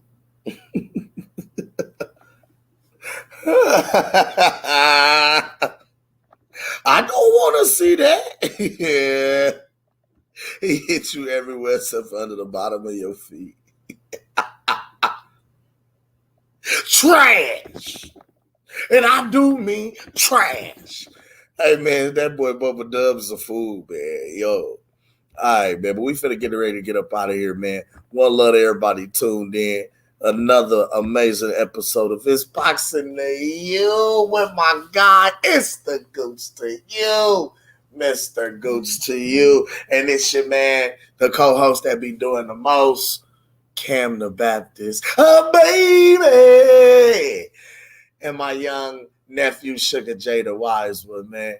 We are the apostles of the YouTube Boxing Nation. With that being said, I'm out this thing. Peace. Gooch! Talk to him. It's the Gooch to You, Mr. Gooch to You. And I'm with my guys, Sugar J the Wise One and Kim the Baptist. And we're the apostles of the YouTube Boxing community. And we're bringing It's Boxing to You. It's the apostles and we come to lay of hands. Half step, weave the jab, uppercut, pick up your mans. It's Pastor Gooch and Cam, Sugar J the Wise Man. We bring them to the light, make these haters understand. Northside is where I stand. Nebraska, that's the land. We cancels out the jab from a southpaw stance. We beat the competition, knock it out with either hand. And we drop the link, so come and kick it with your fam. And we drop receipts, so keep your sources on hand. If you can't confirm that this facts, you spread propaganda. Make sure you hit the like when you subscribe to the channel. One love to the playback gang and the panel. It's boxing to you. It's boxing to you. It's boxing to you. It's boxing to you. It's boxing to you. Represent the 402. B and T and Crawford, that's what we do. It's boxing to you. It's boxing to you. It's boxing to you. It's boxing to you. What it do? Represent the 402. And Crawford, B and B, yeah, that's what we do. Y'all know who it is. It's the goose to you, Mr. Goose to you. They said we weren't gonna do it, Cam. They said we weren't gonna last in this bitch, but we here. The apostles of the YouTube boxing community. We laying hands on their ass. Y'all see what it is. We got Young Sugar J, the switch hitter from B&B, coming out 2023. One love. Y'all know what it is, but y'all gonna see what it is. Mr. Gucci, you, Kevin the Baptist, Sugar J the Wise One, we are the apostles of the YouTube boxing community.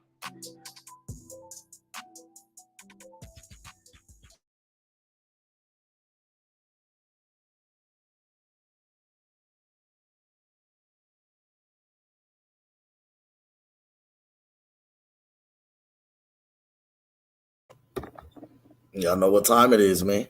Y'all know what time it is, man. Cam the Baptist signing out. Another amazing episode of His Boxing to You. Gooch! We did it, bro. Sugar J, love you, nephew. Keep working. Hey, the rest of y'all, keep doing your thing, man. Follow your dreams, chase your dreams, do whatever it is that you set out to do. Be the best you that you could be. With that being said, we love y'all, man. Out. Peace. All right.